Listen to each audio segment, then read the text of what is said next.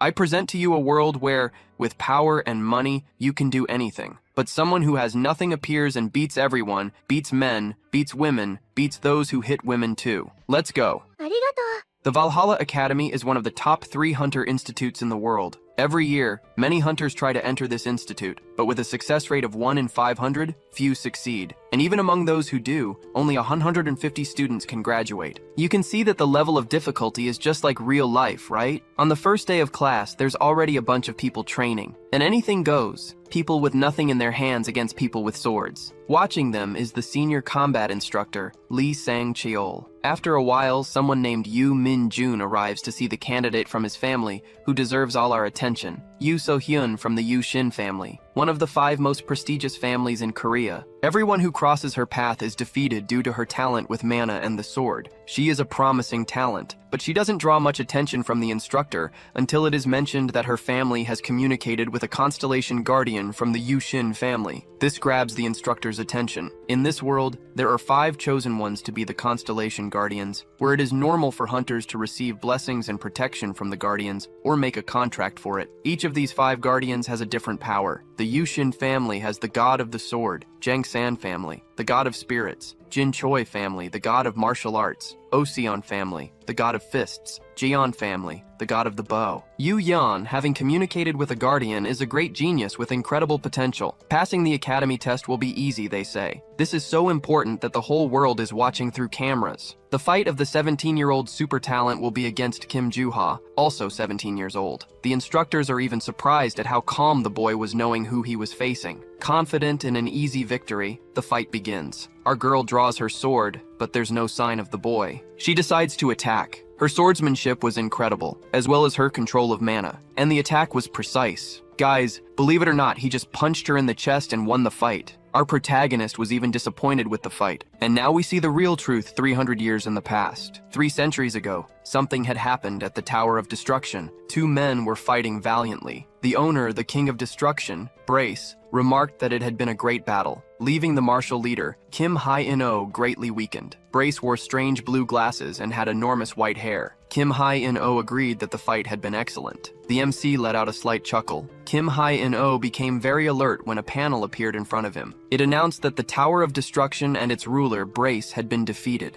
halting the world's annihilation. The enormous structure began to crack loudly. Kim Hae-in-oh realized the building was collapsing after he had defeated his enemy. He groaned in pain, lamenting that this was supposed to be his moment to live in complete peace. Since childhood, he had endured heavy labor as a hunter to survive, and all the money, fame, and life he had dreamed of were crumbling before him. He knew he should have brought his disciples along, but he reconsidered this thought, because that guy had been the strongest opponent he had ever faced, and everyone could have ended up dying right there. He bids farewell to the world with his hand on his wound, and soon begins to degrade right there. Suddenly, the boy opens his eyes. Kim Hae-in-oh had reincarnated into the body of a young man named Kim Joo-hyuk 300 years after the tower's collapse, and the current time of his reincarnation was satisfactory. Even though his physical condition was weak, all his knowledge had remained. He thought that simply adapting to the new body, he could live in peace until the translucent window appeared again, informing him that in 5 years, the Tower of Destruction would reappear,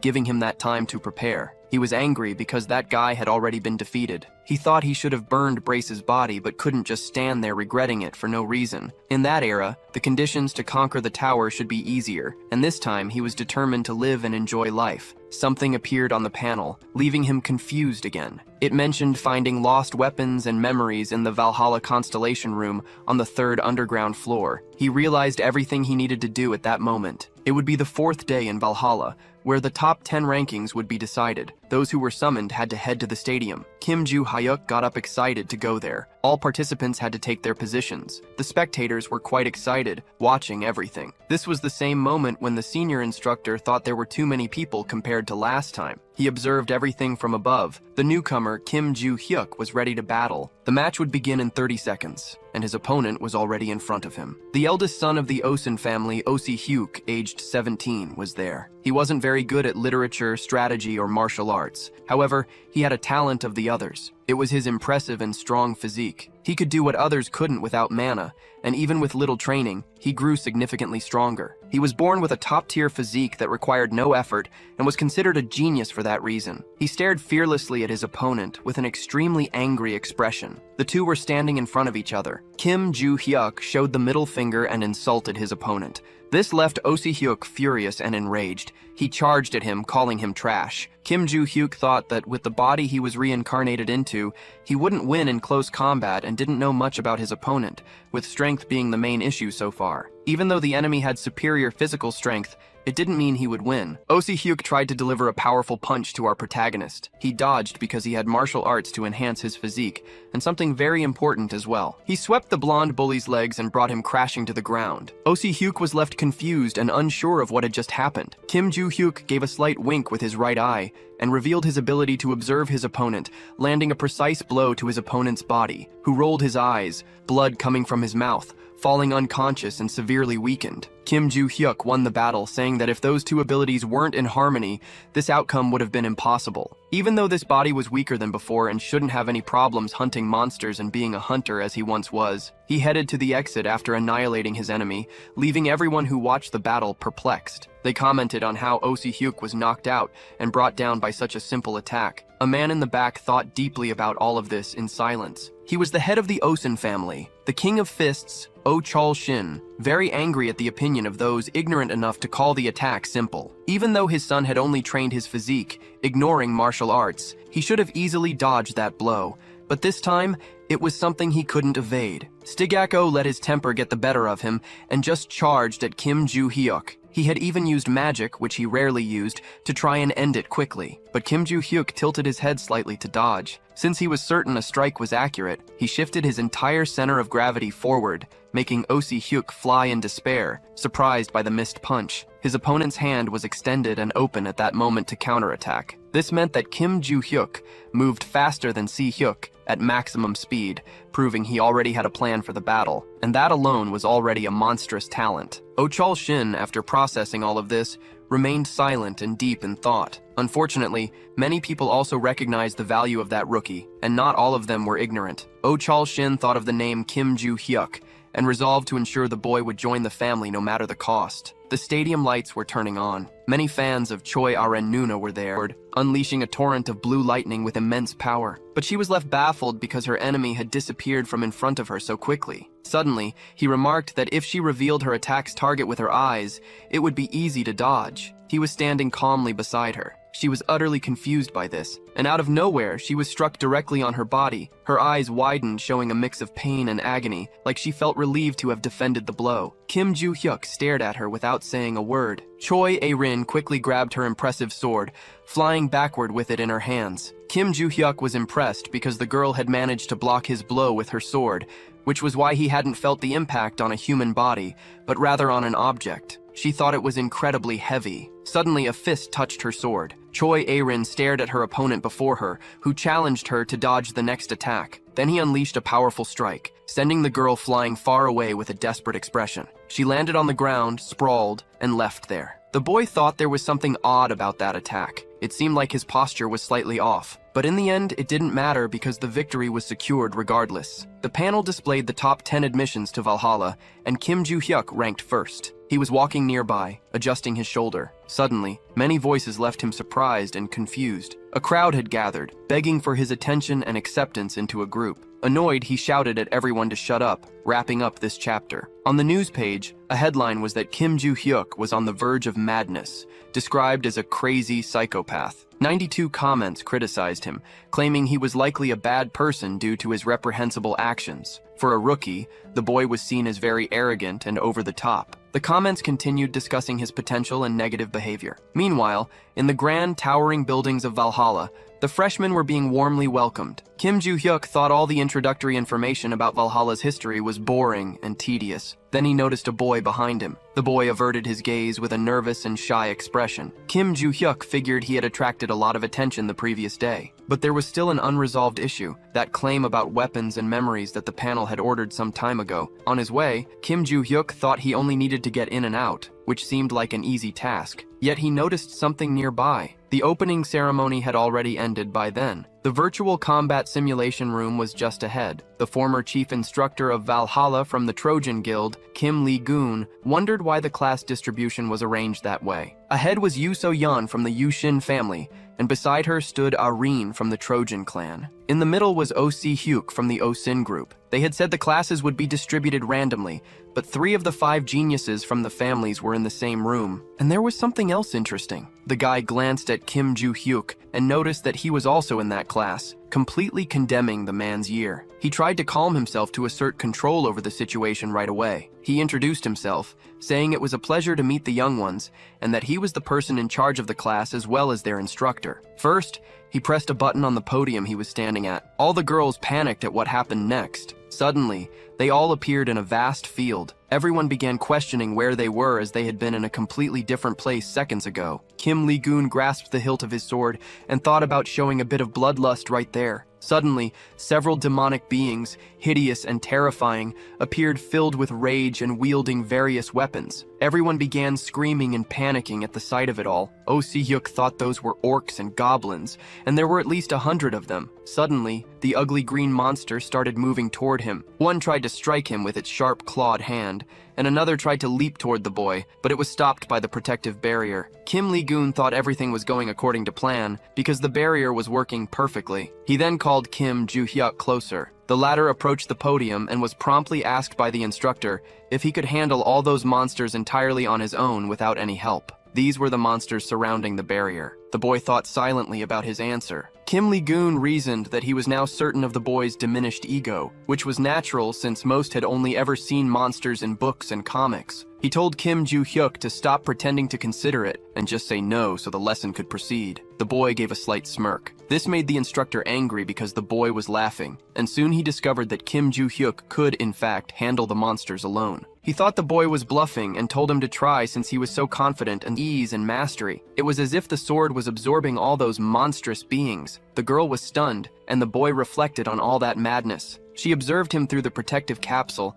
standing completely still. She remained silent, not uttering a single word, with an expression of amazement and perplexity. Kim Joo-hyuk stated that he wanted to go to the constellation room since he had defeated all those weak enemies. He left the area and headed toward the protective barrier. He then asked if the instructor would fulfill his promise, making him visibly angry and irritated. The sun was already setting amidst those towering buildings. Kim Lee-gun wrapped up his class and advised the tired students to rest in their dormitories without lingering in the area. The boy was slumped in a chair in the classroom, thinking the class was too long and wanting to grab his belongings to leave as quickly as possible. He also thought about how he never wanted to teach students and hadn't even gone to school himself before. And while the class had been boring most of the time, he had managed to gather a lot of important information, especially regarding topics related to the history of constellations. In his previous life, there was no such thing speaking of it. Constellation was the term used to describe the transformation of those who amassed great fortunes into deities, often connected with hunters. Valhalla in Korea was the 3rd largest academy in the world,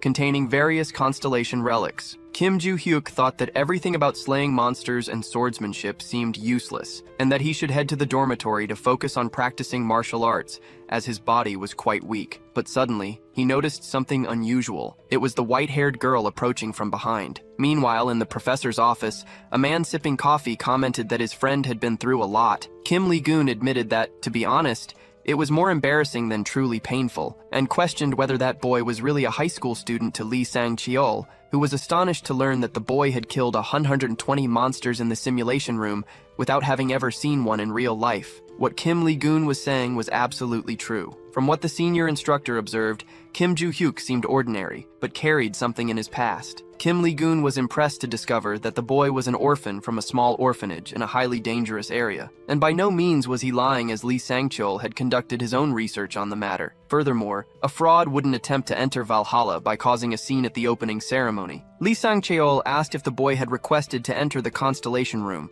receiving an affirmative response from Kim Lee-gun. The senior instructor said he would let the boy go to the first floor of the basement, according to the director's instructions, making his friend very grateful for it. And since he had brought him there, he should take responsibility. Besides, he didn't know much about the completely restricted area on the 5th floor, but there should be no problem with a quick visit to the first. Kim Lee-gun expressed concern about what might happen in the next year, leaving his friend confused. His class had 3 students from the 5 families, and it wasn't easy to manage even one of them, which the senior instructor fully understood. He didn't try to comfort him, but mentioned there was an exchange student from the Ventric family in another class, leaving him quite surprised. Rockdale Ventric belonged to the Direct Ventric group. Kim Lee-gun had heard that the boy had been expelled from the British Academy for causing trouble. He took a deep breath, still somewhat worried, and said that after hearing that he felt his situation was better than the neighboring class. Kim Joo-hyuk looked at the girl with a dubious expression. She also stared back at him without saying a word. He broke the silence, asking what had happened. The girl asked him to teach her all those swordsmanship techniques concluding this chapter. Kim Joo-hyuk didn't quite understand all of it. The girl was very eager to learn the swordsmanship he had demonstrated earlier,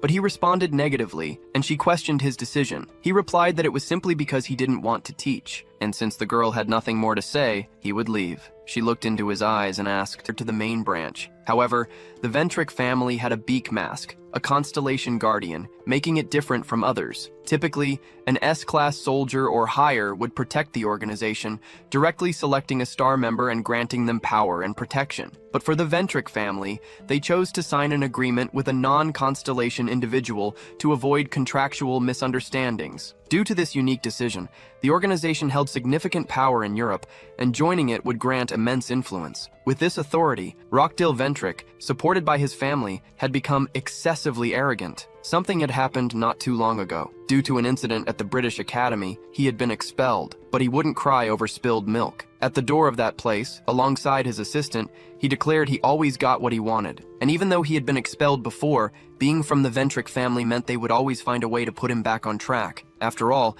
that person would enjoy it too much. Returning to the present, he tried to talk to Kim Joo-hyuk. He thought he could have the boy, who had been the center of attention at the entrance ceremony, on his side. So he offered the boy a proposal to take him to the Ventric family's constellation if he accepted, but he was arrogantly declined. He stood there, stunned and not knowing what to do at that moment. His assistant also made a strange face. He became furious. But Kim Joo-hyuk wasn't naive and realized he wasn't truly interested and had just won to Rockdale Ventric angrily called the boy a rude, disgusting brat. Suddenly, an authority figure arrived, ordering everyone back to their seats and calling out the show-off. This made him even angrier because the man addressed him by his full name. The man was the senior instructor, Lee Sang-cheol. He emphasized Valhalla's rules, reminding everyone that this wasn't the academy. The show-off thought about that man, knowing he was a combat instructor. He gritted his teeth in rage and fury, returning to his seat quietly with his servant. He declared he would encounter Kim Joo-hyuk again someday. Kim watched everything with his red eyes without saying a single word. Later that day, a school ended. Kim Joo-hyuk thought about how he hadn't learned anything related to the Constellation Hall during the lessons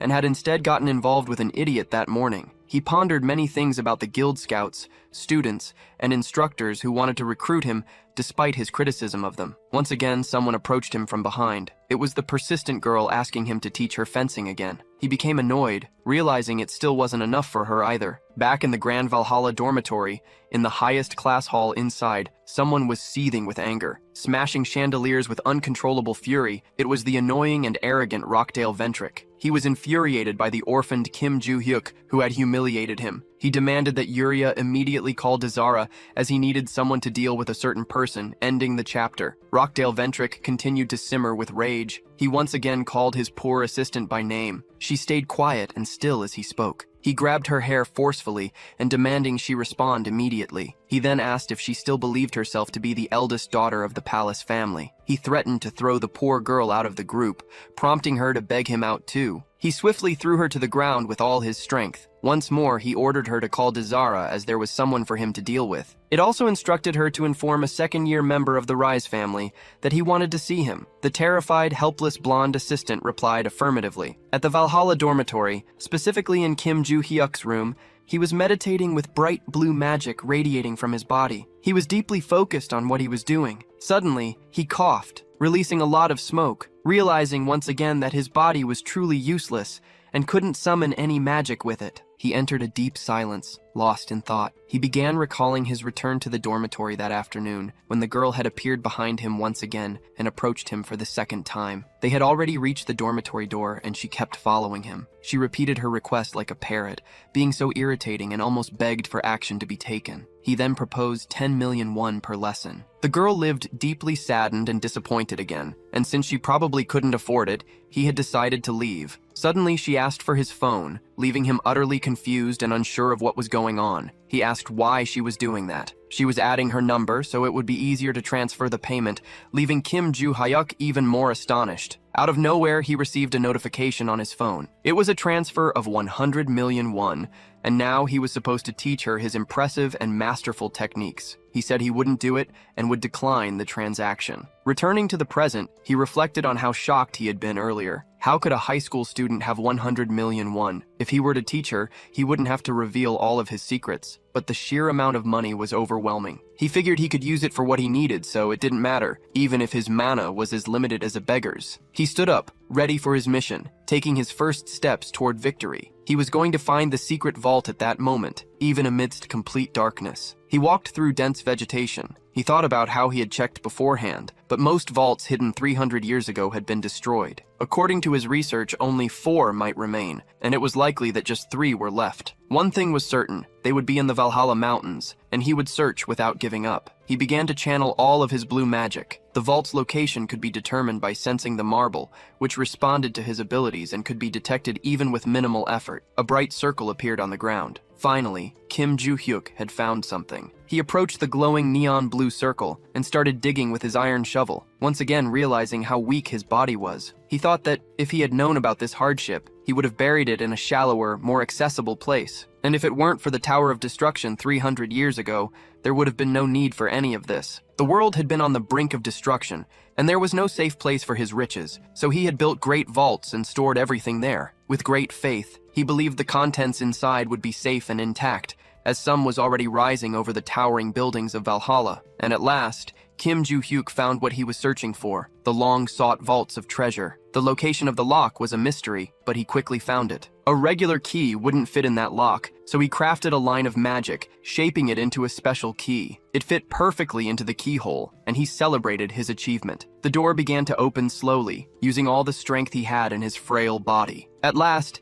he managed to enter the vault, landing on his feet in front of countless golden treasures. With a wide smile of joy and excitement, he even asked how his riches were doing, concluding this chapter. He stared silently at all that money with a thoughtful expression. Now that he didn't have to worry about money, he could search for what he needed in peace. Suddenly, he was startled by something he saw. The storage stones were right before him. To maintain the vaults, he had imbued them with a bit of magic, and the day to use them had finally arrived. He picked up a magic stone in his hand. It began to emit a bright blue light. This was expected of a storage stone, as its magical power should overflow in exactly that way. He stopped extracting the magic and said he would first take care of the remaining storage stones, deciding to transport the lighter jewels before the heavy gold bars. The day was beautiful in Valhalla. Kim Joo-hyuk was once again sleeping in his chair like a zombie. He thought he must be a cursed lunatic for planning to build a vault in the future, as his muscles were already aching just from dating a little. Suddenly, the girl appeared in front of him again, asking him to teach her swordsmanship techniques. It really seemed like she wasn't going to let it go. He reasoned based on his information why she had chosen him to teach her swordsmanship, and soon asked Erin Choi about her persistence, since she could learn everything from her family. She replied that she had never seen anyone handle a sword better than Kim Joo-hyuk. He then questioned her about her father, as he was the head of the Trojan family, and probably better with a sword than him. Just as she was about to talk about her father, the instructor called Kim Joo-hyuk to the teacher's lounge, leaving him very confused about it. But it was all related to the things he had asked about last time, and since he really wanted to know, he quickly got up without hesitation. He rose from his chair and left, leaving the girl standing right there. She asked for permission to speak. She remained silent for a moment with a slightly sad expression. Kim Joo-hyuk told her that the next day at 6 in the morning, she should meet him at the local training field. She was stunned by the information she had just received. The boy asked if she didn't want that opportunity. She had a moment of realization and replied that she would definitely be there. Meanwhile, in the nearby teacher's lounge, the instructor sat in front of the boy, and since he had a class in a few minutes, he spoke quickly and without delay. First, Kim Joo-hyuk's access to the Constellation building had been approved, and he only needed to go to the building's basement. However, he was not authorized to enter any floor below the basement. He replied affirmatively and promptly asked when he could do it. He found out he could go that same night and confirmed he would do so. Kim Min-goon was very surprised as he thought the boy would make a scene about not being authorized to go below the first basement floor. Finally, the two parted ways to attend to their respective duties. The boy left the room immediately after that. Megan had already fallen in Valhalla. This was the place they sought. It was the treasure of Valhalla Academy in the Constellation Hall. The boy observed everything around him. There were two guards dressed in black standing and keeping watch. As he carefully observed everything, one of them was speaking into a radio with someone. Kim Joo-hyuk remarked that the security was stronger compared to the main gate and was told that this demonstrated the importance of the Constellation building. He thought not only about the guards, but also about the exterior walls. They were covered with all kinds of magic, completely surrounded except for the entrance. Kim Joo-hyuk wanted to ask his professor for clarification. He then questioned how someone could descend to the second basement floor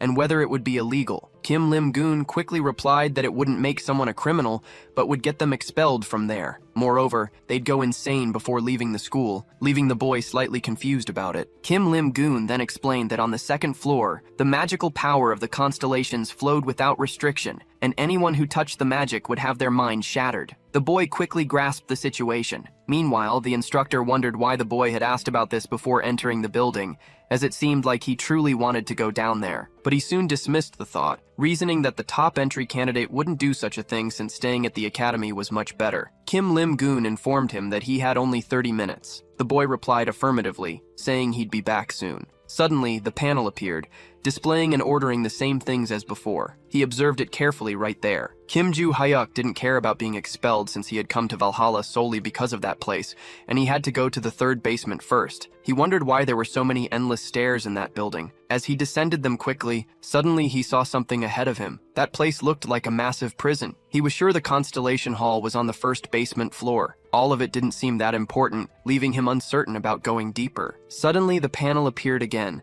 informing him that the requirements were met, and that he was being transported to the hall, leaving him uncertain about what was happening and where this place might be. Suddenly, he began disappearing from there along with the panel. Someone possibly familiar greeted him in the new location. It was the infamous enemy, Brace. He looked at Brace, utterly surprised and wearing a terrified expression. Brace remarked that after 300 years, this was their reunion. Suddenly, in the middle of his speech, he received a strong punch to the face. Kim Joo-hyuk had delivered a direct blow to his enemy, and he was quite pleased to see that cursed figure. Brace asked his enemy to calm down, but he received another punch to the face. He tried to pacify the situation for a proper conversation, but yet again he was struck because Kim Joo-hyuk only wanted his death. All his attempts to stop the fight were useless. He was already on the ground, weakened and defenseless, and Kim Joo-hyuk was growing tired of fighting. He then remarked that he wasn't the kind of person who used fists, but this case was different because Brace had destroyed his future. On top of that, Brace had ruined his wealth, honor, and all the time he had invested in his disciples. Brace then asked if Kim Joo-hyuk wasn't curious to know what kind of place this was. Kim Joo-hyuk admitted he was curious because there didn't seem to be anything peculiar about it. Brace explained that this was an imaginary world, a space within a relic, leaving Kim Joo-hyuk enthused. What Kim Joo-hyuk was seeing, according to Brace, was purely imagination because his body had ceased to exist 300 years ago. He wanted to say that he had always been within that relic. The boy was deeply shocked as this revealed something significant. Brace gave a slight smirk at that moment and declared that he had become a constellation, leaving Kim Joo-hyuk speechless for a moment. Then, in anger, he delivered another strong punch to Brace's face. Meanwhile, outside the building, Kim Lim-doon had been waiting for the boy for quite some time. Suddenly, something appeared before him. It was Kim Joo-hyuk being searched by the local guards. Lim-doon questioned if the boy had done anything strange, but Kim Joo-hyuk said he had only looked around. He added that he hadn't gone any deeper because he didn't want to lose his head. The instructor then ordered him to go home, and Kim Joo-hyuk agreed. He soon left the place. On his way back to the dormitory, he recalled a reunion with his terrible enemy from the past. He didn't care that Brace had become a constellation. He only wanted an answer. About what that transparent notification panel was, Brace claimed to know nothing about it, and immediately received another punch to the face because Kim Joo-hyuk wasn't joking around. Brace explained that after being killed, he had been trapped in that thing for 300 years without any power. Kim Joo-hyuk calmed down after hearing this, opening his hand, discovering that Brace had also received that same notification. The information stated that Brace was to contact the reincarnated Kim Joo-hyuk to retrieve his memories. And because of that, a suspicious figure had emerged, making him question the reason for becoming the owner of the Tower of Destruction. Kim Joo-hyuk was shocked and uncertain about who this man was and what he was doing. Brace then admitted he didn't know, as part of his memory was missing and wouldn't return all at once. He then asked what Kim Joo-hyuk's notification said. Kim Joo-hyuk explained that the notifications instructed him to find a weapon and memories, but he couldn't read the lower part as it was censored by some symbols. He also didn't recall losing memories because he still remembered the Brace suggested that perhaps not everything had come to his mind yet, since he had already found the weapon, and the rest would come naturally. Kim Joo-hyuk was puzzled about the weapon. Brace explained that this space was the realm of the 4 village swords, which had become sacred relics, and that he had become a constellation because he had used one of them. Kim Joo-hyuk called him a curse, being once again filled with rage. Back in the present moment, Kim Joo-hyuk reflected on how his village sword had become a relic and housed a constellation, leaving him deeply confused. He wanted to destroy everything and leave it behind, but there was one issue. Kim Joo-hyuk grasped a blue magical sword with his hand. He began thinking about Brace, who had once been called the King of Destruction, and how the new mission on the panel was only achievable with the village weapon. Suddenly someone arrived, asking for his identification. They were a group of bullies and show-offs. The leader of the group was the eldest son of the Sunrise family, Lyric Sunrise, who said the seniors were away on a trip and demanded they introduce himself. Kim Joo-hyuk wondered what kind of senior and bully accepts freshmen. The show-offs commented on the boy's behavior and his lack of manners for not saying hello. One of them said he wanted to beat the boy up and receive the leader's approval. He approached Kim Joo-hyuk, holding something in his hand. But as he started talking about the differences between first and second years, he took a massive kick straight to the chest. Kim Joo-hyuk told the thugs to come at him and stop talking so much, ending the chapter. The short-haired show-off groaned in pain and agony from the kick he had taken. Kim Joo-hyuk leaped, preparing another precise strike, and delivered another blow, this time to his talkative enemy's face. The boy flew far, utterly destroyed and severely battered. He landed on his backside, causing a loud thud in the area. Finally, he hit a wall, stopping abruptly. The blonde boy thought Kim Joo-hyuk was insane and reckless. His eyes widened as he stared at him in fear. He noticed that the boy, who moments ago had no weapon, now wielded a sword. Kim Joo-hyuk commented that the perfect grip felt incredible, something he hadn't experienced in a long time. He quickly ordered the thugs to attack because if they delayed, they'd be crushed. 3 hours earlier, Rockdale Ventrick told the blonde boy he only needed to do something very simple. It was just to deal with one weak, useless student. And in return, a reward benefiting the Sunrise family would be given immediately. He provided the identification of the first-year student he wanted targeted. It didn't matter if the boy used weapons, as the mess would be easily cleaned up regardless. Finally, he asked if the boy would accept the blonde boy said he understood everything and accepted it. He left, slamming the door hard and quickly without hesitation. Thinking that the boy's first-place rank didn't matter because he was a first-year novice and couldn't compete with someone from the second year. The difference in rank between people was inevitable due to the first year's contracts with the constellations. Valhalla students had to visit the constellation room in the second semester of their first year to form a contract and become second years. Once they became contractors, they could invoke and use the power of the constellation, and in the blonde boy's mind, Kim Joo-hyuk didn't have an active guardian. He thought it would be easy to crush the boy, that's what he believed, but there was a problem with all of this. At that moment, the boy was already moving his sword, striking down yet another show-off. One of them cursed him, holding a sharp, blood-red knife. But suddenly, he heard something approaching him. It was the rookie's sword mercilessly annihilating him without hesitation. Out of nowhere, Kim Joo-hyuk heard something heading in his direction. It was another thug trying to attack him cowardly, the boy throwing his sharp, pointed sword, but it struck only the dirt floor. The attacker stood there, confused as he had missed his powerful, strong strike, and Kim Joo-hyuk was already beside and mocking him relentlessly. He promptly landed a precise sword strike to the thug's filthy, ugly face. The attacker flew far from the spot,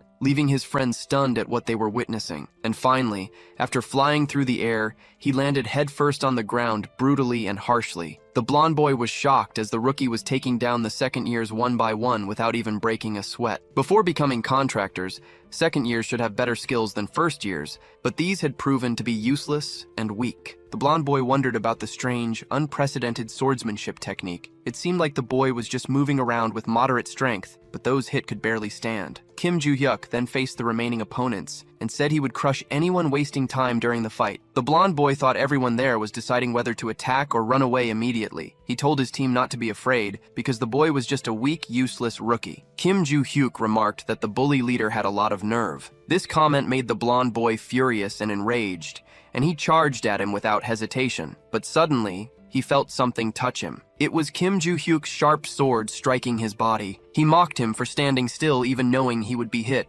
and finally delivered a strong and precise blow to his opponent. Using all the strength he had in his body, the blonde boy wondered when the rookie had managed to get so close, and then collapsed to unconscious. Kim Joo-hyuk immediately opened his palm and slapped the boy's face several times to wake him up. He also asked who they were and why they wanted to fight him without any apparent reason. The blonde boy explained that they were all senior veterans. Kim Joo-hyuk thought this wasn't normal and suspected there must be someone behind this pointless fight. The pale boy with earrings admitted it was just to break the nose of the rookie ranked first and nothing more. Kim Joo-hyuk mocked them, speaking about their supposed loyalty as bullies, and as he was leaving, he was called back by the arrogant little boy. The boy warned him that if people found out about the incident, the rookie would be expelled immediately, but Kim Joo-hyuk didn't care, saying everyone would know about this embarrassing and shameful defeat for the losers. Several second-year students had attempted to beat up a freshman, but ended up losing miserably, which would be humiliating if it got out. So the blonde boy should think carefully if he wanted any chance of joining a guild. Kim Joo-hyuk left after saying that, leaving everyone on the ground beaten and humiliated. The clock struck 8:28. Rockdale Ventrick anxiously waited for a call with great anticipation. Suddenly, Merrick Sunrise called him, leaving him excited. He immediately asked the boy if the beating had been delivered as promised, but the boy simply revealed the contractor's name at that moment and informed him that he was withdrawing from the job and relinquishing the responsibility, ending this chapter. The chapter begins with Rockdale Ventrick being stunned by the boy's words. The blonde boy advised him to stay away from anything related to Kim Joo-hyuk from now on. He reflected on what had gone wrong with that cursed boy because just hours ago he had been confident. He suggested filing a report with the administration, because if there were any visible bruises left, there would likely be enough evidence to proceed. If the blonde boy did what Rockdale Ventrick requested, he would be rewarded and sponsored by the family. But the boy thought that even with sponsorship from such a powerful group, they wouldn't be able to recover their lost honor. He then hung up on Rockdale Ventrick, leaving him furious and enraged. He cursed the boy and smashed his phone to the ground. His assistant simply watched the scene, standing still and silent. He then called for Yuria, who responded affirmatively. She had already carried out Rockdale Ventrick's orders, but since Desira was far away, it would take a long time for him to arrive. This made him even angrier because the boy was so distant. Meanwhile, in the beautiful country of Mexico, more specifically at the Aripia Academy, several boys lay sprawled on the ground. A brute was looking at his high-tech phone amidst all the chaos. He was the fearsome Desira Ventrick and noticed that his brother wanted him to go to Korea because he would have to deal with someone named Kim Joo-hyuk, and the reward was already prepared, leaving him excited to hear this. He thought there was no one he could turn to for money after being kicked out, and now a great turnaround had happened in his life. The next day, at 6 p.m. in Valhalla's Grand Training Hall, Kim Joo-hyuk was impressed by the size of the enormous space and was already excited, ready to run tirelessly with great determination. Suddenly, someone arrived and questioned his presence there. He discovered it was Barge in the sealed sword, leaving him surprised. Kim Joo-hyuk was only impressed because he thought the boy had escaped somehow and would need to beat him up and put him back, but since that wasn't the case, everything was fine between them. Kim Joo-hyuk planted his feet firmly on the ground and began stretching, while asking questions to his fearsome enemy. He talked about the sword that had become an artifact and was currently being kept at Valhalla, as well as how they had left the Constellation Room with it. Kim Joo-hyuk was concerned because Brace had swapped the weapon for a slightly identical replica. He was questioned about how he had learned to do that and replied that even after losing all his power, he could still create such forgeries. Kim Joo-hyuk discovered that Brace didn't know why he had such strange abilities. Suddenly, the gray-haired girl arrived at the scene. While Kim Joo-hyuk was still stretching his body, he was surprised by the girl's presence. She then asked about the swordsmanship lessons, but the boy wasn't going to teach her at that moment. Instead, they would start by improving her stamina. The cute girl looked very confused upon hearing this. Still, she was determined to learn, willing to do whatever was necessary. Kim Joo-hyuk had told her to start stretching immediately, and she responded affirmatively. Although it was basic, the girl needed to improve her stamina to better absorb mana and control it more easily. The current training method was quite strange since it prioritized one thing over another equally important aspect. Koi Aran,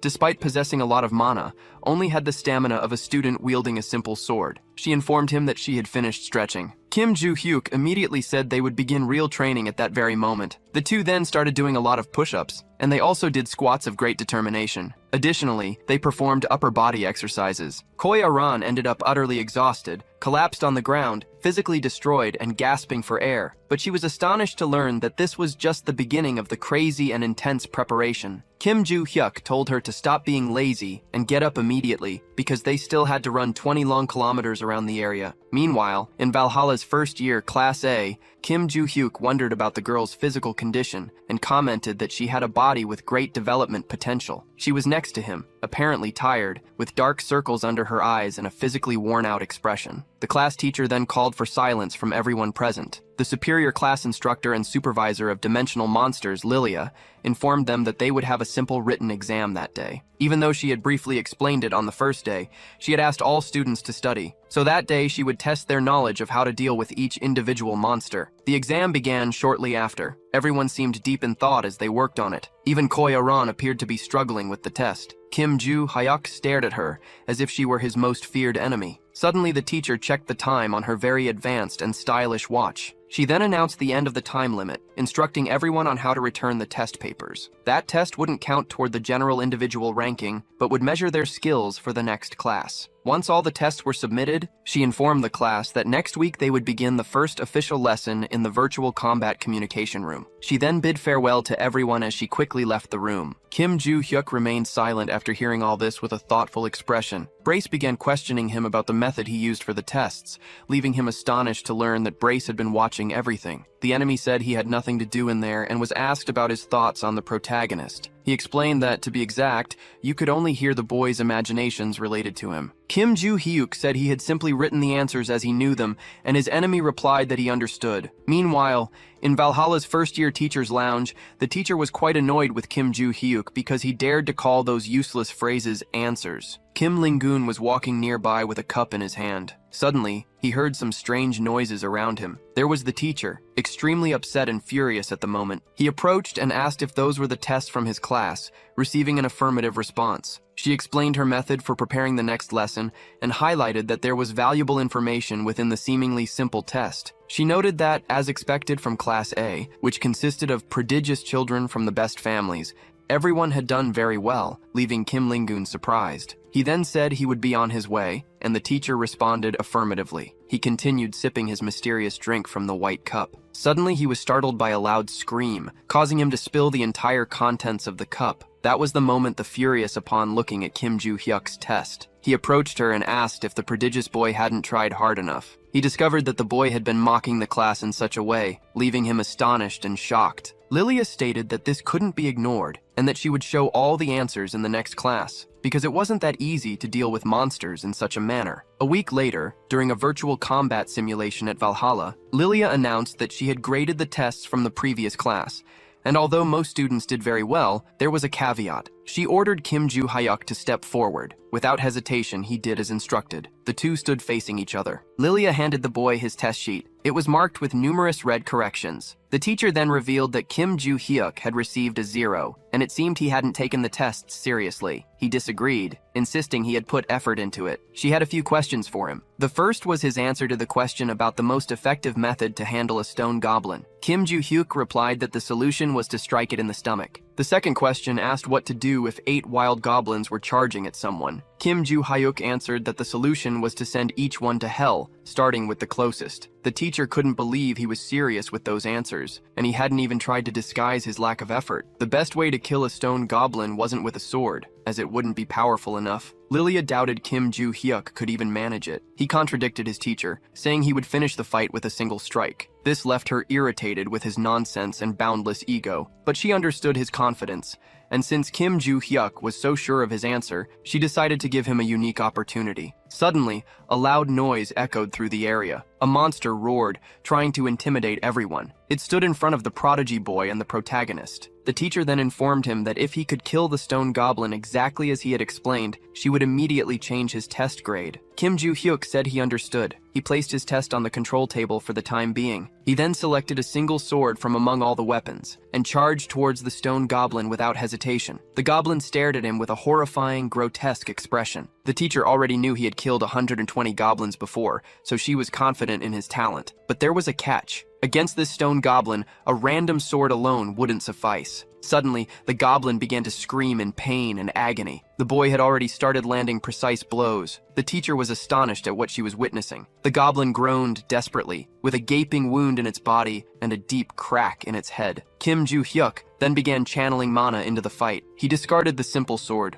throwing it far away. He finished the battle easily, without any real excitement. With a single strike to the goblin's stomach, the fight was over. A little girl was impressed because, without any magic, he had killed a stone goblin with just one sword. The burly blonde boy watched in complete silence, utterly shocked. Even Choi Arin was visibly amazed. Lilia let out a deep sigh and asked how the boy had managed to do that. He explained that he had simply struck the goblin in the stomach, leaving the teacher puzzled. She felt that to kill a stone goblin with just a sword, one would need to be at least an A-class contractor, which made logical sense under these circumstances. Yet the boy had done it with just a weapon. He then asked if his answer had been correct, but Lilia replied in the negative, saying it had just been one question, and there were more to come. The boy was perplexed because it seemed like everything would happen again. Suddenly, the ground began to open. He was amazed at what he saw. It was a vast, dark tunnel stretching endlessly. Kim Joo-hyuk immediately asked his teacher what it was about. She told him to focus and look ahead. A faint step was heard. A few monsters appeared from the darkness of the tunnel. She thought it was challenging to control goblins with rage issues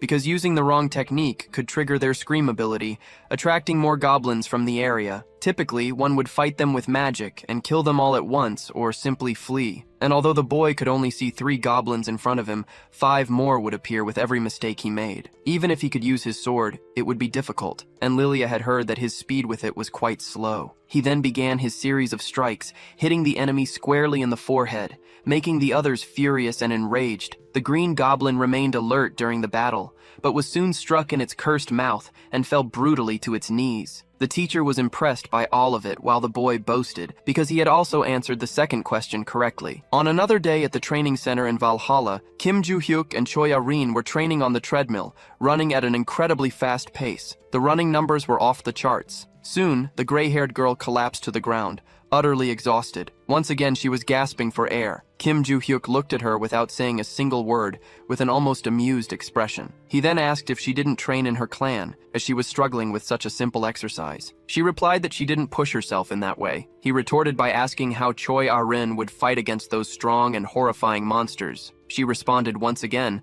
saying she could use her magical power by borrowing strength from the constellations. Kim Joo-hyuk thought everything was as expected, since instead of training their own stamina, they focused on magical power because they relied on the constellations. By not improving their physical abilities, it was fine as long as they trained enough to borrow power from a constellation, but the risks were immense. There was a chance of being caught in the middle of a labyrinth or dungeon with a magic restricting spell. Additionally, their mana could be completely depleted after prolonged battles, not to mention that constellation members might refuse to lend their power. After thinking about all this, Kim Joo-hyuk called the cute girl. He asked if she thought those stamina exercises were worth anything to her. Choi Ah-rin immediately answered affirmatively because he had told her he would teach her swordsmanship if she did them. He was stunned by that kind of response because it was basically the reason he had her do it. She was quite confused upon hearing all of this, but they brushed it off and wrapped up the day's training as they needed to head to the academy soon. She didn't understand why he wasn't going. Kim Joo-hyuk explained that he was going to do one more set of physical exercises. He asked if she wanted to join in too, but he reconsidered and dropped the question. Choi Ah-rin quickly bid farewell and left the place, leaving Kim Joo-hyuk alone, holding a giant weight. Brace immediately asked if Choi Ah-rin was the girl's real name, to which his enemy replied affirmatively. The villain was astonished that she had endured the training without even complaining. Kim Joo-hyuk explained that he had only decided to train her in swordsmanship because she had pestered him so much. He also responded to another of Brace's questions, saying he had never revealed the truth to her, but he suspected she already knew. Both of them found it interesting that the girl had grasped his strength just by observing, which was why Kim Joo-hyuk would teach her some skills. Suddenly, the boy heard something around him. It was a muscular man bench pressing right there, with enormous heavy weights. The guy was drenched in sweat and groaning from the effort. Out of nowhere, he also noticed Kim Joo-hyuk's presence. The two stared at each other briefly, without saying a word. Kim Joo-hyuk then asked how long the man had been there. The man explained that he had been around since the beginning, as it was customary for him to train after class. He quickly excused himself and left the area. Kim Joo-hyuk began contemplating the martial skeletal structure and skills of Si-hyuk-ho. Brace immediately questioned why the boy was interested in that muscular man. He explained that Si-hyuk was destined to be smarter than those who only train in magical power. Kim Joo-hyuk asked Brace what those cursed constellations did, to which Brace replied that he wasn't entirely sure. The boy mocked his enemy for only being able to say that. Brace explained that even as a constellation himself,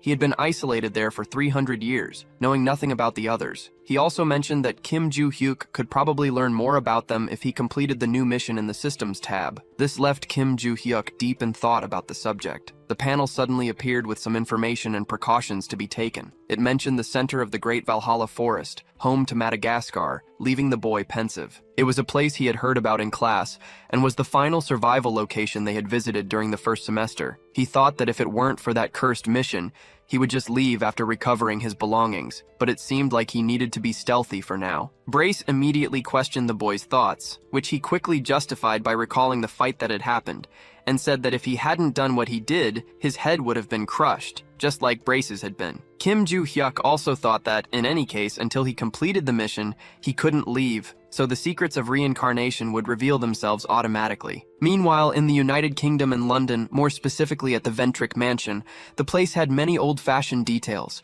with eerie paintings covering all the walls. An enormous table with a man and a woman seated at it came into view. The woman immediately began her inquiries. She was Adelia Ventric, the vice head of the household, demanding to know what had happened. The man reported that the labyrinth near Reading had been solved. Adelia congratulated him on this and asked if there was anything else to report at the moment. He mentioned that he was considering recruiting a few competent men he had encountered along the way, particularly a survivor from the robber clan. The leader questioned him further, to which he replied that the man was very strong and the others were A-class contractors. Adelia agreed to grant them the Ventric's blessing, instructing him to conduct capability tests for them, to which the man affirmed. She then asked again if that was all for the day. Suddenly she learned that the man had a report regarding Rockdill Ventric. He mentioned hearing about a recent incident. He informed her that Desira had been summoned to South Korea. This left Adelia furious, her expression filled with rage. Desira Ventric was the black sheep of his family, the worst delinquent to exist. He had committed numerous heinous acts using the family's name, including killing 5 people at the British Academy at the age of 19, simply because of an argument. At 20, he was completely disowned by the Ventric family. Adelia reflected on how he had been hiding for many years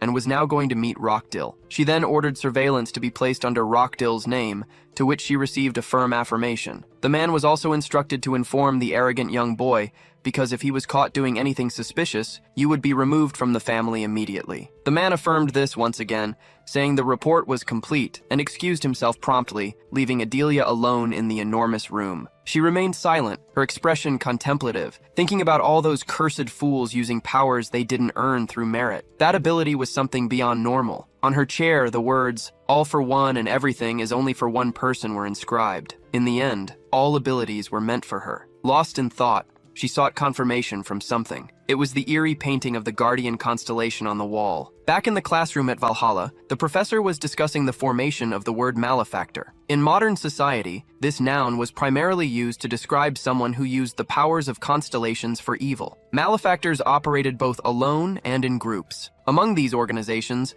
the most notorious was the group Onagad. Kim Joo-hyuk thought that while exercising made him feel stronger, he also had a knack for using mana. Though not at a genius level, he was much better than before reincarnation, yet something still felt off. This made him question the reason for the poor condition of his body earlier. When he tried to circulation on the first day, he could barely finish as his mana was below that of an average person, and his physical state was so poor that just digging a little left him feeling faint. Yet even with a body like that, it shouldn't have deteriorated to such a degree. Something must have happened in the past, but there was no reason to stress about it now. Suddenly, a finger tapped on his desk. He looked at it, calm and composed. It was the beautiful Yu So-yeon. She left a crumpled piece of paper on his desk. The boy was surprised by the note. On the paper, a large "hi" was written. Kim Joo-hyuk wondered what was going on now. A little while later, Kim Lim-goon announced that the students would be allowed to leave campus over the weekend, but they needed to submit separate requests. He concluded his lesson with that simple announcement. Kim Joo-hyuk reflected on the idea of leaving the campus. He quickly filled out his request for a Saturday outing with a rather trivial reason. Brace was surprised by the boy's decision, which he confirmed was genuine, and asked where he planned to go. Before he could answer it, he heard a voice calling him. It was a cute girl wearing a tire. The two had a brief conversation about what had happened hours earlier. Kim Joo-hyuk had even responded politely to her note,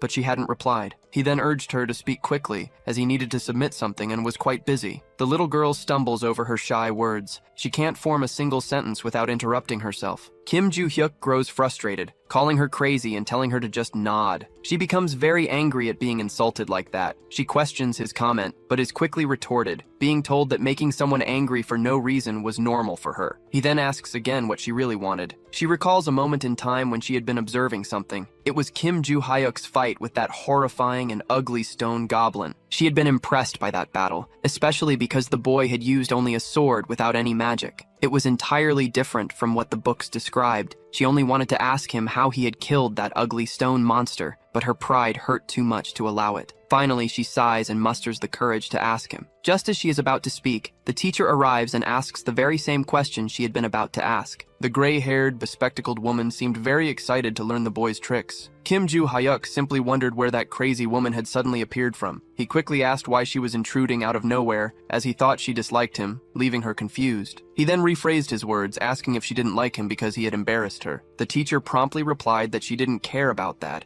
and had believed there was only one way to kill monsters, but the boy had shown her otherwise. She wanted to know everything immediately. She asked him if he wanted to be her assistant, to which he replied negatively, explaining that he needed to submit his departure form right away. That crazy woman tried to convince him in every possible way, with little success, and the two ended up leaving the cute little girl alone there. She then reflected on all the teacher's comments, feeling very confused. Taking a deep breath, she calmed herself and decided to let it all go, thinking she didn't need that humiliation. The next day, Kim Joo-hyuk was amazed by something in front of him. The enormous market was revealed, ending the chapter. Already in the immense dormitory of Valhalla, Kim Joo-hyuk sits in front of his gaming computer. Grace asks his host what he was searching for on his phone, receiving the reply that it was just information about the next day's location. The protagonist wanted to find a place where he could sell the treasure found in the vault, and that seemed like a decent spot. If the enemy had understood everything, then he had indeed found it. There was a virtual marketplace that existed on his phone. Based on some information, only an entry fee was charged to exchange practically anything in that supposedly dangerous dark web shopping environment. The reason for such an unusual marketplace's existence was explained by the fact that its creator was a guardian constellation called the Secret Ruler, according to the protagonist of the story. Thus, high-class individuals openly used the tool, and despite being completely illegal, governments dared not interfere in it. That was also the reason he managed to figure out how to enter so easily, deciding to use it for a Kim Joo-hyuk reads some simple tutorials on the internet. He soon notices that there was a link in the comments section of the post he was reading. Suddenly, some messages arrive from the little girl Choi Ah-rin. They were several bunny emojis crying a lot. She informs her trainer of her absence from the next day's training, to which he replies that he also had a commitment. Kim Joo-hyuk sends a few laughs in between the messages. This leaves Choi Ah-rin quite confused about their meaning. He quickly explains that he was just wishing her a good trip. He also asks her to stop sending so many emojis. Kim Joo-hyuk wonders about those virtual bunnies, but quickly shifts his focus to his real goal of securing a reservation and location. He quickly clicks on something dubious on his phone screen. Soon, he leaves his house dressed darkly, wearing a long hoodie and a hood over his head. The location was somewhere nearby. It was probably an old cafe in the region. The entrance was right in front of him at that moment. The wooden door of the place was old, and inside there was a huge mess. Kim Joo-hyuk opens the gates of the place to enter cautiously. He just needed to go inside and head to the right corner. The likely spot was right there, close by. He opens that gray door with his hand and slowly enters another room in the place. Soon, he sees something impressive in front of him. All of that was the grandiose black market. Night was already falling in the area, and the moon shone brightly in the darkness of the sky. All of it seemed very strange to Kim Joo-hyuk. It was his first time there, but the place was coincidentally very familiar. The purple sky, along with the clouds and moon, resembled the night he had seen 300 years ago. Suddenly, a man arrives, asking if it was the boy's first time there. The man had a cheerful expression, wearing black clothes and bangs in his hair. Kim Joo-hyuk wonders if that guy was the employee from the posts, as his leather jacket seemed very familiar. The man confirms the information and comments on the marketplace's usage, but the protagonist only knew the rules to a certain level. He quickly hands the man a thick bundle of cash, which the guy thanks him. Kim Joo-hyuk, after doing that, reflects on the money he spent and was about to earn there. There was something he wanted to ask the man in black. The question was where to find the right place to sell all the jewels he had, but he didn't want to auction them, as the man in black assumed. Instead, he just wanted to get rid of them quickly. The man responds that he should go to the market in the 3rd district, as many merchants there would buy anything. Kim Joo-hyuk hesitates, wondering who the most trustworthy guy in the area might be, and the man replies that it's a certain Morris known for offering the best prices. The man in black provides directions to the 3rd district, leaving the little visitor very grateful. But he had one more small piece of advice. He recommended that Kim Joo-hyuk wear a mask in that area. He explains that due to the nature of the goods traded there, everyone wore something to cover their faces most of the time. And that mask was a complimentary gift given to Kim Joo-hyuk,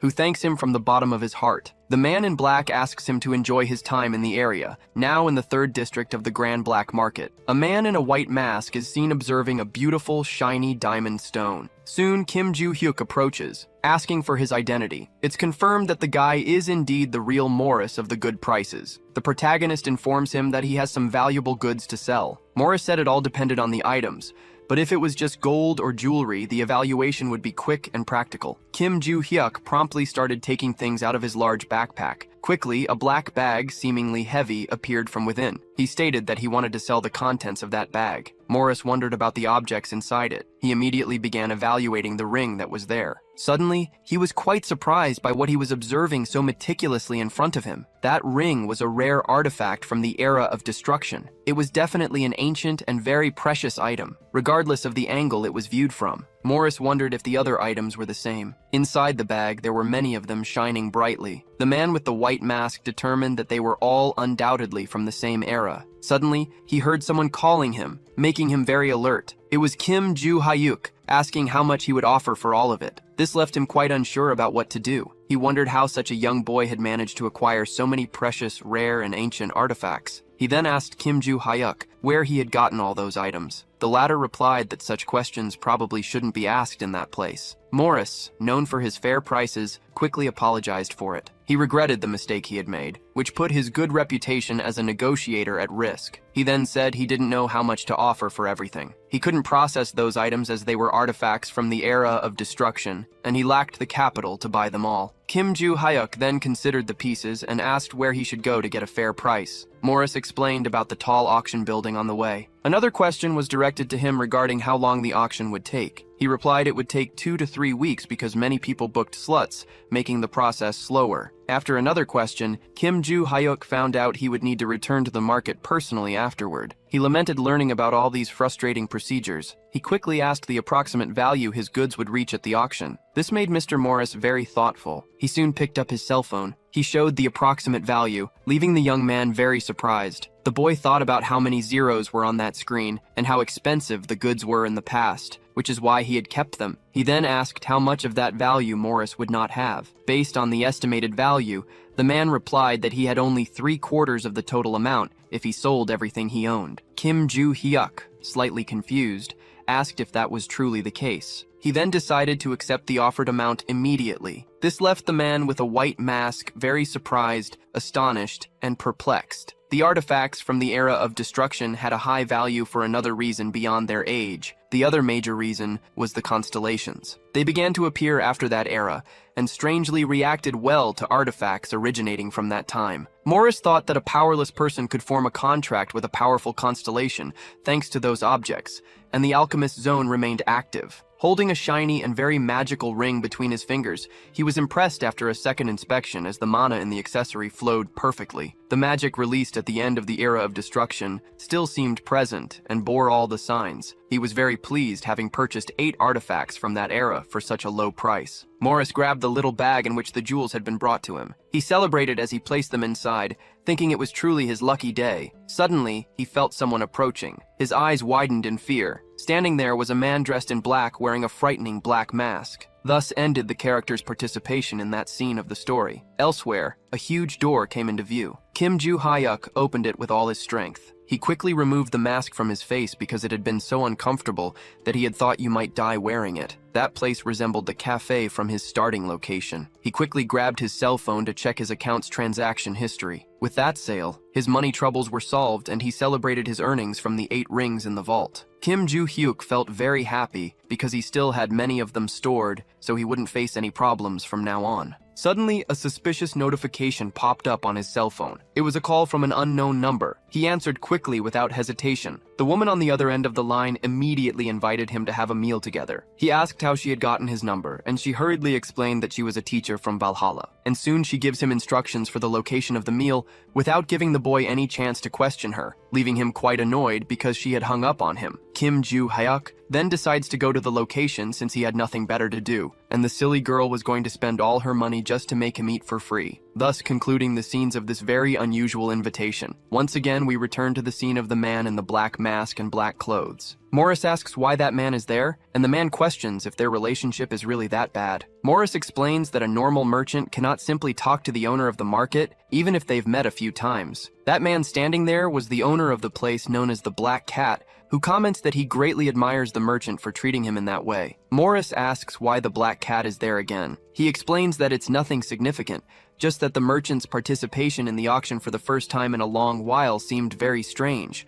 Morris quickly comments that the anonymity of the registration seemed to be very flawed after all. The Black Cat explains that as the real owner of the market was a constellation, he could access any information they wanted, and he immediately asked to see the items listed for the auction. Morris agrees without any issue though, thinking that the Black Cat's interest in all of this was very strange, as it was his first time doing this. He quickly throws the black bag containing the items from the era of destruction onto the table, leaving the little Black Cat deep in thought and speechless. He soon comments on the value of those objects, leaving Morris confused about what he was talking about so suddenly. Out of nowhere, a panel appears saying that the constellation on the other side is watching in shock. The message repeats incessantly on the device. The Black Cat quickly realizes that his constellation desperately wanted that ring, concluding this chapter of the story. In another location at the Valhalla restaurant, a fork gently wraps around the pasta, which looks quite delicious, and is soon brought toward the mouth. The teacher then savors the food slowly and comments that it is very delicious and tasty, but soon she seems a little confused, quickly asking why Kim Joo-hyuk isn't eating, to which he replies that he's just wondering how Valhalla has a place like this. She explains that besides the school cafeteria and the staff restaurant,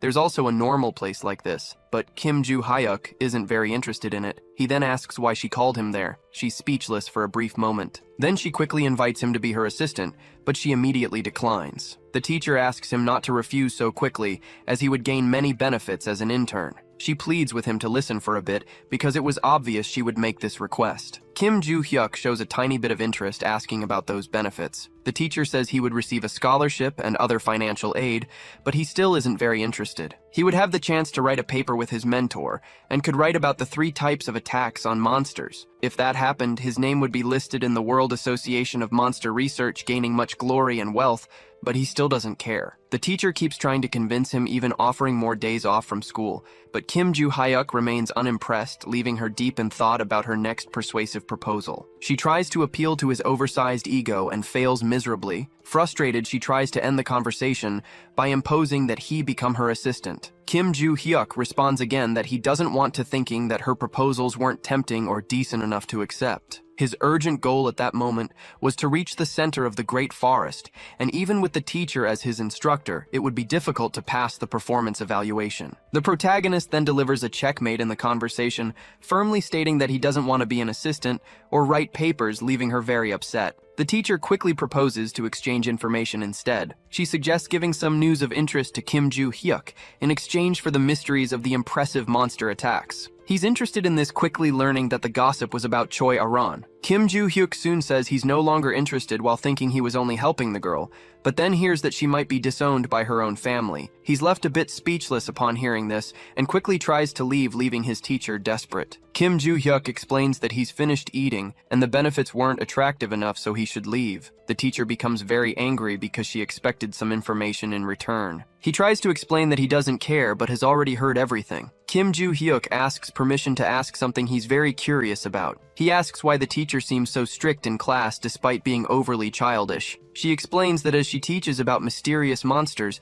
many problems would arise if they were treated as a joke. The attacks could directly impact the students' survival rate, and since they were somewhat foolish, more strictness was required. Kim Joo-hyuk thinks it's all just a simple ideology, but it wasn't only that it was the duty of a true teacher. He mockingly scoffs at these things in a very arrogant manner. As he was about to leave, the teacher calls out to him again. She presses him for information, but doesn't succeed, thus ending these funny and tense scenes of the story. Meanwhile, in Sejong at the Choi-jin family's temple, a man was seated at a table in front of two young people. The guild leader Choi-jan Seok had called them there to ask about their intentions before the classification test to uphold the family's reputation. One of the young people present was from the group True History, a combat leader, and the eldest son of the Choi-jin family, Choi-jin-jin. The second person was also a member of the Choi-jin family, known as Choi-R-in. The leader began explaining that if they passed the classification test, they would have the chance to form a contract through Cheon-wol-do, one of the sacred relics,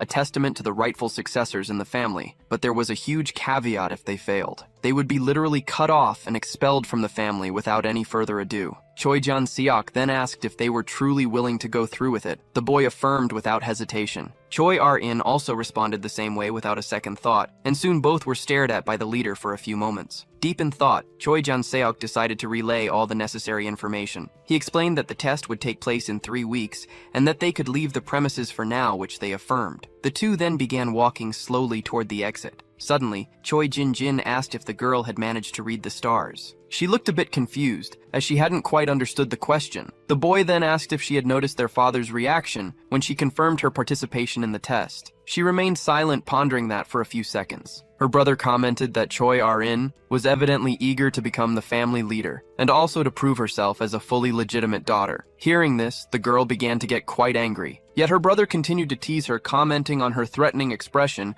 and doubting her chances of succeeding in the test. Choi-jin-jin kept mocking her, saying she hadn't even received a blessing from a constellation and wouldn't be a match for him already with a foreign contract. The girl appeared deeply saddened to hear all this from her own family member. He mocked her further, saying she might as well give up and continue leeching off the family's wealth, but it would cost her dearly. He said he would see her in exactly 3 weeks. He then left, leaving the vulnerable and cute girl alone in that space. She soon began having visions of a woman from her past. The woman had told Choi-R-in to become the family leader, because with that goal achieved, she would be free to do whatever she wanted. She quickly opened her eyes, her expression now fearless and determined to face her challenges in the upcoming chapters of the story. Meanwhile, in classroom 1A, all the students were attentively following the teacher's lesson, except for Kim Joo-hyuk, who seemed very thoughtful at that moment. He was impressed because Brace was worrying about the time of the school's midterm exams. The protagonist explained that he usually didn't pay attention in class, so he didn't care much about what the teacher was explaining. That gray-haired teacher mentioned that everyone should already know the importance of Valhalla's midterm exams,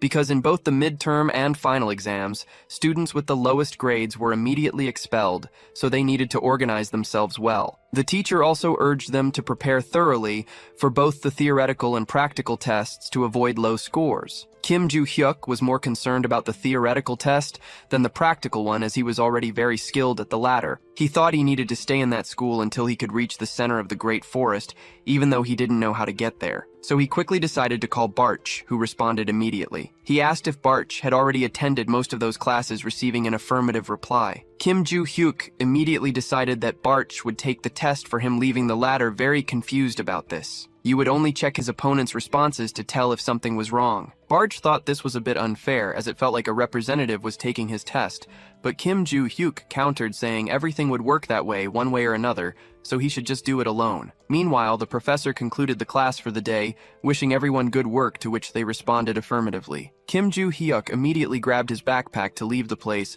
but suddenly someone called him as he was on his way out. He quickly asked what that little girl wanted. She questioned whether there would be training that day. The protagonist replied affirmatively, asking why she was asking, but Choi-R-in explained she didn't want to stop, leaving him a bit confused. Kim Joo-hyuk then asked if she wanted to learn fencing, since it was already time to start that process, considering she probably didn't even know how to use a simple sword. He explained that it wasn't fencing or martial arts, but that he would show her how to handle some weapons. Thinking that besides this, it was also past time for her practice with her own weapon. He quickly told her to meet him at the academy's training hall, to which she agreed, concluding this scene from chapter 17. Already in the school's training center, Kim Joo-hyuk asked Choi Aran how long it had been since she used her sword. She replied that it had been a day and a half since she last touched it, as she had been focused on strength training. Her trainer quickly discovered that before that, she practiced every single day. He asked her to show him her sword immediately. She then grasped her weapon's hilt firmly and drew it out with seriousness and care. Kim Joo-hyuk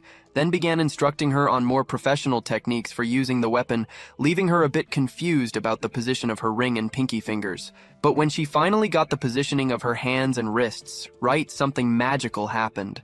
She didn't understand what was going on at the moment, but it was the mana from her sword manifesting beautifully. Choi Aran thought she hadn't even infused magic into it, and it felt more secure and stable than before, even when held with both hands. Kim Joo-hyuk then asked her to attack him with all her strength. She responded affirmatively without hesitation. He quickly began drawing his sword firmly, and then brandished it facing his weak little student. She warned him she was about to begin her attacks. She immediately started running toward her opponent, the professor. In doing so, she began noticing something strange about her foot speed. Kim Joo-hyuk easily defended her blow without any effort. He commented that the little girl had gotten much faster, but there was a caveat. He quickly instructed her not to use too much unnecessary magic on her feet. She responded with affirmation and understanding. Once again, she prepared her beautiful sword to restart her attacks while firmly planting her feet on the ground with all her focus. Finally, she darted toward her professor, delivering a quick and well-planned strike. Kim Joo-hyuk immediately commented that her charge had been very good, but there was a catch when she stopped. She needed to rotate her body a bit more. Choi Aran said she understood those instructions for improving her strikes. Kim Joo-hyuk quickly asked her to attack him without mercy again. She replied with an unhesitant okay. She quickly began implementing her battle strategies, trying to land several strikes on Kim Joo-hyuk's chest. Her attacks were so fast that the sword left trails of light in the air. The protagonist tirelessly tried to dodge those blows,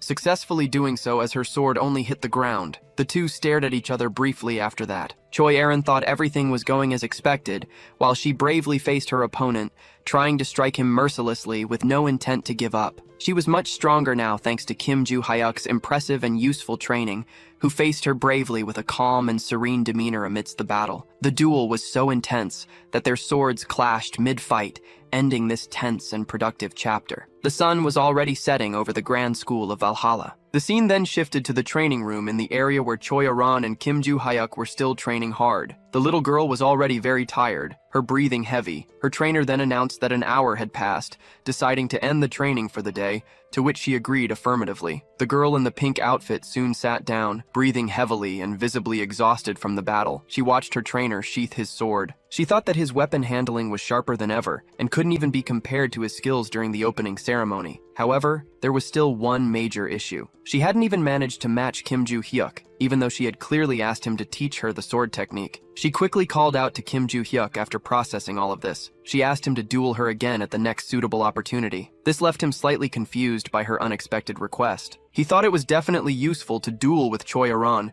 in addition to being fun to teach her, as she was very talented and hardworking. He had sensed her familiarity with the sword technique during the entrance ceremony, even though she was out of breath, unlike him. In any case, thanks to her familiarity with the weapon style, she could help him regain his sense of technique. If it had been 300 years ago, she would have easily been his disciple. Choi Aran asked again if they would duel one more time. Kim Joo-hyuk thought for a moment and decided to tease her, saying he didn't want to at all. Choi Aran simply agreed, leaving her trainer a bit disappointed that she gave up so easily. She explained that it was because he was completely right. She thought that if she followed Kim Joo-hyuk's advice to the letter, she would definitely become much stronger. Slightly disappointed by her remark about him being correct, he replied that it was fine, and that training was over for the day. Choi Aran said she would see him next time, and he responded affirmatively, ending the scenes of the chapter. Now we are at the Grand Valhalla Stadium. It was Yoo So-hyun's first time there since the opening ceremony. Oh Se-hyuk thought about the number of first-year students present,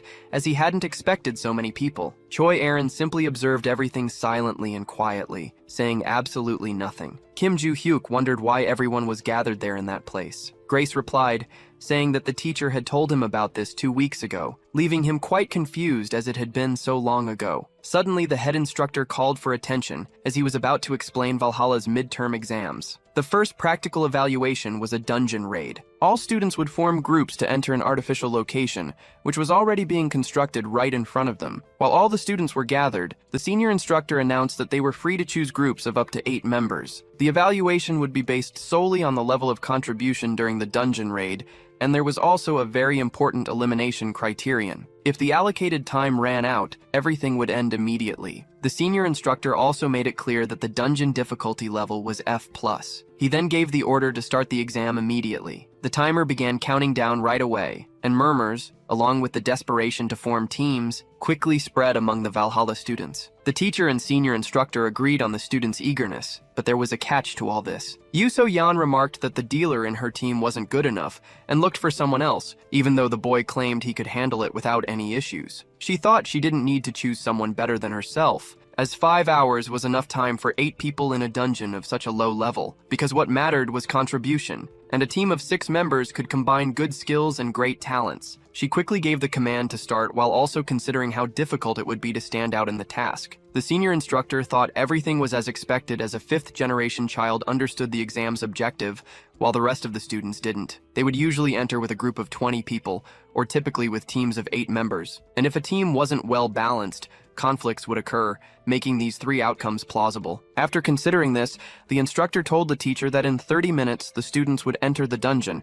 requiring readiness for the evaluation, to which the teacher affirmed. Meanwhile, Kim Joo-hyuk stood still amid it all, wondering if the students who had already entered were being evaluated. He was a bit confused and lost about everything happening in the place. Choi Ah-rin was also there alone, quiet and shy. Kim Joo-hyuk quickly realized that she hadn't entered the dungeon yet. He immediately asked her what she was planning to do, since everyone else was already prepared and inside the dangerous location. Choi Ah-rin promptly replied that she would do whatever Kim Joo-hyuk told her to do, leaving him slightly confused after hearing this. He thinks about when to come over the girl, as she had been trying to follow his words like a sword since the last training session. Soon, Kim Joo-hyuk says he will enter completely alone. She responds that she will also enter without a companion, but he doesn't care much, as everything seemed quite easy in his eyes. He then leaves, leaving her alone. She remains silent and unresponsive after all that. Some boys comment about Choi Ah-rin being alone and without a group. One of them decides to approach her,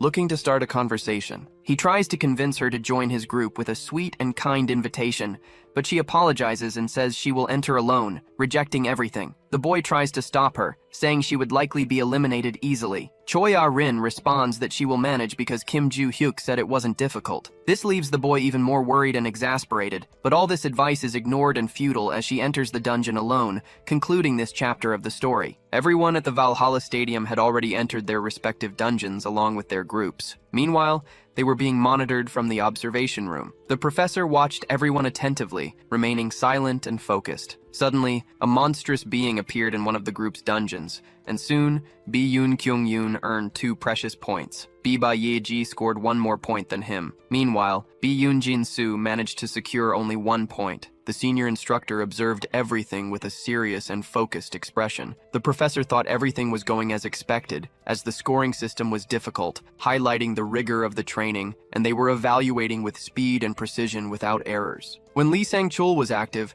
they called him the Clear Master because he was a legendary contractor with a 99% success rate. The professor believed he understood the essentials of dungeon attacks better than anyone, which allowed him to evaluate so effectively and deserved immense respect. Meanwhile, he was watching everything happening on the battlefield, thinking it was an excellent year overall. He believed the 5th-generation students were active as a whole, and among them, there was an exceptional student, the impressive and fearless Yoon So-yeon. At that moment, she was giving orders for positioning and actions to her teammates. They were in a frantic battle against the monstrous beings in the dungeon, which attacked them mercilessly. Yoon So-yeon quickly informed her team that the front line could not fall under any circumstances, and immediately ordered all archers to shoot. The minister groaned in pain and agony from the arrow's hits, while Yoon So-yeon attacked him mercilessly, with precise and powerful strikes, eliminating him after the intense battle, and causing him to disappear as a hologram in the simulation. Lee Sang-cheol thought all of that was incredible, as it resembled a standard dungeon attack. Yoon So-yeon had to find fixed roles for the team members to perform, managing to score points and even form an effective midline with the group. In any case,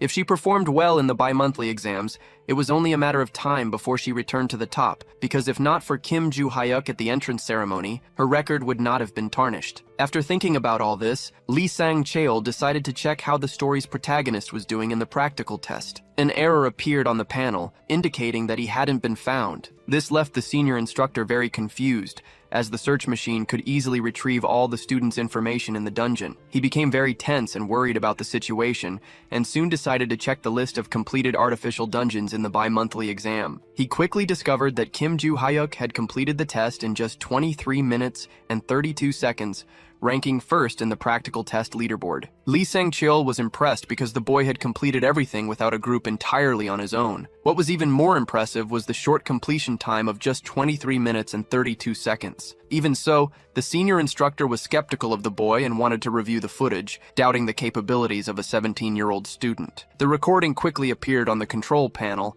and there was Kim Joo-hyuk, simply standing there holding his sword. He seemed calm and composed in the face of his enormous challenge. In front of him were numerous monstrous beings intent on intimidating and eliminating him, but the boy merely stretched slowly and calmly in front of it all, and soon began running swiftly toward those ugly opponents, who observed everything with fiery determination in their eyes, grunting loudly with the intent to intimidate him. But Kim Joo-hyuk remained calm, his expression filled with anger and determination to complete his mission successfully, without a moment of hesitation. He soon delivered precise and powerful strikes to the monsters, leaving the remaining ones filled with rage and fury. He was cutting through the wild goblins effortlessly. His face was calm and focused on his mission. He stood against two enormous and ferocious enemies.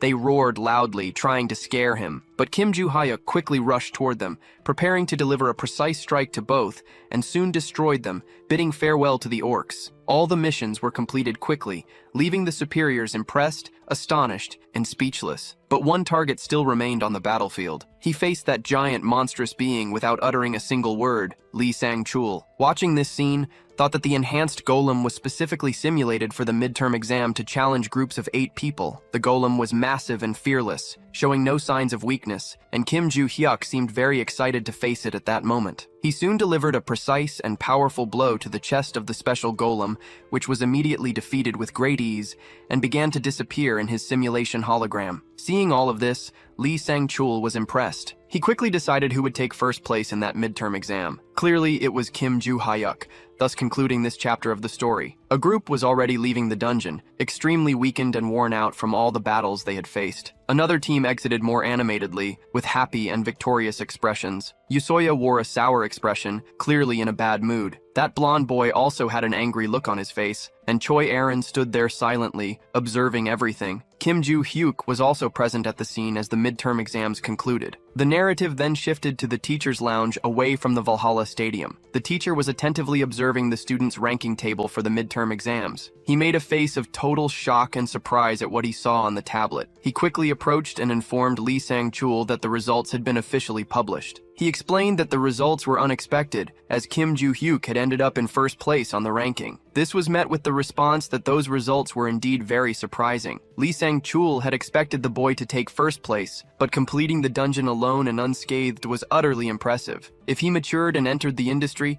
South Korea could regain its title as the #1 in the world. The teacher then discovered that this award was given to the strongest professional in the world. Lee Sang-cheol expressed his enthusiasm and amazement, stating that it had been a long time since so many geniuses had appeared. He also mentioned there would be a surprise in this exam, according to the teacher. It was definitely the cute girl, Choi Aaron. Kim Joo-hyuk's time was unbelievable, but they hadn't expected her to instead of Yoo So-hyun. Lee Sang-cheol didn't know what had happened, but Choi Aaron had decided to challenge the dungeon alone, just like the protagonist of the story, and she had taken very little time to finish it, despite coming out injured, successfully completing the dungeon. The senior instructor knew she was a quiet and hard-working type, but never thought she'd be the kind of person capable of finishing such a challenge on her own. If the exam had focused solely on teamwork, Yoo So-hyun would have undoubtedly had the highest score, but Kim Joo-hyuk and Choi Aaron received better scores. However, even with these results, Lee Sang-cheol would never recommend this path for students. Both agreed that this wasn't something ordinary trainees could accomplish. The teacher couldn't stop thinking about Choi Aaron.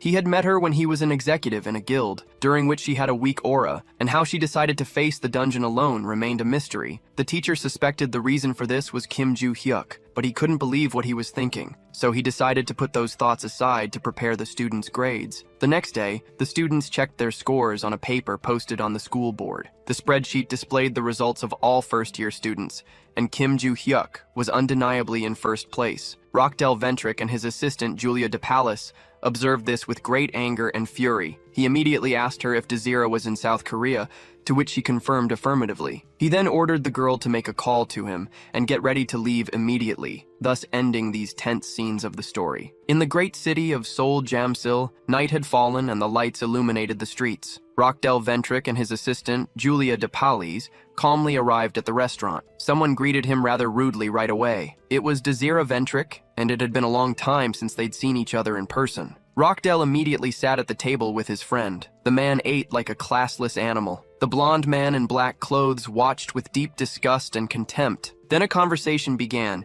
initiated by Desira Ventrick. He asked what the target, Kim Joo-hyuk, had been doing. He was told that nothing much, just acting like a fool full of himself, and that he had caused considerable embarrassment due to his humble origins, for which he would have to pay immediately. Desira then asked if he could kill the target in one go. Rockdell replied that the decision was entirely in his hands. The brute then said he needed to prepare the council properly, leaving the preppy man confused by the statement. He immediately pointed his finger at someone. He was pointing at Julia DePalis because, thanks to her, there had been a significant conflict with that family. Desira wasn't sure if it was due to the number of people in the group, but he had already killed some because rumors had spread far. But the people in Valhalla were different, as their feats weren't impacted by causing chaos there. Rockdell understood everything from his friend's words. He promised to do his best to organize a scenario so that he wouldn't have to worry. The deal with Seal and Desira also demanded a good reward for the mission, thus concluded this part of the story. A week later, Brace, talking to Kim Joo-hyuk, discovered that he was filing a request to leave the school again. Brace was a bit confused, but the protagonist explained that he had permission to leave the school once more. If he performed well in one of the exams, he would receive another opportunity to leave, according to Brace. Kim Joo-hyuk confirmed this, not wanting to miss the chance to check his grades. The man in glasses asked where the protagonist was going, ending this scene of the story. The setting shifted to the province of Suwon. Kim Joo-hyuk was already heading toward his goal, checking his phone for the location, which seemed very close. Suddenly, someone intimidatingly called out to him. It was Desira Ventrick, with a terrifying look in his eyes, saying it was a pleasure to meet him, concluding this chapter of the story. The plot begins in the market of Area 7. The boss, Black Cat, was observing his enterprise from the top of a building, deeply focused, wearing his highly intimidating black mask. Suddenly, he spotted something that put him on high alert. It was the constellation on the other side asking when the ring would arrive in their hands. Black Cat responded, saying it was already on its way and would go through normal procedures before arriving via the portal. The ruler on the other side said he was utterly insane. Black Cat wondered what was happening. At the request of the former black feline, he had been researching whether this was indeed an artifact from the era of destruction, but such a reaction was unprecedented. Suddenly, a noise beside him caught his attention. A black box had just arrived through the magical portal. Black Cat celebrated its arrival, thinking it would likely appease those concerned with its contents. Finally, he began to open it with his hands, and soon the highly magical ring was revealed. He then informed the constellation that the accessory had arrived, but there was no response, leaving him puzzled. A message soon appeared saying they were present. It began repeating uncontrollably, ending the scene of the chapter. In another part of the story, back in the province of Suwon, Kim Joo-hyuk asked the man who he was. The bothersome man mocked him, saying he didn't need to know such information. Kim Joo-hyuk presumed the man wanted something from him. He was entirely correct, as there was no other reason for them to meet in such a remote, massive mountain. The protagonist asked if the man's intention was to eliminate him. He received an immediate and affirmative response. The man explained that it wasn't just his good intuition. Anyone could tell the boy's intentions simply by observing him. Kim Joo-hyuk had figured it out a few days earlier. Desira Ventrick lost his composure upon hearing those words,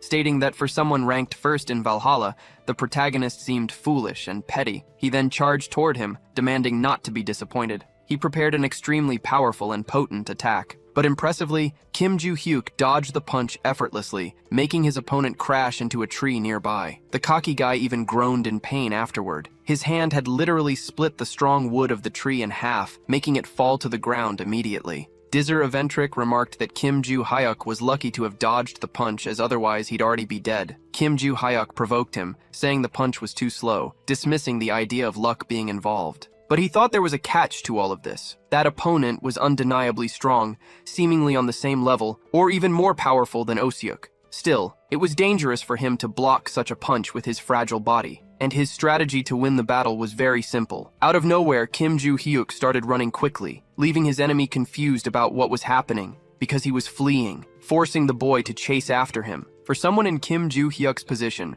fleeing was a wise choice according to Dizzer Eventric, as he would have been beaten to death if he hadn't done nothing, but the persistent brat definitely wouldn't let him escape. Suddenly, Kim Joo-hyuk stopped his fast run abruptly and asked if his enemy wasn't at least using that rotten brain of his. Dizzer Eventric wondered how the boy had gotten so close, as he hadn't even noticed his punch until it was right in front of his eyes. And then he took a blow straight to his ugly face. The impact was so powerful that it sent him flying away instantly, making him crash to the ground, ruining an immense pain and agony. And when he finally managed to open his eyes, he was met with a terrifying sight. It was Kim Joo-hyuk's foot approaching to stomp right in the middle of his face, but he quickly dodged the crushing stomp. If he hadn't, it would have surely ended him for good. Even the ground couldn't withstand the force of that stomp. Kim Joo-hyuk was impressed by this, because the guy was very lucky and managed to dodge it so quickly. After hearing this, Dizzer Eventric became furious and enraged, and he asked what Kim Joo-hyuk had done. Kim Joo-hyuk responded by stating his rank in Valhalla,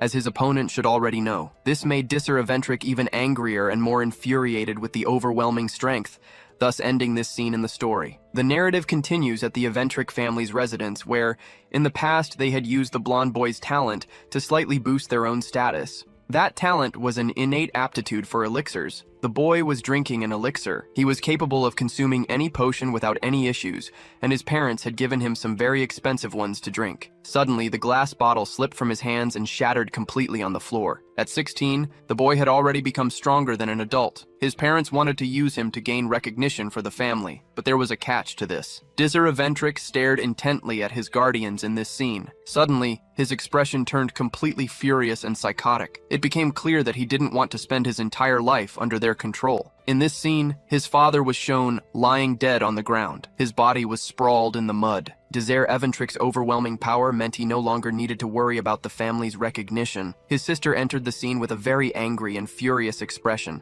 The boy was definitely a thorn in the Ventric family's side, and he was ultimately expelled by a member pretending to be the family head. But he didn't care, as all of his problems were solved with money, and he had grown even bolder after cutting ties with the family. When he received a request from Rockdale Ventric, there was a lot of money at stake, but his interest in Kim Joo-hyuk was much greater. Kim Joo-hyuk had placed first in the entrance exam for Valhalla, and rumors said he was a crazy guy who cursed and kicked all guild scouts out of there. It could be fun to mess with someone like that, and Dizzer Eventric sought entertainment in it. But there was a catch to this whole story. The question was who exactly this guy was. Returning from Dizzer Eventric's imagination, Kim Joo-hyuk called out to him. He asked what kind of drug he had used to become so strong, since elixirs were far too expensive for an orphan to acquire. This left the boy quite puzzled. He soon started laughing at his opponent's assumption, because it was hilarious to think that he was probably being accused of using steroids. The guy seemed like a cheat who abused drugs. But Dizzer Eventric didn't care about such accusations,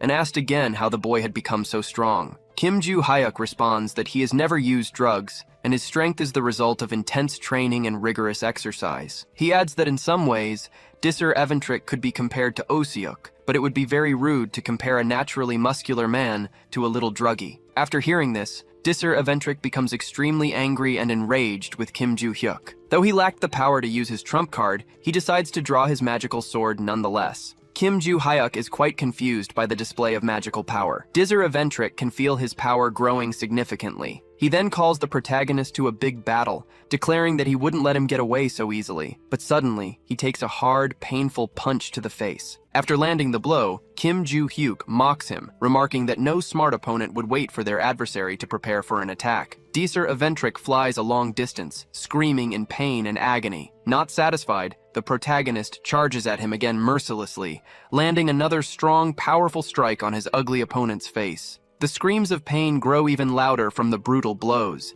Suddenly, Kim Joo-hyuk desperately demands that he calm down. Dizzer En, now weakened and dazed, struggles to stay conscious. The protagonist angrily chastises him, saying he couldn't lose consciousness yet. He adds that he might have forgiven him if this was just a petty quarrel, but the earlier truth revealed about handling oneself removed any chance of immediate pardon or amnesty. Still, Kim Joo-hyuk had something to ask him. Dizzer-en, with a completely destroyed and hopeless expression, listens as Kim Joo-hyuk tells him to clench his teeth tightly while preparing another painful blow, concludes the scene of this chapter. Now we shift to the grand dormitory of the enormous Valhalla Academy, specifically in Rockdell Ventrick's room, the arrogant little brat. He's thinking that by now, Dizzer Ventrick should have dealt with Kim Joo-hyuk, and given his personality, might have even killed him. Though cleaning up Dizzer-en's messes was annoying, at least it wasn't on school grounds this time, which made the moment perfect for Rockdell, leaving him feeling very relieved. Suddenly, he calls for his assistant, Julia de Pallas, who promptly responds affirmatively. He orders her to fetch a car immediately, and she agrees without hesitation. Out of nowhere, a familiar noise comes from his phone. It was supposedly Dizzer-en calling at that opportune moment. He asks if Youngnim had already finished off Kim Joo-hyuk, but no one responds immediately, leaving a tense, eerie silence on the line. Once again, Rockdell Ventrick calls for Youngnim, only to hear a terrifying groan. The screams of pain, agony, and despair don't stop at any moment during the call. Suddenly, someone begins speaking on the line, heightening Rockdell Ventrick's tension. It is Kim Joo-hyuk, speaking calmly and coldly. He translates Dizzer Ventrick's groaning and agonizing, saying that Dizzer wanted Rockdell to burn 2 sticks of incense if he died at that moment, and that Rockdell Ventrick should wait for Kim Joo-hyuk, concluding this tense chapter of the brilliant story. The protagonist tries to call Rockdell Ventrick on the phone again, but only hears a click as the call disconnects. He becomes very angry at Rockdell Ventrick's rudeness for hanging up on him without replying or saying goodbye. He begins to rationalize a few things. The first thought is what to do with Dizzer Ventrick,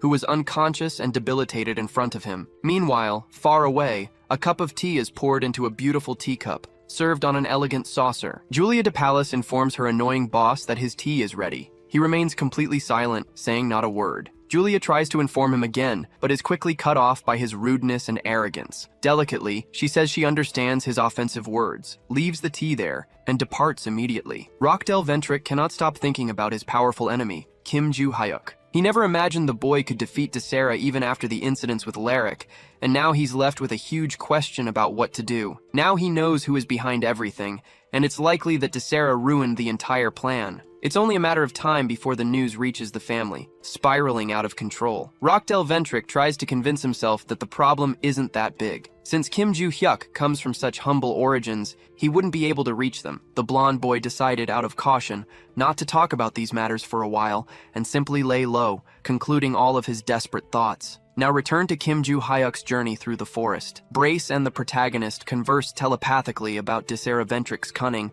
and the plan to expose him in the future, since there was nothing they could do at the moment. The guy with the odd glasses asked why Kim Joo-hyuk hadn't just killed that show-off boy. He replied that past matters shouldn't be confused with the present, and the question was understood. Besides, Brace had another question, which piqued his friend's curiosity. The question was about the magic Dizzer Ventrick had used moments before, because that magic seemed oddly familiar. Kim Joo-hyuk appeared confused about this, so Brace explained that while it wasn't confirmed, he had definitely sensed something similar before. The protagonist, speaking with his friend mentally, replied that 300 years ago, monsters sacrificed dogs and cows to use that kind of dark magic. Brace mocked Kim Joo-hyuk, saying he lacked the skill to differentiate people based on magic, and was incapable of such abilities, which made him quite annoyed. He then asked if the hidden side of the sword Dizzer Ventrick mentioned was related to that power, to which Brace replied with an uncertain maybe, and thus their mental conversation ended. Kim Joo-hyuk asked the show-off boy who had sent him to find him. The boy only groaned in pain, unable to speak a word. Kim Joo-hyuk then realized that Dizzer Ventrick's jaw was dislocated due to the beating he had received earlier. He quickly positioned both his thumbs inside the boy's mouth and warned him of the pain he was about to feel,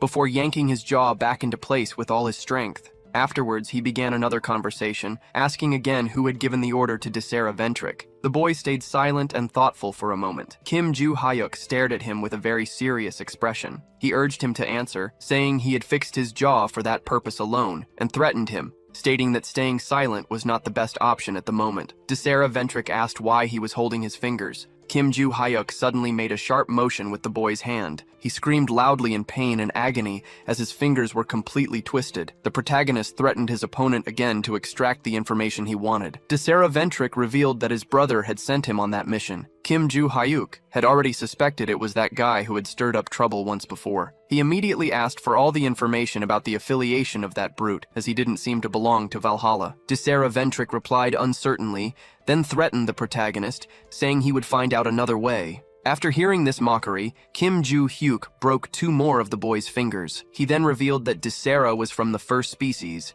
and worked as a mercenary handling various assignments. Kim Joo-hyuk had heard of such a group before and mocked him, saying the boy was just a bully who got paid for his deeds. Desera replied that Kim Joo-hyuk saw everyone as trash and was just a lucky guy. He then revealed that the constellation revered by the first species was the hidden side of the sword, and that he also had a contract with it naturally. He added that if he had had 30 more seconds to charge his magic, the outcome of the fight would have been entirely different. Kim Joo-hyuk told Desera he talked too much, and that he would have let him go if he had just shut up and named the person who sent him without stalling. Once again, he shoved his thumbs into the boy's mouth and told him he looked much better silent, while dislocating the boy's jaw again, thus ending this tense scene of the chapter. Many messages appeared on Kim Joo-hyuk's phone. As expected, everyone agreed that those guys were a malicious group. Still, the protagonist was upset because he couldn't find the notes, and Rockdale Ventric continued to make him look suspicious. He thought about how to ruin that show-off brat's life, concluding that at this time he should use more modern methods. First, he had recorded all of Desera's confessions, and he needed to quickly find a place to post all that. Suddenly, Kim Joo-hyuk made a phone call. It was to his teacher, who was quite surprised by it. She thought the boy had finally agreed to be her personal assistant, but that wasn't the reason for his call. He wanted to know if she happened to know any renowned and well-known journalists,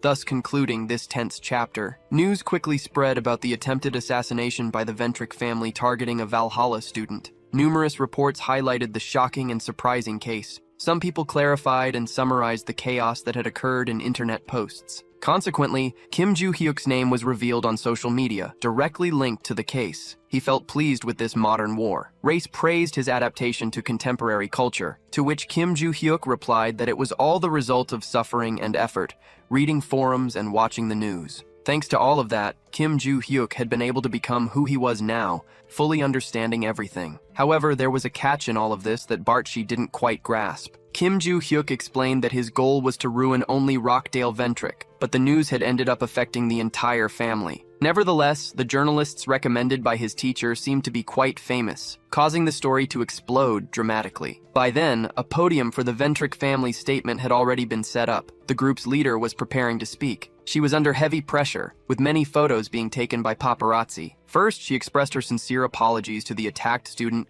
and Valhalla Academy. She then gave the official position of the Ventric family regarding the incident. She explained that the attack had been carried out in rebellion by Desera, who had since been excommunicated from the Ventric family. However, in a recorded confession, he alleged that Rockdale had given the order attempting to escape the dilemma he was in, according to the family head. Thus, she believed the Ventric family had no involvement in the incident. But since it was a crime committed by a banished family member, the moral responsibility to rectify the situation fell on the family. With that, the organization's leader decided to visit the victim to apologize personally. She also mentioned that Rockdale Ventric could indeed be connected in some way to the perpetrator of the crime. As a result, he would return home, where an investigation by the prosecutor's office had been scheduled to resolve all doubts. After finishing her speech, many photos were taken again by the paparazzi. The family head immediately left without answering any questions about her planned apology to the crime victim. Meanwhile, Rockdale Ventric was watching everything on his phone, with a face full of anger and frustration at how far the situation had escalated. Suddenly, a call from his father came through. He answered immediately, without hesitation. His father ordered Rockdale Ventric to return to England for a while, effective immediately. It was a command from the entire family, which he complied with without thinking twice. After hanging up, he was furious and enraged, cursing everything and everyone, leaving his maid, Julia de Palis, utterly frightened, concluding this shocking scene. Meanwhile, Desera was being pressured to reveal who was behind everything. He insisted that the Ventric family was correct, as he alone was behind the crime. Kim Joo-hyuk was quite impressed because the boy was swallowing his pride. Desera despised the Ventric family. The protagonist was left wondering who might apologize to him personally, as the entire situation had already become uncomfortable. Suddenly, he became quite alert to something. He was already near the faculty office. He thought the class might have ended early, uncertain about whom to ask for a favor, concluding these scenes. Now, he moved to the Valhalla Cafe. The gray-haired teacher was in a very good mood, but Kim Joo-hyuk replied to her with another no.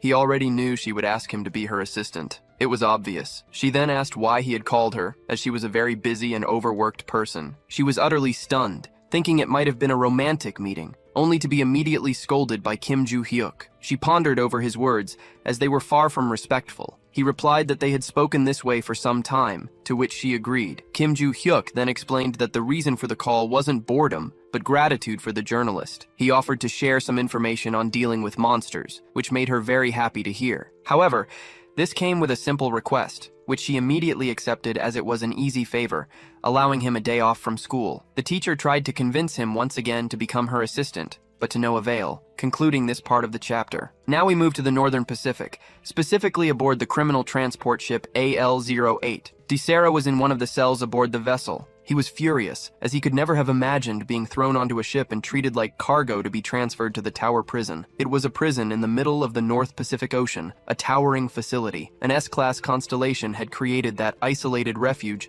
to turn all contractors into normal human beings. But DeSera didn't care about any of that. He was only staying silent to keep Rockdale from being kicked out of the Ventric family and to have his sentence reduced by 5 years. And 5 measly years meant nothing to him. Suddenly he heard a loud noise nearby. A bright red light quickly flashed past, unidentifiable. Then someone appeared in front of DeSera, concluding the chapter. The person who had appeared in the previous chapter was Cook. He immediately stabbed DeSera in the stomach with a dagger and stood there staring at him, firmly holding the blade in his right hand. Cook wished for DeSera's death, saying the first species didn't need someone like him. DeSera groaned in pain from the knife wound in his abdomen and soon collapsed face first onto the ground, unable to endure it. Cook watched him lying there with no intention of helping. Now we are at the Grand Ventric family mansion. The leader of the group was visibly angry and furious over the recent events. She glared at Rockdale Ventric and his father, Eden Ventric. First, she called out to the show-off boy by name. He responded affirmatively without hesitation. She asked him what he was going to do, leaving him quite confused. Immediately, he responded with a sincere apology, but she thought it was far too little considering the gravity of the problem, and because such apologies wouldn't fix anything at all. The leader then ordered Rockdale Ventric to explain in detail why he had committed such a malicious act, to which he responded without hesitation. Concluding that part of the conversation, after the explanation, she stared at him. She understood that he wanted to deal with Kim Joo-hyuk, and was right about it, but she was very angry about the whole situation, because the explanation she was receiving was shallow and petty. Rockdale acted alone because he believed Kim Joo-hyuk had insulted the Ventric family, but in truth, it was his own pride according to the leader, and as a result, he had dragged the family's name through the mud. The leader was undecided on the punishment she would give the show-off boy, and he became desperate, unsure of what to do. He quickly said he would do anything to restore the fallen honor of the Ventric family, but the leader didn't understand what he was saying at that moment because the only plausible way to restore the Ventric family's honor was by expelling him. The boy's father contested this possibility,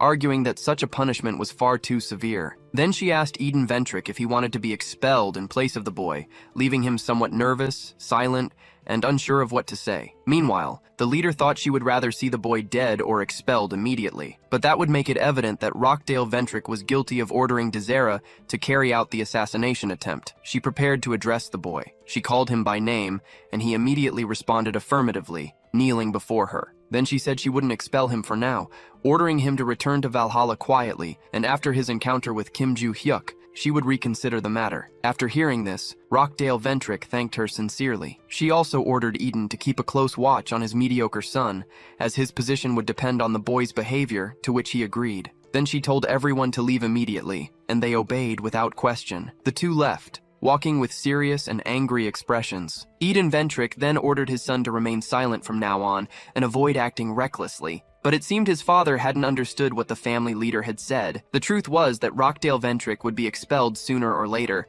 and with the media keeping a close watch, no action could be taken immediately. But once things calmed down, he would release that revelation, leaving everyone stunned. However, something had to be done before that, considering there was no one left to interfere, and Rockdale Ventrick also stated that his father should assist with the plan. Eden simply asked his son to proceed carefully, to which he agreed, thus concluding these dramatic scenes of the tense chapter. Now a few days later, we are at Valhalla Academy, specifically in the interview room, where a conversation was taking place. The teacher explained to Kim Joo-hyuk that the head of the Ventrick family would call him to apologize in person. The boy rebuts, stating that it had nothing to do with the group and that she had explicitly highlighted their non-involvement in the incident during the delegation. The professor explains that it was still a good idea to apologize, especially since the woman was probably already on her way to Korea. Kim Joo-hyuk thinks that the family likely wanted to handle Rockdale Ventrick's punishment personally, probably attending only because they had no other choice at the moment, and honestly, he found it very irritating.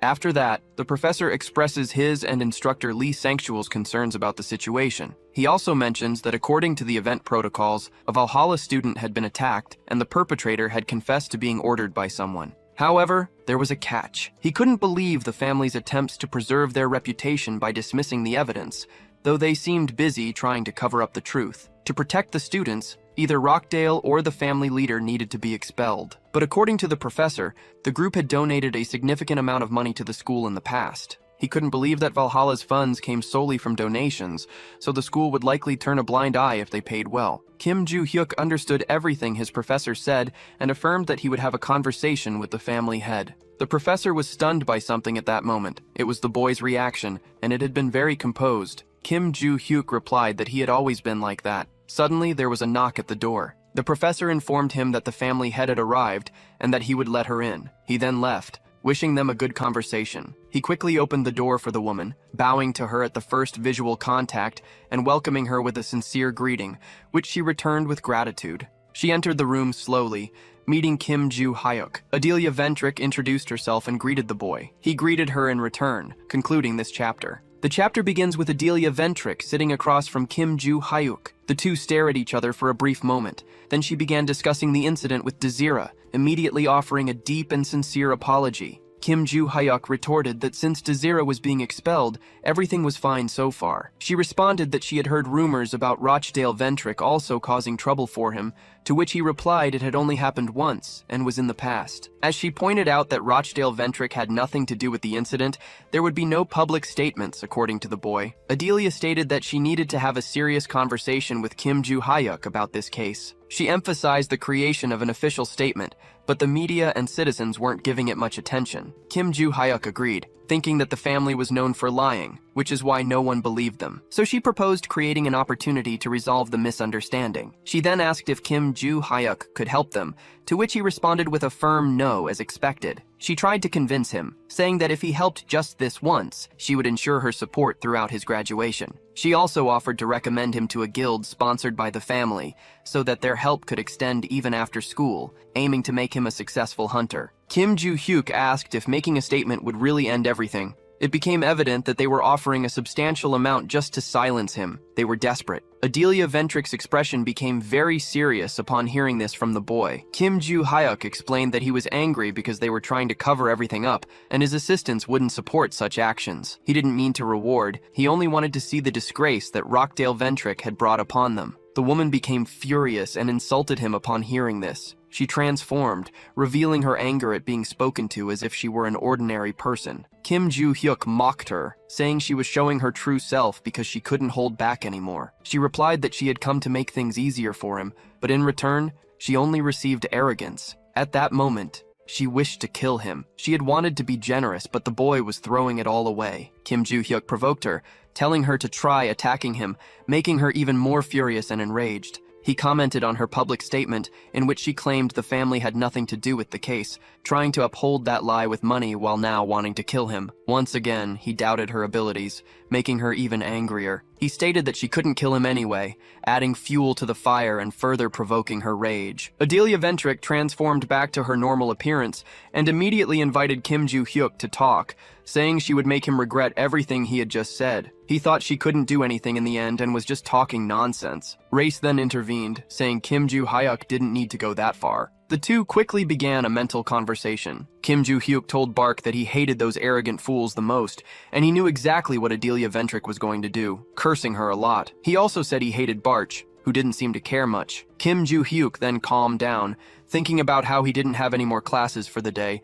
and could head to the training center early in the morning. Now we are in front of the Valhalla Stadium. Kim Joo-hyuk was walking there scrolling through his phone, and suddenly he ran into someone becoming quite surprised. It was the cute girl, Choi Ah-rin, right there. Standing in front of her was the eldest son of the Choi Jin family, Choi Jin-min. He was saying that she wasn't capable of defeating him, and that training a lot in Valhalla wouldn't help at all. He also said that if she really wanted to remain a member of the family, she shouldn't go to the selection test that weekend, because he didn't want to see her humiliated, but he was quickly contradicted by her negative response. This left him quite confused by her reaction, because according to him he was giving her a chance and she refused, seemingly unaware of what was happening. Choi Ah-rin tried to respond, but someone suddenly interrupted, calling him a fool and saying he was the one misunderstanding the conversation. This made him very angry at being insulted. Kim Joo-hyuk had insulted him because he was trying to discourage someone who was putting in so much effort. The boy was confused about who the protagonist was, especially since they didn't know each other well enough to exchange insults. Kim Joo-hyuk responded to that arrogant fool, boasting about his authority, saying he didn't care about his rank. He also ordered him not to invade school grounds to demand anything from a student and told him to get lost. The protagonist then asked Choi Ah-rin if she agreed with that. She immediately replied yes. This left Choi Jin-gun very annoyed and angry. He said goodbye to the girl, saying they'd meet at the test, and then left the area. Choi Ah-rin thanked Kim Joo-hyuk a lot, but he simply ordered her to head to training. She then revealed that when asked if she agreed, she was actually thinking of a different alternative. This made the protagonist very curious to know more. She explained that instead of telling him to leave, she would have insulted the boy, to which Kim Joo-hyuk reprimanded her, thinking she was crazy. They quickly started planning their training as they walked to the training center. A few days later in the city of Sehung, more specifically near a mountain, Kim Joo-hyuk was in the middle of a dense forest. He was searching for the right location using his cell phone. Brace asked if he was there to find his notes again, receiving a positive response. Even so, Brace questioned him since he had already found several relics, and Kim Joo-hyuk explained that he wanted to know how many written notes were still missing. He elaborated that he wanted to look for them because of the incredible things they might hold, leaving Brace quite confused. Kim Joo-hyuk said that if he could find them, he would overcome the great difficulties he had faced when he was Kim Hyun-ho, and that if he had met Brace more than 300 years ago, he might not have killed him, leaving Brace rather flustered. Now we are at the grand house of the Choi Jin family, where a large concentration of reporters, paparazzi, and people had gathered. Some of them were discussing the individuals present for the group's selection test. Suddenly, a major authority figure of the family arrived at the scene. The leader of the Choi Jin group, Choi Jeon-se-duk, announced that the selection test would begin shortly. He reinforced what he had said earlier, emphasizing that the winner would be recognized as the successor, and the loser would be immediately expelled from the Choi Jin family. Choi Jeon-se-duk then asked if the candidates were ready to begin. They promptly responded with complete affirmation. He took a deep breath to initiate everything. Then he declared that the task of the test was to find the double blade hidden in the enormous mountains. Whoever managed to find and bring back the object would be definitively recognized as the winner of the selection test. It did not matter how they found it. He then gave the order for the battle to commence. Choi Ah-rin's opponent celebrated running ahead, as it was not an urgent test. His plan was to let her find the blade and then steal it, ending everything. The boy clearly intended to snatch the double from the girl. With this overly elaborate plan, we conclude the scenes of this chapter. Now we return to the past with Choi Jin-gun bidding farewell to Choi Irun. He walked away after Kim Joo-hyuk metaphorically kicked him out. Suddenly, at that moment, his cell phone rang loudly in his pocket. He quickly answered, immediately identifying himself. A man on the other end of the line promptly asked what had happened to the double blade. Choi Jin-gyun explained that he would need to take the selection test, making the process more difficult and time-consuming. The man became slightly annoying with the boy,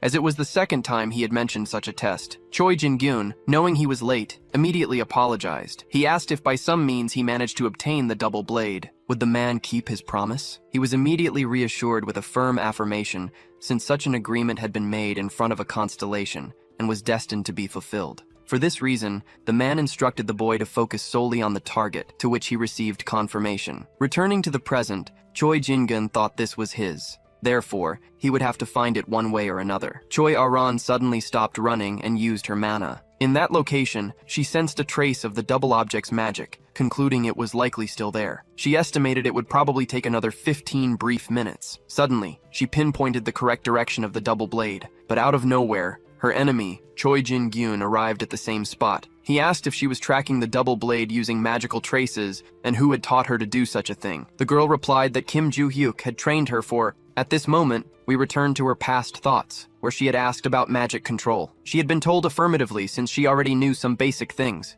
Kim Joo-hyuk informed her that she had already mastered the technique of altering magic into thunder, noting that this was just the basics, to which she nodded affirmatively. He instructed her to practice small, controlled magic exercises, not limiting herself to the grand ones, and was promptly questioned about the method to be used. Kim Joo-hyuk did not quite understand her question, as he assumed her family had already taught her this. She ended up feeling a little sad, with a very downcast expression, but the protagonist said it didn't matter, and asked if she only knew how to borrow power from the constellation and gather magical energy, receiving an affirmative response. He also admitted he wasn't particularly good at it either. He then ordered her to stop answering and relax her entire body, using the tips of her toes and fingers to slightly extend the magic. She was supposed to slowly spread it as if she were directing the mana to every strand of hair. In that state, Choi Ah-rin had to try to sense the magic in the air according to Kim Joo-hyuk. She immediately focused on it without hesitating at all. Suddenly, her vision changed completely, revealing many unexpected things. She immediately widened her eyes in fear. Choi Ah-rin took a deep breath as Kim Joo-hyuk asked if she had already felt it. The cute little girl answered affirmatively, explaining that she had seen the form of magic surrounding him. He replied that this was how magic felt even when it was weak and didn't leave the body, as it could be controlled with precise mana usage. Kim Joo-hyuk advised the girl to use more of it, as it would make it easier to sense the magic residues in the ground and air, to which she agreed. He explained that if the magic's appearance was like his, Choi Ah-rin would be able to identify the magical traces from each object, and if she trained more, she would be able to see the silhouette clearly. But he couldn't teach her beyond that. She would have to train alone. Upon hearing everything her trainer said, the girl responded with full agreement. Now, we return to the present, where she was searching for the double-edged object. Choi Jin-gun asked her who Kim Joo-hyuk was, but soon remembered. He called him shameless and stupid, amazed by such talent. Choi Ah-rin immediately gritted her teeth in rage after hearing that. She said that Kim Joo-hyuk was stronger than this brat and asked what he was doing there. Choi Jin-gun mocked her after hearing all that. He then began to unsheath his magical sword. He explained that his presence was, for that reason, engaging in a sword battle with Choi Ah-rin. Suddenly, he felt something very unusual. The little girl, who seemed so frail, was pushing him back effortlessly. He quickly withdrew his sword from the difficult battle. Then he took a deep breath, quite impressed with everything. He wondered when the little girl had become so strong, ending this dramatic chapter. In this chapter, we begin with Kim Joo-hyuk's search. He was using all of his magic to find the lost object. He realized there was nothing there, lamenting because he had hidden so many, and only one was in Valhalla. Suddenly, an incredibly bright light emerged from the ground. Kim Joo-hyuk celebrated because another note was there. He focused on after it. It was already very close by. Out of nowhere, a kind of large explosion was seen, leaving him quite confused about what was happening in the area. Now we return to the battle between Choi Ah-rin and Choi Jin-gyun. The war was frenetic, with the two fighting tirelessly, wielding their sharp swords. The little girl quickly prepared to deliver a powerful blow to her opponent. Without much hesitation, she struck with her sword with all her might at Choi Jin-gyun. He flew far away and stopped, breathing heavily, visibly frightened. He mocked her, saying she was lessons on how to be a wild boar in Valhalla and was evidently physically stronger. Choi Ah-rin told him to give up on the double-edged sword. He retorted, asking if she was crazy or out of her mind. He claimed that an illegitimate daughter like Choi Ah-rin didn't deserve the double-edged object. Choi Ah-rin focused as she watched the boy charge toward her. She gripped her sword firmly with all her strength. The boy quickly approached with an angry, furious expression, ready to attack her. She thought about quickly rotating her sword, executing that move. Then she slashed upward with rapid rotation. While his sword was on the ground, she aimed to hit him squarely, executing all of it without hesitation with great success and mastery. Choi Jin-gun showed a lot of pain and agony on his face. He soon fell to the ground, sprawled and defeated, unable to react quickly. Choi Ah-rin took a deep breath, greatly relieved by it all. She had thought she could land at least one hit on him, but never imagined it would be such a critical attack. She immediately focused on going after the double-edged sword. Suddenly, she heard a voice saying she had won so easily, widening her eyes in fear. It was Choi Jin-gun, standing up, fully recovered from the powerful and strong blow filled with rage. He said he had mentioned something before. It was that the girl's blessing was a joke because she could never defeat him since he had a contract. Choi Jin-gun explained that Choi Ah-rin had hit him while he was off guard, so he would give her credit for that. She asked about the magic surrounding the boy's sword as he seemed like a villain,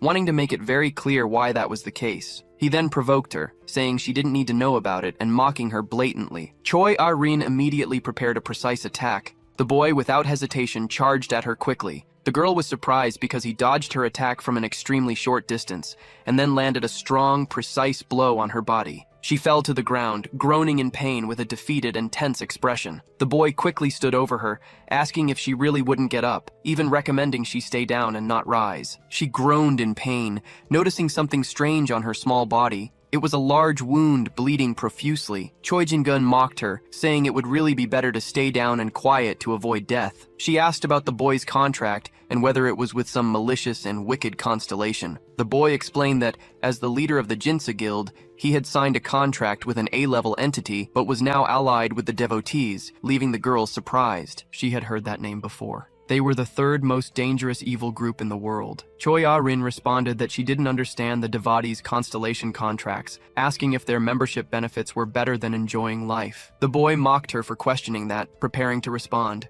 He said they were incredible powers and commands, along with the authorization to detach from the leaving. Choi Ah-rin, very confused and doubtful about what he had said. Kwai Jin-gun explained that he had joined the Jinsa Guild at only 12 years old. He'd been working for the family since childhood, at an age when he only wanted to play, and he remained in the guild due to his father's oversight, not by choice. He also said that during his adolescence, filled with desires, he ended up meeting someone from the devotees. The man had encouraged him to join the group, saying he could fulfill all the desires of his heart. Kwai Jin-gun felt that perhaps this man had already known his temperament, leaving the girl confused about that. He explained that his desire was to break fragile humans, but he couldn't just join them. He first had to fulfill the condition of obtaining the double sword relic, and if the girl had simply given up earlier, he would have received the double sword without significant trouble, and she wouldn't have had to start the second test. After hearing all this, Choi Ah-rin felt somewhat confused about this test, as if she couldn't remember, leaving him astonished. He explained that 10 years ago, the eldest daughter of the Choi Jin family, Choi Ah-jin, had participated in the first selection test, leaving the girl perplexed by the revelation. She soon discovered that her older sister had disappeared while taking the evaluation. Choi Jin-gun said he hadn't been able to control his perplexing desires, revealing that before the search for the double sword, he had killed the girl in the mountains. But in the end, he failed to find the relic, ending up badly injured and failing miserably. Otherwise, he could have joined the devotees 10 years ago. In any case, the father had already found the daughter, secretly institutionalizing her, and Choi Jin-gun had left her there intending for her to disappear, but something had happened. Choi Ah-rin became curious about where Choi Ah-jin was at that moment, only to be told that now was not the time to look for her, and that it was better to give up. The villain elaborated on the collapse of the little girl's mother, who always cried endlessly in despair, and the reason was that she saw her daughter's face in Choi Ah-rin. Choi Jin-gyun then concluded his revelations, returning to the main focus, the double sword. He then prepared to strike the girl, telling her to send a greeting to her deceased sister, and then unleashed a blow with all his strength toward Choi Ah-rin's head. But suddenly, a loud noise echoed in the same place. Choi Jin-gun was completely shocked and very surprised by this. Kim Joo-hyuk was right there, and had just defended Choi Ah-rin from what would have been a completely fatal blow, concluding this tense and exciting chapter. Kim Joo-hyuk, acting heroically, asked what Choi Jin-gun was doing. He replied that it was a family matter, and told him to mind his own problems. The protagonist said that group was completely insane, as he glared a strong blow on the guy pointing a knife at his own little sister. The same boy flew far from there with an expression of intense pain. Choi Ah-rin then tried to communicate with her heroic friend, calling out his name and demanding attention for a moment. She quickly asked what he was doing there. Kim Joo-hyuk thought he had only gone to that place to unearth his vault, as it was in that direction. Meanwhile, Choi Ah-rin was trying to stop the blood flowing from her stomach with her hands. The protagonist widened his eyes upon noticing such a grave and deep wound. He finally answered her question, saying he had some matters to handle there, ordering her to step back and gather some magic to heal the wound. She immediately responded affirmatively. Meanwhile, Choi Jin-gun stood up, wondering who that guy who suddenly appeared was, and if he was perhaps the rude student from Valhalla. He reiterated that those matters were family business only. At the same time, he cursed in charge of the protagonist of the story with his huge and sharp sword. He poured all of his magic and strength into it, making it glow with purple mana. But something unexpected happened just as the strike was about to land. It left Choi Jin-gun stunned and deeply impressed. Kim Joo-hyuk can easily dodge the stab without any effort. He then began explaining how to stab someone properly. Choi Jin-gun, he said, shouldn't aim at a stationary target, but should target someone who was moving like himself, while demonstrating this by striking him. The boy screamed in pain and agony, his mouth expelling a vital red liquid after the powerful and potent blow. But Kim Joo-hyuk didn't stop his onslaught at that moment. Choi Jin-gun thought his enemy was pursuing him, while simultaneously pushing him back. Suddenly, he took another powerful and potent strike to the middle of his weak and useless body. He was driven into the ground, causing significant destruction. His expression was no longer that of a living person, but of someone utterly defeated. Kim Joo-hyuk watched him on the ground without saying a single word. He then asked if Oram was okay, receiving an immediate affirmative response. He also asked if she could walk while she attempted to move. Suddenly, a purple magic aura caught the protagonist's attention. Choi Jin-gun's body was exuding abundant magical smoke at that moment. Brace commented to Kim Joo-hyuk that it was a magical sword,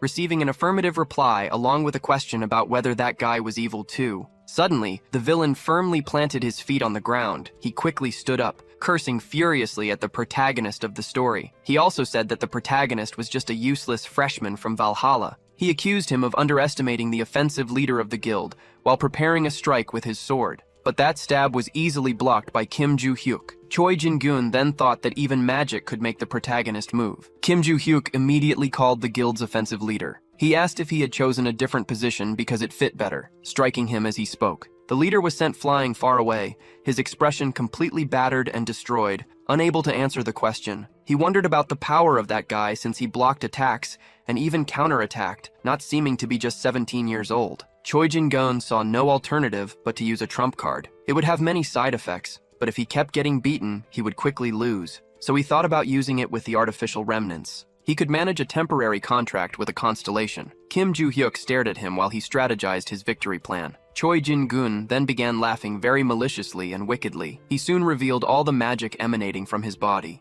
Suddenly, everyone at the selection test site was in despair as an earthquake began at that moment. A reporter called his friend saying he was seeing something very unusual there. Purple smoke was rising high from the middle of the forest. The family leader wondered what it could be. He concluded it was a magical sword dense enough for everyone to see. Moreover, it was right where the double-edged swords were. Traditionally, he wouldn't intervene in the selection test, but since it was very dangerous, he decided to take action. Meanwhile, at the site, Kim Joo-hyuk and Choi Jin-gun were intensely staring at each other. The protagonist said he was just observing everything, yet the villain increased his magic. Choi Jin-gun responded by cursing and saying it was just an extra effect. He explained that all those things were only part of the power he gained through the temporary contract while threatening Kim Joo-hyuk. Suddenly, the information surfaced that the dragon that kills everyone had already recognized this sacred relic, showing its teeth as if very satisfied. And it had already activated its ability, the eye that penetrates nature. Kim Joo-hyuk observed all that with a very calm and serene expression. Out of nowhere, the dragon that kills everyone widened its eye. It timidly glanced at the protagonist of the story staring at him. Suddenly, the dragon that kills everyone deactivated its eye that penetrates nature,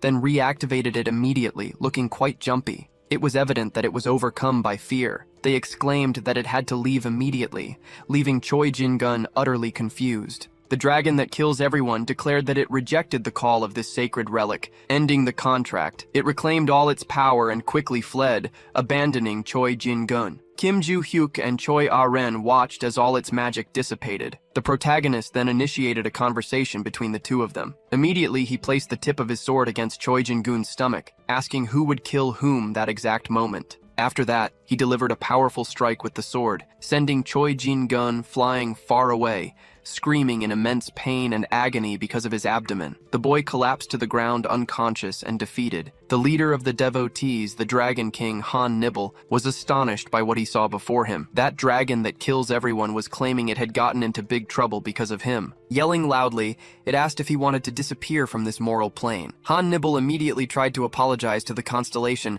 and was promptly slammed headfirst into the ground on his knees. The dragon that kills everyone warned him not to distribute any more artificial relics in the future. Han Nibble responded with immediate affirmation. The constellation also warned him to behave properly. Soon, the great leader of the devotees began to rise from the ground with an expression of great pain and confusion. He wondered what that had been and why the constellation had become so angry and furious. And regarding the artificial relic, he could tell that the brat planted in the Choi-jin family had done something wrong. However, the problematic words of the constellation suggested that it was afraid of something. The leader of the devotees urgently needed to find out what was happening. Now he returned to the dormitory at Valhalla School, more specifically to Kim Joo-hyuk's room. He felt relieved after everything that had happened. He quickly reached into his backpack to grab something, celebrating finally having obtained it. It was the impressive and rare divine arts. Brace seemed a bit confused about it, and Kim Joo-hyuk explained that it was the main reason he had been searching for the notes. He also mentioned that it was an extremely efficient breathing technique to increase magical power. Brace immediately asked about the protagonist's old strategy, which Kim Joo-hyuk dismissed as something he used only when he was an insignificant being.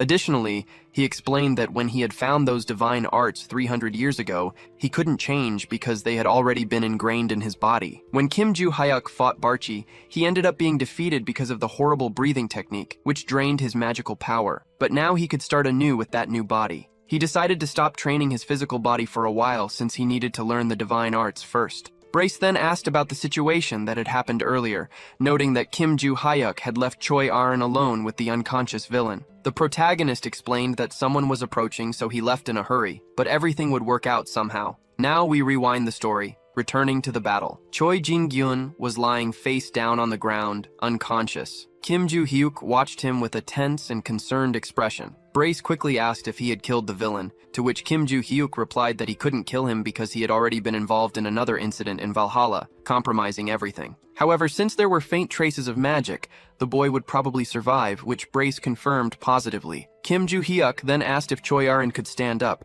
discovering that she could, according to her, and just as he was about to say something else, he noticed someone approaching at that moment, likely the girl's family on their way, which could interfere with finding the notes. The protagonist then called the girl, and she promptly responded. He ordered her not to strain herself since her family was already arriving, and informed her that he had to leave due to obligations, which she acknowledged. Kim Joo-hyuk told Choi Aron to claim she had dealt with the villain alone in case her group didn't know. He revealed that the boy had lost a lot of energy in the last attack while bidding farewell to the girl. She said she understood everything, bidding him farewell and planning to see him again at school. Now he returned to the present, concluding the protagonist's memories, as he continued to plan something regardless. He wanted to retrieve the inventory stones as soon as he mastered the divine arts, since last time he couldn't absorb all their magical power. But up until that moment, he just wanted to rest for a while. Now he returned to the Trojan family province. The family leader was gathered with several people at a table at that moment. He said that thanks to the press present at the selection test site, news articles had been published very quickly. He found out that most people had already read them. One of those articles stated that the Trojan family was a joke. Another claimed that the group had ties to the devotees. The family leader was very concerned about the chaos, stating that he couldn't believe there was a malicious infiltrator in the Trojan group. Furthermore, he revealed that an official letter had been released by the association with a declaration from them. He said that something similar had happened to the Ventric family, and since their ties were distant, they had remained silent. But this approach would no longer work. The leader asked about Choi Aron and also informed him of Choi Jin-gun's arrest, learning that the little girl was safe and being treated in the family hospital. He also discovered that the injury had been significant, but the bleeding had stopped and the organs had not been damaged, eliminating the need for surgery. Upon learning this, the leader expressed his great relief. Someone at the table informed him that there were some articles about Ms. Aron. The news praised her, saying she had defeated a member of the devotees despite being just a student. Following in Kim Joo-hyuk's footsteps, the family leader was a bit confused since the little girl had gone against her own group, yet the reports were celebrating this. Then, a man sitting at the table said that all of this was a relief because the selection test had ended in chaos, but the next family head had been confirmed. It also explained that those kinds of articles would certainly help Choi Aron establish her position as the successor, with the leader agreeing. The leader thought it was good for the little girl to have a legitimate chance to prosper, but defeating Jin-gun on her own raised many strange suspicions. At this point, we can go back in time to the leader's memory. It was when he and his assistant saw Choi Aron sitting in front of Choi Jin-gun. She explained that her brother had chased her with dark magic, which was why she had knocked him out. The leader questioned how Choi Aron had done that, as much magical power had been seen emanating from the mountains. Meanwhile, the girl was lifted by the assistants. She quickly responded that Kim Joo-hyuk had taught her that. Now, return to the present with the family leader. He was reading articles about the protagonist and thinking about him concluding this tense and enigmatic chapter. We begin this chapter at the mega school of Valhalla. Kim Joo-hyuk had just arrived in his classroom at that moment. Suddenly, he saw something that caught his attention. It was Choi Arin sitting quietly and calmly in her chair. He thought she would still be in the hospital, but she seemed completely fine. She then turned her head toward him. She waved at him shyly with a small, happy smile on her face. A boy wondered if that smile was meant for him, but Kim Joo-hyuk brought him back to reality with 2 quick illusions. Now, we go back a little in time to the protagonist reading his notes. Suddenly, he heard a familiar noise, becoming very alert. It was Choi Arin, informing him that she wouldn't be able to train for a while, which was expected given how much blood she had lost. Kim Joo-hyuk quickly responded, saying it was no problem since he would be solving some issues in the coming days. She then sent several stickers, making him quite nervous with so many messages in a row. Suddenly, Grace appeared saying he had something to reveal, piquing his curiosity. He informed him that the dark magic was very familiar. Kim Joo-hyuk questioned him about his memory, but Grace couldn't recall anything. He explained that he hadn't forgotten, but seemed to have something blocking his memory. Kim Joo-hyuk hypothesized that the cause was that pesky guy Brace had mentioned before, and Brace agreed. Brace said he wasn't 100% sure, but satisfying the second condition might theoretically overcome that block. The protagonist then associated this with the center of the Great Forest. He thought it was just an area used for performance evaluations, but it also served for the final practical exam, where the worst performers were immediately expelled. Kim Joo-hyuk then reached the unfortunate conclusion that he would have to wait until the exam period, losing a lot of time. Now we return to the present, where the protagonist emphasized that he needed time to adapt to Shingong anyway, quickly deciding to search for the center of the forest. Suddenly, the teacher entered the classroom, ordering the students to organize themselves. He informs the class that an announcement would be made before the lesson begins. He asks about the inter-school competition happening next month, and learns that the students were already aware. Kim Joo-hyuk ponders over the battle, and Brace adds that the teacher mentioned it after the bi-monthly exam. The gray-haired man explains that the school intends to select students with highest scores in the final exams to participate. Right after saying this, he calls the protagonist to his office, leaving him confused. Now, leave the classroom and head to another location in Valhalla. The teacher remarks on how often they meet there, and Kim Joo-hyuk responds that it's the teacher's fault. He agrees it's his fault, but says this time the matter concerns Kim Joo-hyuk's participation in the inter-school competition. Before the teacher gets to the important part, Kim Joo-hyuk declines the invitation. However, he's still asked about the competition, and the teacher promises to explain it in detail once again. It involves the 3 largest hunter training institutions in the world, including Valhalla in Korea, White Lotus in China, and the Impressive Heroes in the United States of America. Each selects several first-year students to represent them in a competition involving combat, maze escapes, and various other challenges. For this reason, Valhalla plans to send those who scored the highest in the practical exam. Kim Joo-hyuk then shows clear disinterest in the matter. The teacher tries to explain the benefits, but Kim Joo-hyuk says he's not interested in money or similar rewards. He reaffirms this, though the teacher doesn't seem too concerned. The teacher then brings up the Great Forest Center in the conversation, catching the boy's interest as it is the location of the final exam. The teacher explains that since the final task is at Valhalla, it will involve entering the Great Forest Center, essentially bypassing the winners of the last exam. However, if someone fails to complete it, they will have to attempt again during the final exams. After hearing this, Kim Joo-hyuk confirms his understanding. He then announces his desire to participate in the inter-school competition. Now we shift to the vast Ventrix estate, located in the United Kingdom. There, the family head, Adelia, asks about the progress of the preparations. She is told everything is going well, but it will take another month to complete, to which she responds that everyone should simply continue their efforts. She also inquires about Valhalla and the people of Rockdale Ventrix, discovering that no issues have been reported regarding their movements. She immediately orders her employee to voice any suspicions, and he responds affirmatively. He then mentions news unrelated to them, but quite disturbing, piquing her curiosity. The rumors suggested that certain people were building a structure made entirely of paper notes in the market. Adelia is shocked to learn this, and discovers that Black Cat is likely responsible for the deed. She wonders what they are planning, as such a thing is highly unusual. Adelia quickly opens her tech panel, discovering that the Beat Mask was demanding a more detailed report. She immediately calls for Ms. Constellation, concluding these scenes of the chapter. Now we are in the 7th territory of the market. There, the movement of machinery is observed, and Black Cat watches everything from a vantage point. He states that he would do anything ordered by the Constellation, but the purpose of building a structure entirely of fragile paper notes was unknown.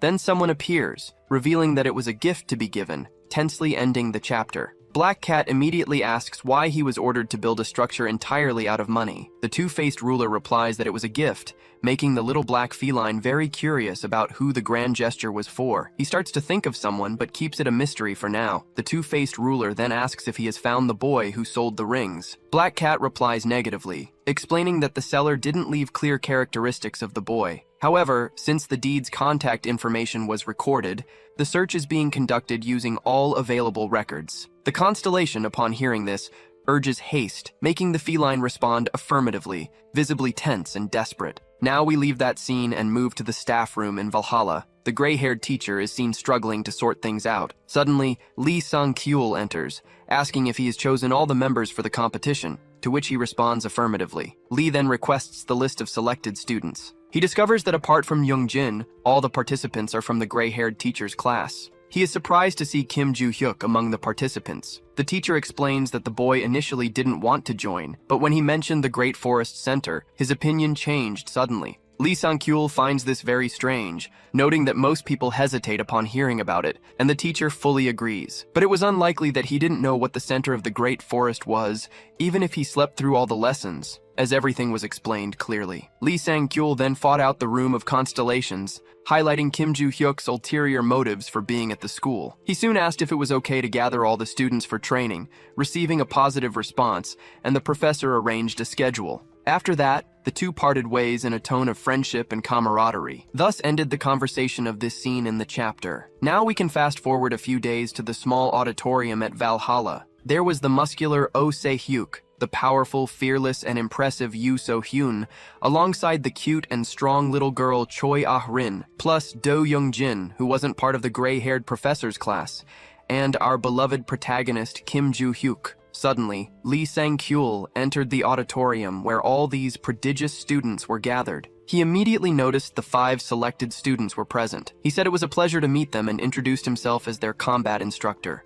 Lee Sang-kyul explained why the students were there and that he would later describe the training they would undergo. There would be a total of 3 trials to complete. The first was a duel between students, very similar to the entrance test at Valhalla. The second trial involved a team battle with the 5 school members competing against students from other schools. This test emphasized the leader's situational adaptation skills, as all teams would be fighting simultaneously, according to Lee Sang-kyul. The third trial involved the center of the Great Forest, which greatly intrigued Kim Joo-hyuk. Due to the final exam being brought forward, Lee Sang-kyul couldn't provide much information, only stating that the center of the Great Forest was a fearsome labyrinth. As the name suggested, the place had many trees and an extremely secure gate designed to block anyone, allowing entry only to authorized personnel. All Lee Sang-kyul could say was that each group would enter the center of the Great Forest, with instructions given on the day itself. Even with limited information, everyone understood. He decided to proceed, explaining the team battle specifications and format, as there wasn't much else to elaborate on. He expected everyone to have some knowledge, given their experience with the dungeon raid, while Kim Joo-hyuk pondered the vague explanation about the Great Forest. Since there was a barrier he couldn't just enter, it wasn't that simple. Thus concluded the initial explanation and the protagonist's line of reasoning. After explaining the team battle, Lee Sang-kyul also outlined the training process. Before proceeding, he asked if the group had any questions, and the only one to raise his hand was Kim Joo-hyuk. Once authorized to speak, he asked if there was any issue with training alone. Lee Sang-kyul replied that it didn't matter, as the boy could train however he wished. After answering, he again asked if anyone else had questions, and this time, only the cute little girl raised her hand, also expressing her desire to train alone. Lee Sang-kyul found it very strange that both Kim Joo-hyuk and Choi Ah-rin wanted to train alone, but he agreed anyway, and asked if anyone else had the same intention. As the others remained silent, Lee Sang-kyul assumed they didn't. He then decided to wrap things up for the day, informing them he would see them again during training. Receiving an affirmative response,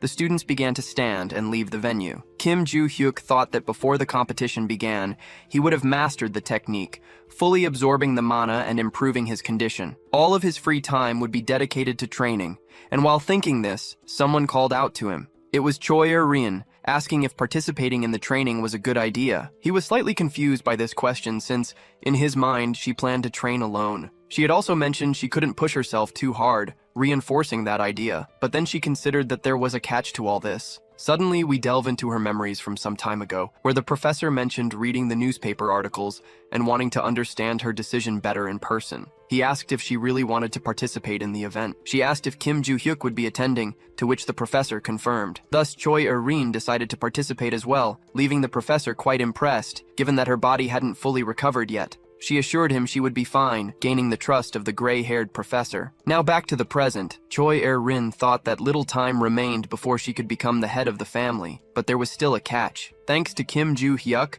she had found another goal to pursue. This goal was to grow stronger as a team, helping him achieve his individual goals. Just as he had previously helped her willingly and generously, he was somewhat confused by her odd way of speaking, stopping and smiling, but nonetheless advised her not to overtrain, and she responded firmly. Kim Joo-hyuk then explained that most of the training would focus on mana control, and that their physical preparation would center on walks, which she confirmed positively. After giving all the instructions and tips, he bid farewell to Choi Erin, informing her he would finish his work and then help her a bit more. Now we find ourselves in what appears to be a prison, with the moon shining in the dark sky. A man with broken teeth was screaming in agony, begging for mercy in that place. He just wanted to leave, offering bribes to the men there. One of them held an extremely sharp and large knife in his hands, with a dark and frightening expression. He suddenly struck the young show-off in the chest, making him groan and bleed heavily. The man collapsed to his knees, his hands behind his back, unconscious and defeated. Lisa asked why Elle hadn't finished the situation already, and he replied that it wouldn't be fun to end it so quickly. The girl became enthusiastic, as another mission had arisen to be successfully completed. The boy asked if it was a new target to kill, and she responded affirmatively. On the girl's phone was a picture of Kim Joo-hyuk, the young man from Valhalla, ending the chapter with a shocking mission against the protagonist. The vigilante's victim was still there, bleeding with a knife in his chest. One of them began a conversation as he removed the weapon from the boy's body. Nandul asked why they had taken on the job of killing a useless student. Lisa replied that the client had probably paid a fortune for it. The deadline was a month since the boy needed to be killed during the inter-school competition. Nandul asked Lisa why they didn't just finish the mission now, and she explained that the dormitory security was strong, making it almost impossible to breach the barrier. They countered that, theoretically, it would be even more complicated during the school competition, considering the other schools present, something Lisa had already heard from Aaliyah. They said the third day's task would be in the Great Forest's center, involving a mysterious maze. Lisa also learned that the goal was for students to traverse the area, and Nandul grew curious about whether instructors would be present. She explained that no one would be there except for a drone and a few guards at the entrance, as the teachers and counselors would be watching from afar. They would have to hide after Aaliyah infiltrated first, which Nandul found boring. Lisa emphasized that completing the mission was the priority, and Nandul agreed. Now we fast forward a month to the first day of the inter-school competition. All the students were excited about the event's start. Rockdell Ventrick observed everything in complete silence. He then delved into his mind, going back some time. On that day, he answered a call from his dear father. He informed him that he had received the money for Eden Ventrick, which his father acknowledged positively. He also mentioned that with the money, he had paid for a divine contract, ordering Il Shinjo to kill Kim Joo-hyuk. His father was shocked to hear this, but Rockdell Ventrick explained there was nothing linking the two to these malicious actions. Regardless, he would ensure that was the case, as the Samseol do Il Shin group had already accepted the commission. Eden Ventrick had heard of the senior assassin group, made up of 3 individuals working together to become an unstoppable force. Because of this, his father urged his son not to draw too much attention, to which Rockdell agreed. Now back to the present. Rockdell Ventrick reflected that Il Shin had already sent confirmation that Kim Joo-hyuk would be handled during the competition. Thus, he didn't need to sit and watch. He immediately called his assistant Julia to leave the area. Suddenly, a man dressed in black appeared on the podium, welcoming the students and spectators. It was Shim Dakin, the president of Valhalla's council. Before the competition officially began, he wanted to introduce the representatives from each school. He started with White Lotus from China, followed by the heroes from the United States, and finally, the remarkable students from Valhalla representing South Korea. The competition will last for 3 days. Today's task is an individual duel between the students, he announces. After passing on the information and holding the ceremony, he asks everyone to return to the waiting room. The chief instructor is eager to see the results of the new generation. Moreover, He was also eagerly waiting for this guy, the senior instructor of the heroes, Jack Rover. The two already know each other, and our senior instructor jokes with his friend, calling him Mr. Third place. Jack reminds him that Valhalla didn't come in first that time either,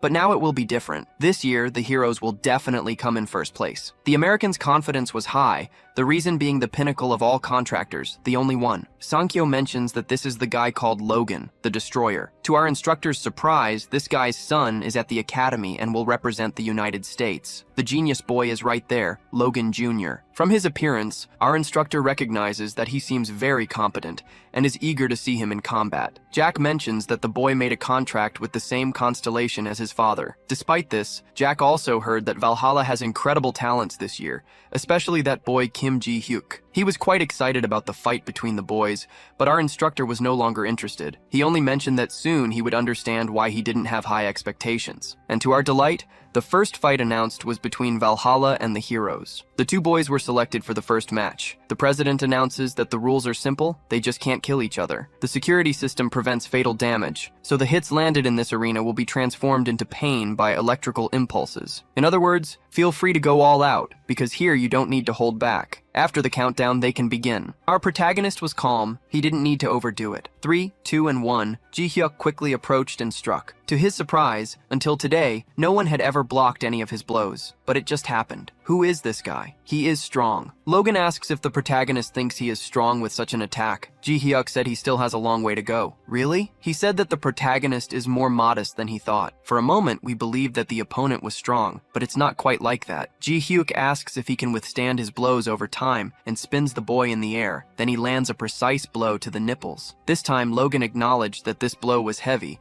and our protagonist recognized that the opponent is quite tough. The two instructors were watching the fight. Sankyo states that Logan is quite tough for withstanding a blow from the protagonist. Jack saw all the videos of this boy and trained the students. Ji-hyuk wasn't supposed to be this scary, but it is still too early to give up. Logan hasn't used destruction yet, and now he attacks using magical energy. With this kind of power, our protagonist has to dodge. He feels that this energy is dangerous. Despite having destructive power, he doesn't have the same level of fighting skill. His hair was cut. Ji-hyuk is sure that this boy Logan would be a great hairdresser. Logan realized that if he can't land his blows, there is no reason to use destruction. In fact, he doesn't have to use it conventionally. He places his hands on the ground and channels his energy through the stadium. Using his power, he can distract the opponent by raising pieces of the arena. If the opponent can't locate him among the debris, he won't be able to dodge the attacks. This is the expectation of an inexperienced boy. However, Ji-hyuk easily saw his movements and was able to dodge and even throw a piece of rock at his opponent's face. The protagonist uses this moment to tell the boy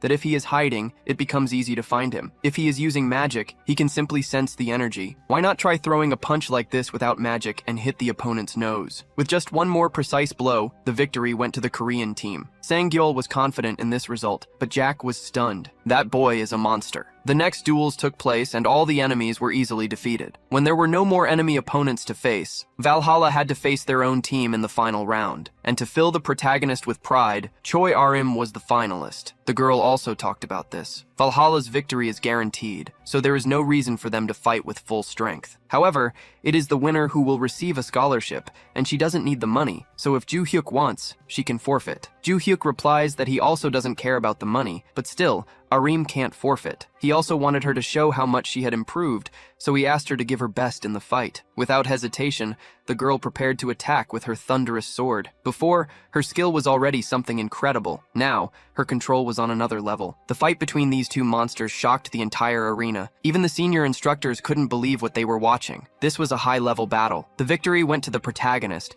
and Barche spoke in his mind that he is very cruel, and if he had hurt her, Ji-hyuk held back. He says he didn't hit her abdomen. The girl changed the trajectory of the attack at the last moment, and he also did it to hit the sword. However, his power is so different that the result of hitting the sword was something like this. Despite his monstrous growing strength, Choi Arim is also incredible and surpasses all other students. The first day of the competition ended, and during the night, Sankyo congratulated the team. They were incredible and won the first day. Everyone wasn't hurt due to the defense system, but they should still rest and visit the infirmary. He was also going to to mention something about the formation to use tomorrow. However, Ju Hyuk began to doubt if he really needed to wait longer to go to the center of the great forest. Maybe his strength was enough not to have to follow the rules. The meeting ended and Sankyo left the boys alone, but Ju Hyuk wanted to talk to the instructor first. He had a question. If he managed to defeat everyone and finish the test in record time tomorrow, could they do the third test on the same day? At this point, he didn't even question if it was possible,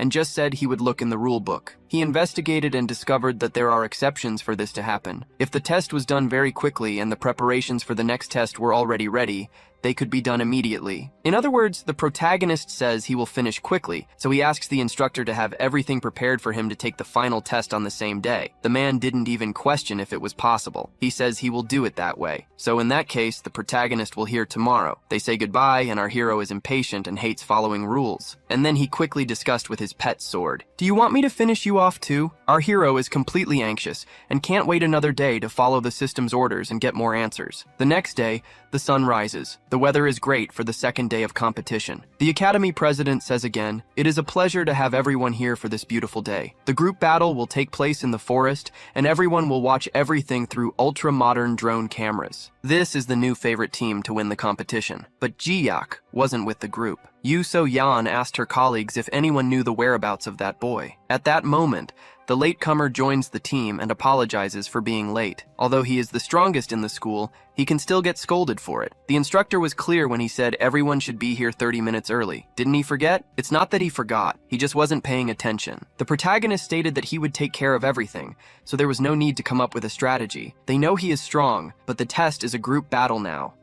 So Yeon questioned if he thinks he can face all 10 enemy students at once. None of the boys wanted to interfere in this discussion. Only a girl would have the courage to face this guy. Aram then intervened. She wanted to go with Ji-yak too. His response is no. They all must wait here now. Although Yoo So-yeon didn't understand the boy's intentions, she tried until the end to change his mind. Then, when the countdown to start the test began, 3, 2, 1, the White Lotus team was ready to recover the points lost yesterday. Within seconds of starting the test, they were located and couldn't even prepare a defense. Ji-yak even acknowledged that they are good because they reacted quickly. White Lotus has been eliminated. Logan is the leader of his team and thought that Valhalla focused on the White Lotus team so they wouldn't have a chance to join forces against them. That guy is very strong and also very smart. The boy on the team detected magic coming towards them at high speed. It's a person at high speed. They know it's the bogeyman coming after them, so they prepared a reinforced magic shield. Melissa would prepare the most powerful reinforcement magic she could. Bella is responsible for defense and will support the barrier. With everyone focused on defense,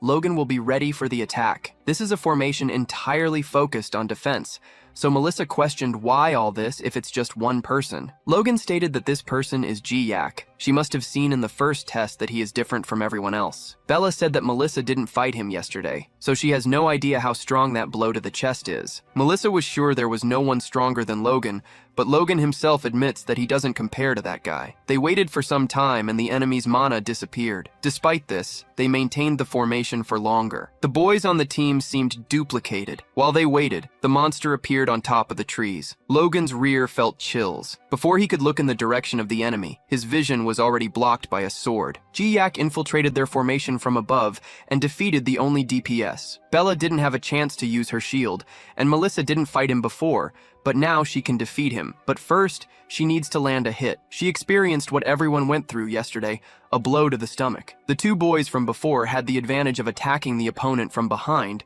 but lost with just one blow. With 4 attacks, Ji-yak defeated the 5 opponents from the American Academy. But heroes have been eliminated. The protagonist could no longer wait to go to the forest. But before that, can you tell me where this boy is looking? The fastest test in history has just been completed. In the monitoring room, the Academy president asked the others if the clock was correct. Ji-yak finished the test alone in 23 minutes. They all agreed. So the president was going to end the second day of tests right then. But the senior instructor Sankyo mentioned that the rules allow the third test to be done today if the second test is completed very quickly. The president understands what he means and authorizes them to discuss if this is possible. That Ji-yak is indeed a demon and did what he said. Jack agreed with Sankyo to bring the third test forward, but they still needed the approval of the White Lotus instructor. According to Jack, after watching the first and second days, he had no doubt that the result would change. Valhalla has a terrifying monster this year. He also understands why Sankyo didn't doubt that Ji-yak could lose. In the restroom, the Valhalla team was there, but they weren't tired because they didn't even lift a finger for this victory. Yu So-yeon couldn't stop thinking that this guy is a monster. He is totally insane. She was going to try to take the lead in this test and couldn't. Yesterday, she was defeated by Choi Arim in combat. There are rumors that she is being trained by Ji-yak. The girl feels that at this rate, she is falling far behind, and it is distressing. So she wonders if she could set aside her pride. Would he teach her too? The seductive atmosphere was broken when they announced over the school's sound system that the test for tomorrow, Survival in the Labyrinth, had been brought forward. Before everyone went to the forest, the protagonist said he had an announcement to make to everyone. He would go alone to the center of the forest, so they are all on their own. If they have problems, they can call him, and he will help. So-yeon was once again irritated. Another solo move. They already won the previous 2 tests, so they will pass anyway in this test. But why does this boy insist on doing everything alone? She wanted to say something to him, but she couldn't. Ji-yak then asked if the little bird wasn't going to say what she wanted. Why do you keep giving me nicknames? You are confirming the nickname. I wanted a nickname too. After a while, everyone went to the gate to the Great Forest. The president then announced to everyone that the final test of the competition would begin. Once again, everyone would watch through the magical screen in the stadium. In the center of this place, there is a labyrinth unlike any other in the world. A dense forest where the rain never stops falling, dangers threaten at all times. The content of this test is as follows. All participants will be evaluated at the beginning of the test. After 5 hours inside this forest, the closer the students are to their current state before entering, the higher the grade they will receive. Group combat is prohibited, so let the test begin. Now that the final test has been announced, those 2 crazies are lurking in the abandoned warehouse at the academy. They were waiting for the 3rd day to do their job and just found out that the test was brought forward. A woman came to inform the 2, so they would also bring forward the job they have to do. They are teleported from where they are, and immediately the camera system in the control room is interrupted. The instructors have no idea what kind of failure could cause all the cameras in the forest to fail simultaneously. Did I forget to pay the internet? You call the provider and the gate security. The instructors agree that the students could get into trouble in there, so the instructors will enter to end the test. When they went to the gate, all they found were the ruins of what used to be a gate. Inside the forest, they were fighting against the rain, waiting for time to pass. Melissa said that Bella wasn't doing very well, but the girl didn't want to hinder the team, saying she got too wet in the rain. Logan, as a good leader, couldn't ignore the signs and ordered them to build a shelter to get out of the rain. With his power, he can make a cave in the ground. Something unexpected appears in front of him, a black and purple orb. Then 3 people emerge from it. The bald man, with a scary look, says Ji-hyuk should accept and die quickly. Their boss or something like that says that this is not the target. Their teleport identified the wrong target. Logan heard very well the bald man's words. They want to kill Ji-hyuk. So who are these people using dark magic? The girl tells the bald man to hurry and not leave any witnesses. They will have to face the genius of the Heroes Academy for that. This competition is no place for worms using dark magic. Logan tried to attack the target in front of him and was stabbed in the back. The bald man's power can do something like that. So cowardly. This guy really did it. He did it to someone as important as me. When did he get behind me? The bald man then told him to look back and understand better. Logan realized that this guy mastered the shadow clone jutsu and was cruel. He received a fatal blow and fell. The sound of his fall was heavy, and the 2 girls asked if he died instantly, but that wasn't the case. He would bleed out to death. These people were used to this. But Bella had never seen someone close to dying. The D1 girl ordered the bald man to hurry up and eliminate the witnesses. They had to hunt down the target before anyone interfered. While they were attacking the survivors,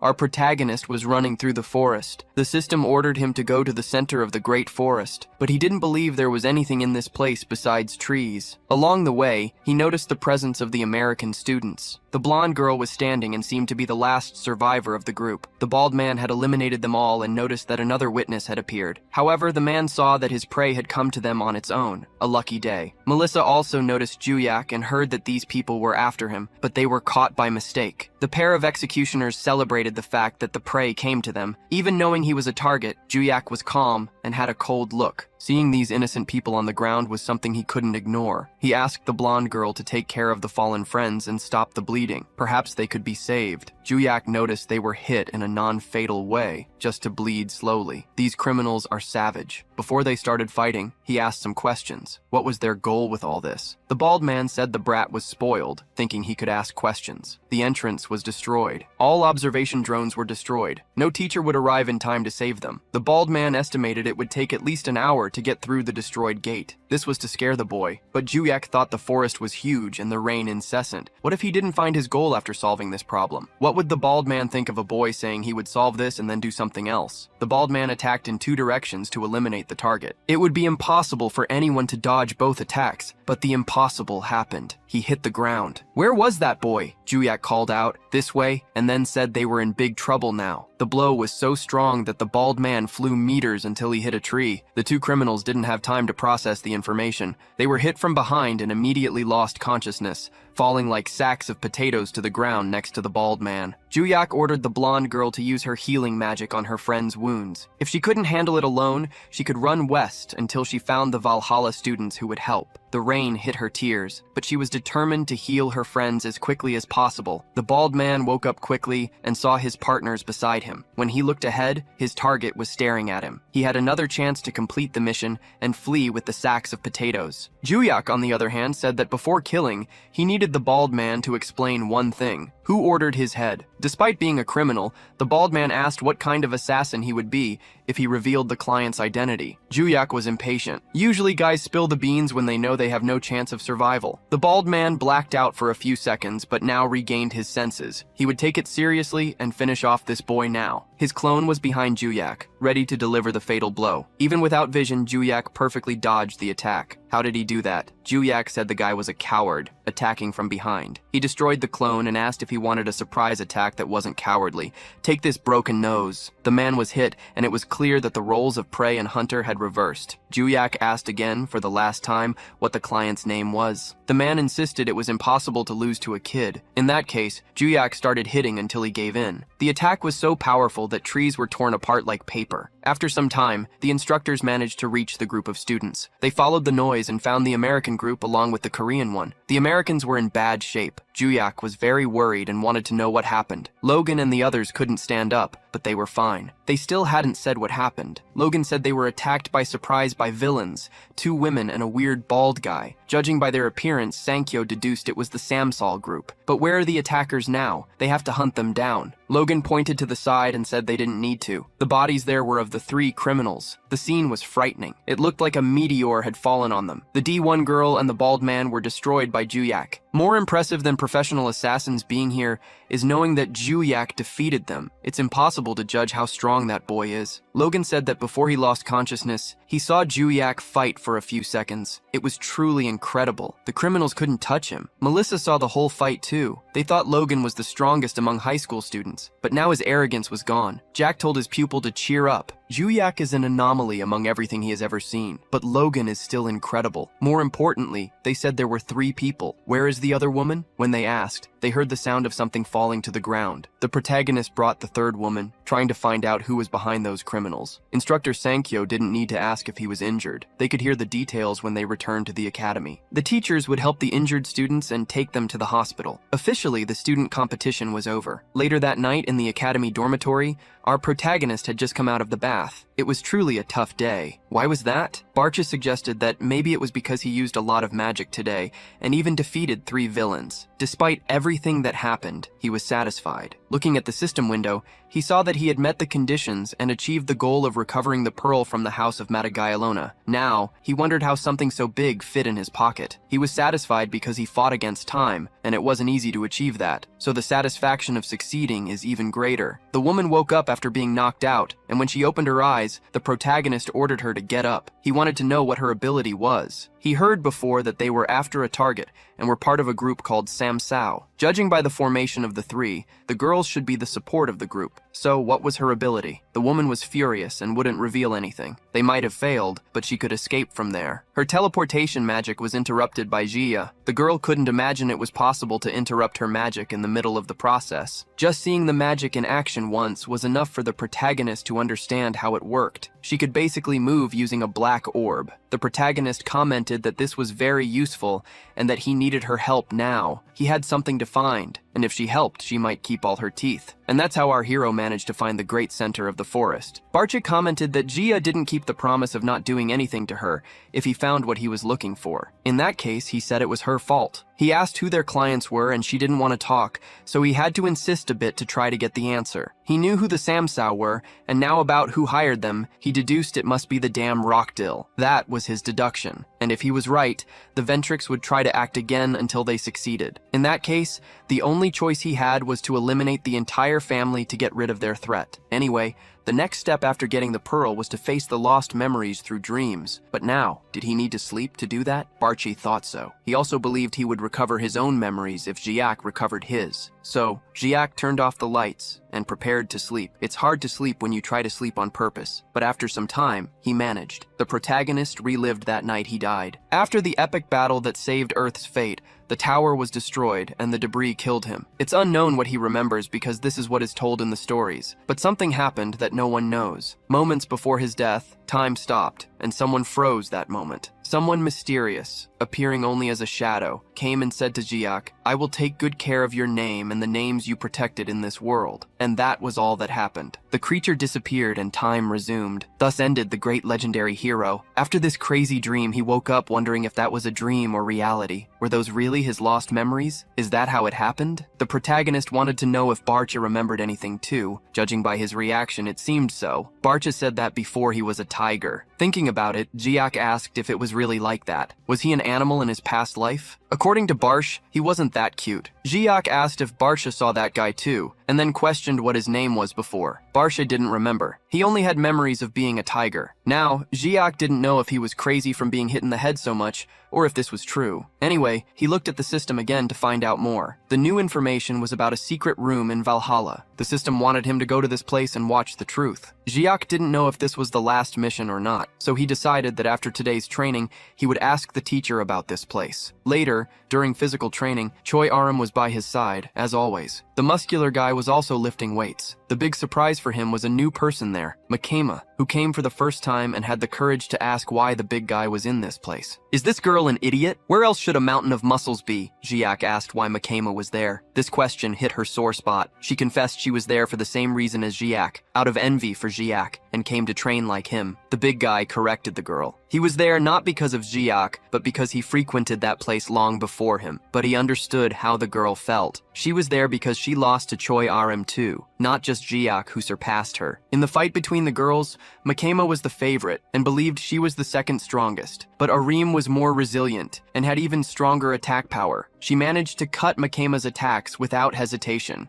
Makema tried to use her most powerful attack, but Aram surpassed her with technique. Before Aram delivered the final blow, she proved to be stronger in every aspect. It was a complete victory. Makema realized that Aram became stronger due to training with Jiak. Seeing Arim work so hard in weightlifting, she knew Jiak's influence was clear. Makema wanted to learn how to train, and even though Jiak was an expert in this, he thought it was better for her to ask Jiak for advice. Asking another noble for help was simple, but pride prevented Makema from asking Jiak for help. After all, he was poor. Despite her pride, she knew it was the right thing to do. Makema was ready to ask for help, but Jiak called her a little bird again. Once again, he's calling me that. She accepted and decided to continue. She said he was training Chuo Arim and wanted to ask for help with that too. Unfortunately, the teacher interrupted the moment to ask for Jiak's attention. Someone was waiting for him. When he finished training, he could go meet her. The person said it would be the last time they would see each other for a long time. Jiak had no idea who it was and decided to go immediately. Once again, Makema couldn't say anything and was interrupted. This time, the shame was killing her. However, the protagonist surprised her. He told the talkative girl that if she wanted to train, she could ask Chuo Arim about her routine and follow it. If she worked hard, he might train her too. Chuo Arim agreed to help the talkative girl. The senior instructor didn't reveal who the person was, keeping the suspense. He wanted to know who it was before reaching the room. The instructor just said that if Jiak thought hard,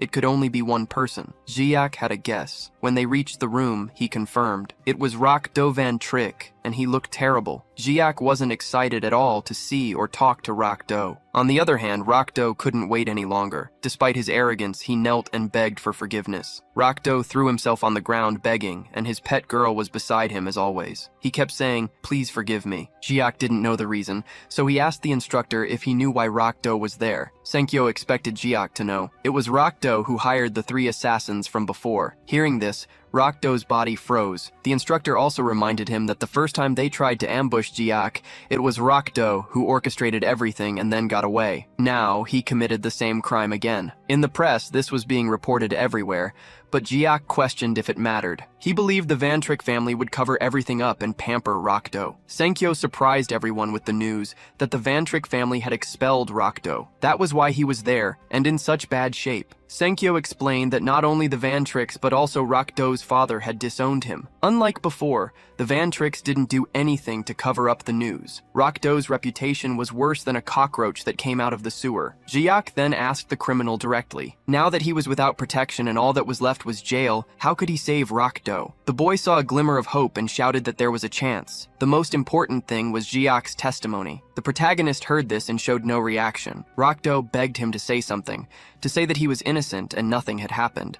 This request was absurd, but Jiak simply replied that he wasn't in the mood. Rakdo begged again and apologized more, even offering his body, but our hero didn't want any of that. When the instructor heard Rakdo offering money to be forgiven, he got angry, but Jiak, even being poor, didn't even consider the offer. With no ideas on what could convince Jiak, Rakdo had an idea. He grabbed his property by the arm and offered her. If Jiak wanted to own the girl, he could give her to him. She was from the royal family of England. Owning her would bring status to Jiak and help him rise in power. Of all the offers, this one stirred the protagonist. Would he give the girl as if she were an object? Rakdo showed his usual face and stated that the girl was his property. It was natural for him to sell, use, or trade her. He showed her neck, where there was a mark proving she was his property. So what did he think of that? If he wanted, he could transfer ownership right now. Thank you all seeing this. Remember that this was a taboo. Sealing someone with magic was forbidden. It was a spell that prevented the person from acting against their owners. But a normal person couldn't cast such a spell. Who did this for Rakdo? The protagonist couldn't take it anymore just listening. So he said darkly that people like Rakdo had existed for a long time, people who used forbidden spells on others for evil. Jiak placed his hand on her and used his mana. The girl realized he was doing something but didn't know what it was. When Jiak removed the seal from her body using his power, she understood. The magic was broken. Slowly, the seal disappeared. Rakdo had just lost his most valuable possession. Jiak asked the teacher if he could authorize a punch on him just this once. Senkyo doesn't accept anyone breaking the rules. Violence among students isn't tolerated, but the story is different when the other person is a criminal. Besides, the instructor himself doesn't like the Ventric family, so he authorized it. The negotiation was made while Rakdo watched without being able to react. Now that it was authorized, it was time to relieve the anger. The protagonist was kind, asking the victim to clench his teeth so he wouldn't hurt himself. Despite the warning, the punch was so strong that he flew several meters and lost some teeth. Later, everything was resolved. Barche, who can talk in the protagonist's head,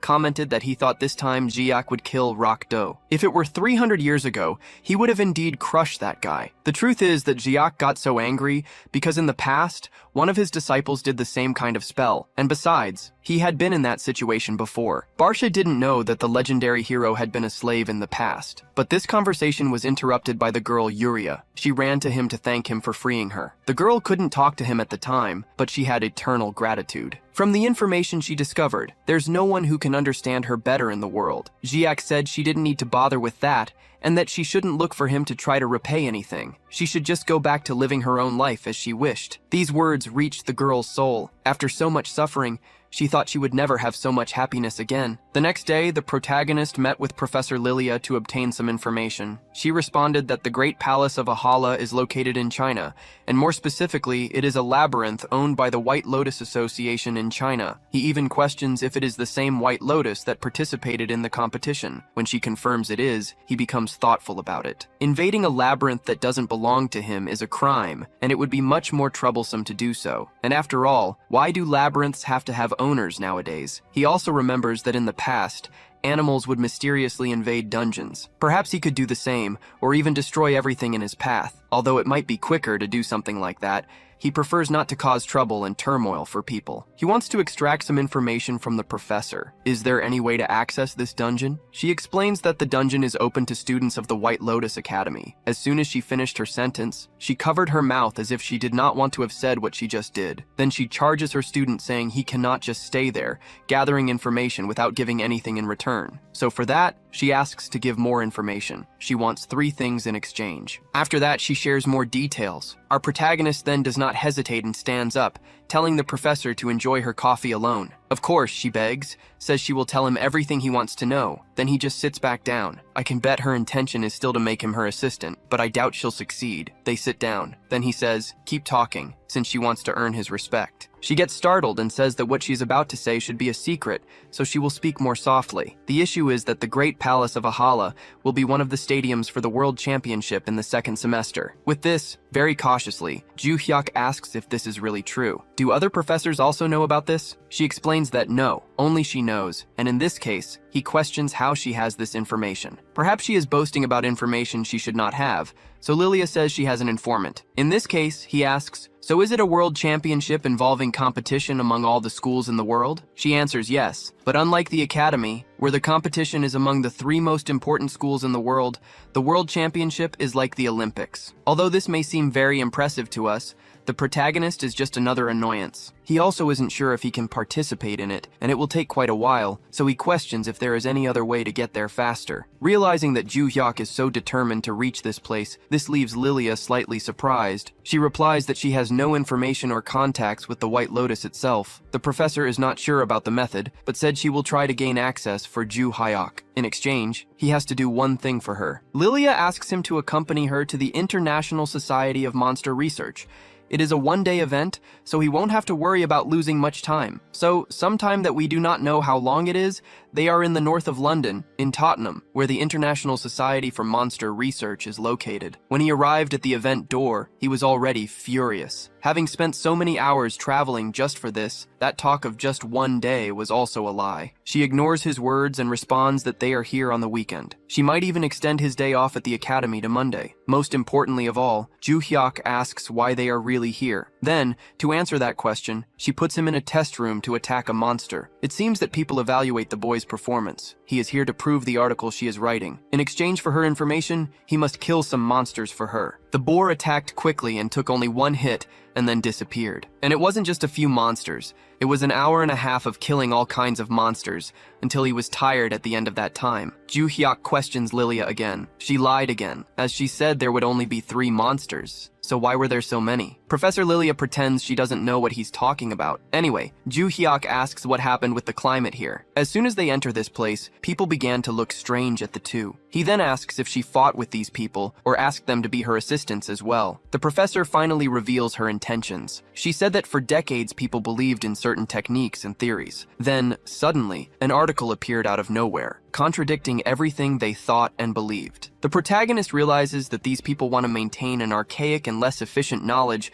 than the professor taught on the first day of class. But he questions if these tests with swords prove something different. Why don't they themselves kill the monsters to prove the articles? The professor, with a darker look, says it's because they don't want to. Basically, there is an elite that controls the most accepted hunting strategy theories. They impose this on society and the world. They conduct their own tests to prove the methods they want. It turns out that the current high ranking in the society that evaluates this are incompetent people who have taken their positions only by nepotism. After hearing all the explanation, the old people didn't like having their theories refuted. The protagonist agrees that these people are disgusting, and he liked helping her with that. He has already helped the professor with what she wanted. Now she has to repay him with help to go to the White Lotus. Lilia then surprises by saying it was a good choice for him to have come here. After all, the director of the White Lotus is also at this place. Ju-hyuk is very smart and says that in that case he knows who she is. Has he seen her today, then he's going to talk to her right now. Before he can get up, someone knocks on the door and asks if student Ju-hyuk is here, and if they can speak with him for a moment. The protagonist recognizes the voice. It is familiar, and he says yes and can come in now. The room is immediately illuminated with such beauty. The person before them is the director of the White Lotus Academy, and definitely one of the most beautiful women in this story. Not only that, she politely says it's a pleasure to meet him. Her name is Zillion. Our protagonist reciprocates the courtesy and says his name as well, and asks what can he help her with. The woman says that in in fact, she's here to ask for a favor if he could handle a person for her. Professor Lilia says that since the conversation seems to be getting serious, then she'll leave him alone. Then she exits the room. Joo-hyuk asks her what he needs to do. She explains how her Geo family was the first to be founded after the era of chaos. Thanks to that, they managed to build the White Lotus Academy and educate strong warriors. However, there was a genius in the family who at 13 could defeat adults. This person stepped on his brothers and members of the Zeolan clan family. Even the family head was run over by this person. In the end, this person concluded that there was nothing more to be learned in the world outside and locked himself in the family Geo's training room at the White Lotus Palace. Joo-hyuk asks if she wants him to run over this arrogant person. Cillian says yes. However, Joo-hyuk questions that there must be several strong people out there for her to ask this task. He even points to her and says that her magical power is far from weak. The girl acknowledges that our protagonist has good eyes. She says she even used magic to hide it. But there are two reasons that make things complicated. The first is that the person fights using only their physical strength. The second is that the person is the same age as Joo-hyuk. After watching the competition, she knows he is physically strong. So, if the person lost to someone of his own age, his pride would be damaged, and that's why she personally came to ask the favor. Joo-hyuk accepts, but doesn't expect it to be for free. Cillian agrees and says she is very important, and also a very important person. She can also ask for favors without needing to pay anywhere in the world. Our protagonist interrupts the woman and makes it clear that he doesn't want money. There is a place he wants to go. Can she arrange for him? This totally catches her off guard. The scene cuts to a little later, and they are now in China in front of the White Lotus Group building. Joo-hyuk tells her he did not expect to do this on the day he agreed to it. Cillian says he said he was free until Monday, so the sooner the better. He agrees, then she asks if the place he needs to enter is the Great Palace. Joo-hyuk says yes, then she says it will not be a difficult request, but they should enter first. As they enter, some of the students seem surprised to see her walk in. Then they enter a room. He tells her he is curious about something. Cillian asks what it is, and he says it doesn't seem like she paid attention to the competition, but she wants him to deal with this person so much. Cillian recognizes and agrees. She explains that for her, it is more important to destroy the arrogance of this person and then organize the White Lotus to reach the top again. Joo-hyuk says he understands, but he doesn't know if he agrees that such a person can be so important. She then tells him that everything is here and that, when he steps on this magic seal, he will be transported to the training room. He says that's fine, then steps on it and asks Cillian what the person's name is. The woman says the person's name is Yan Lang. Upon arriving there, we see the person so special. It's an arrogant girl. She says if he was sent by the family to make her leave, it won't work, so he should go away. Joo-hyuk asks if she is always so rude to people she just met. He punches her with much form,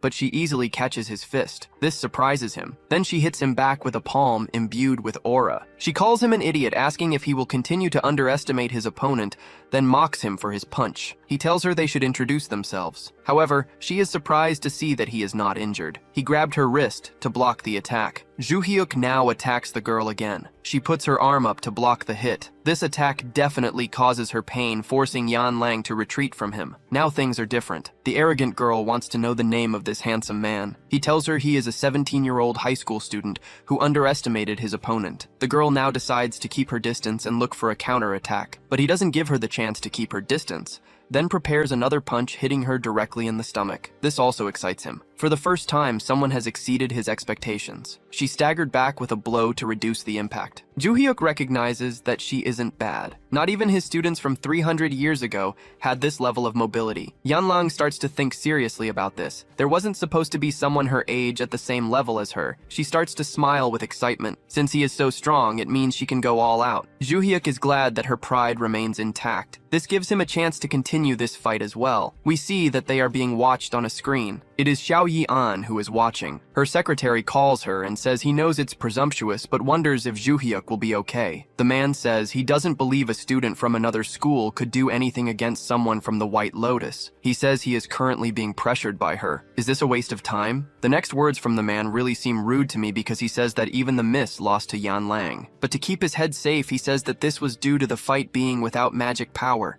Only with physical strength, and only in this way the master could lose. Despite not liking this fact, she acknowledges that she lost to the girl. But even if she used magic, she doesn't believe she would win. The man didn't expect these words and doesn't accept it. However, the woman explains that at the time the difference in magic power between her and Yan Lang was minimal, and this was several years ago. Xiao Yan believes the girl must have become even stronger physically and mentally than before, so she already has more chances of winning, not even with magic. Not enough, this reality shock. The man also questions that Ju Hyuk will die if she continues to face Yan Lang. Despite the man's concern, the woman remains unconcerned. She says that boy is not normal. Something in him is strange and his feats in Valhalla prove it. We return to the battlefield. The manaless ninja girl attacks our protagonist. She likes very different nails. Her cutting blow is fast, but Ju Hyuk dodges. However, Yan Lang quickly follows with a knee attack. She feels she hit and thinks she got him now, but soon the pain grows and she screams while clutching her knee. Yan Lang questions if he has a steel head and he doesn't deny anything.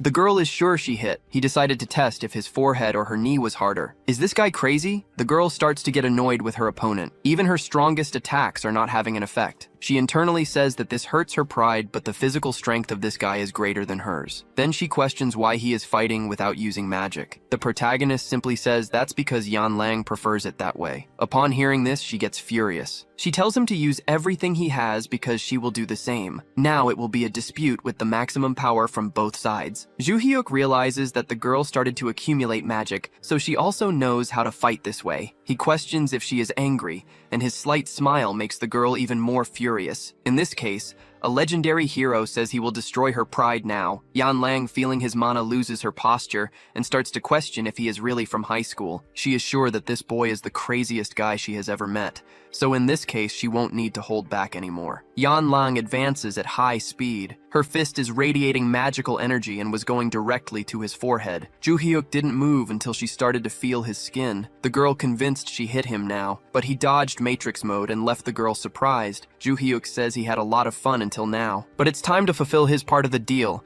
and hits the girl hard enough to lift her off the ground. The rest of the breath left in her lungs was to say, "You monster." Then another girl was defeated with these fists of equality. The protagonist was satisfied with the sensation in his fist, but in the room where they are watching the fight, the two people are stunned. They just saw the impossible. Ju Hyuk, after defeating the girl, brought her gently and entered to see Li Yan. He brought the girl after defeating her as agreed. Xiao Yan didn't know what to say, even after a few minutes after watching the fight. Then she asks if Ju Hyuk is injured, maybe a broken skull or fractured fist, but he didn't even get a scratch. The woman insists and wants to know how difficult the fight was. He says that this fight was well balanced. One time he hit, another time Yan Lan got hit. Then in the end he admits he was a bit disappointed. The way he let her fall shows how disappointed he is. The girl wakes up with the fall and wonders where she is. Was she hit by a meteor? Yan Lan is startled to realize that after years the girl was taken out of the training room where she had been in seclusion for years. I am surprised that the girl is angry when she sees Xiao Yan. The older woman, on the other hand, says it's been a long time and that they haven't seen each other. But something more important than that. She says she has to honor her agreements, so it's time for payment. She repeats again what the protagonist wants as a reward: access to the Great Palace. He confirms once more, then she says she can let him enter now. Ju Hyuk doesn't hesitate in anything he does. The protagonist agrees and they immediately proceed. Yan Lan has just been run over and was left aside in the room. The assistant does not know how to handle this situation and asks if he wants to take care of the injuries. The girl says she wants to know the name of the guy who defeated her. He hasn't said it until now. He replies that his name is Ju Hyuk. After hearing his name, the girl smiles and says that he is the strongest person alive. She is sure of it. All that arrogance turned into admiration. So all she wants now is to fight him again. Cut to a mysterious person talking to themselves, asking something about the strongest. Then we return to Ju Hyuk. He questions if this place is really a labyrinth. He recalls that Xiao Yan said that the Great Palace is a unique labyrinth that looks exactly like a castle. She explained that he needs to be careful of monsters called living armors. And besides that, there should be no difficulty in exploring. He had questioned how long he can stay there, and she says about 5 hours. In that case, Ju Hyuk starts to stretch since he's under a time constraint. So these living armors attacking him will delay him. Sometime later, and we see the last living armor rushing at him, and he quickly slices it in half, and then it just falls into multiple pieces. Then he wonders where the office is, saying that he has already searched more than 20 rooms. It would take a long time to check all. However, Bachi tells him to enter that room. He says it's just a hunch. When Ju Hyuk enters, he immediately notices an old painting on the wall. And looking closer, the place looks like an office. The protagonist wonders if this painting is of a liftery, then notices that there is a name written underneath. It's a liftery Johnny. In this room, there are various items, but his goal here is to find some secret passage. Ju Hyuk decides that searching searching isn't working and won't use more refined methods. He begins to punch everything in front of him and break the furniture. After destroying some things, he finds a trapdoor on the floor. Without thinking much about it, he decides to open it and enter. When he goes down the stairs, the system announces that the conditions have been met. Alifori Johnny's secret room has been found, and something surprises the protagonist as he finds a woman sitting at an old table. This chair suggests that she has been waiting for a visit. Ju Hyuk questions who she is and what place this is. The mysterious person greets him and says he should sit down first. She introduces herself as a guide. Ju Hyuk is surprised. He has never seen anyone with that name. The girl says that's just her function, not her name. She also mentions that her name was taken. This reminds our protagonist of his dream, that mysterious being that said something about taking his name. Because of this, Ju Hyuk questions if she also had her name stolen by someone, and when the girl confirms, he asks for an explanation. After all, this makes no sense. The girl then says names hold power. All creatures build their lives around their name. All actions and achievements influence their name in the world. The name represents the power and influence of people, and then that thing steals those names and absorbs the power they have. If that makes any sense,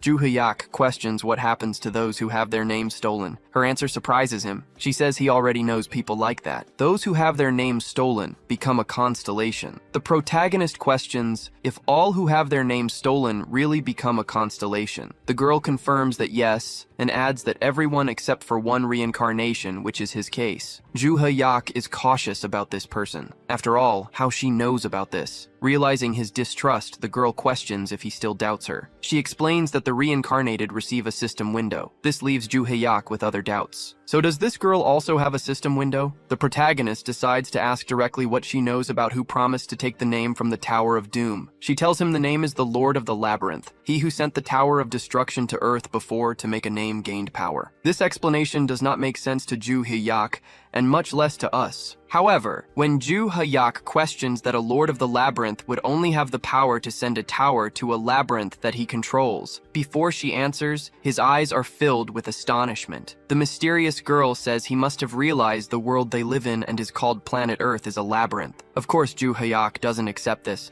and the girl responds that it's his choice to believe or not, but he can't ignore the facts. Accepting this assumption, Ju Hyuk questions the purpose of this person sending a tower of destruction was to make a name for himself. The girl confirms at that time the towers brought great chaos to the earth. Only the most powerful warriors managed to survive and made fame and power to become constellations. Ju Hyuk died after defeating the Barche and making the tower be destroyed, but he is sure that his disciples became constellations, as they all also made their name. Ju Hyuk was here in search of answers, but now everything has become annoying. In the end, it's all a game for an omnipotent labyrinth lord. The girl then says it's not quite like that. The fact of him reincarnating is a variable for the Lord of the Labyrinth, contrary to what Ju Hyuk believed. Who reincarnated him and gave them the system window is not the Lord of the Labyrinth. Another omnipotent being makes Ju Hyuk more annoyed. So who is this person? She says she also doesn't know, but she believes that this person must have a purpose related to Ju Hyuk. She decides not to waste more time, and with a spell she makes a shimmering ring appear and immediately hands it to the protagonist.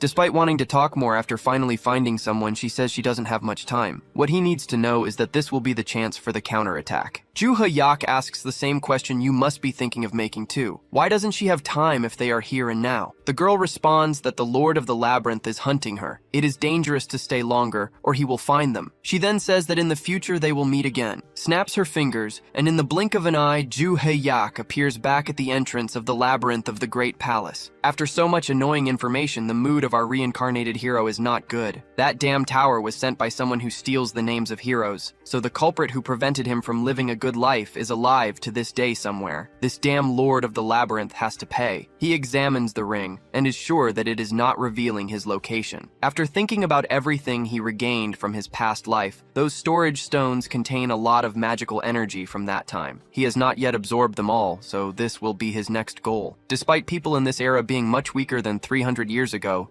he needs to become even more powerful than he was before. Meanwhile, we are shown an island in the North Pacific. That same man watches the news about the famous group of assassins being arrested after being run over by a Valhalla student. Furious with the failure of the people he hired, he breaks the iPad screen just by squeezing it and then throws it on the ground in frustration. This person is the leader of the believers of the Dragon King Hannibal. He has been keeping an eye on Kim Joo-hee-yak after hearing the words of the constellation. It was great when the Ventric family asked to eliminate him, but even these people failed. The man made all this scene in front of another person. This is George, some important person of the underworld. He says he understands the anger of his friend, as he also lost one of his important men to this guy. George was responsible for Desira the First, who tried to destroy Joo-hee-yak and ended up dead. George says that Desira was amateur and revealed information to the target. For fear of him revealing more things, George himself made sure that Desira did not speak anymore. His suggestion is that his friend should do the same. Those three are going to prison and are a risk to him, so if he wants, George can silence them too. This solves the risks of information being leaked. But Joo-hee-yak, what can they do to eliminate him? George says that about this boy. His friends should just forget about him for now. The reason is that Il-geo is watching him now, so it's better not to interfere. This information leaves the man stunned. Even the bad guys fear the guys worse than them. George agrees that people like the two of them are bad, but there are those who are really crazy even for them. In the end, the two agree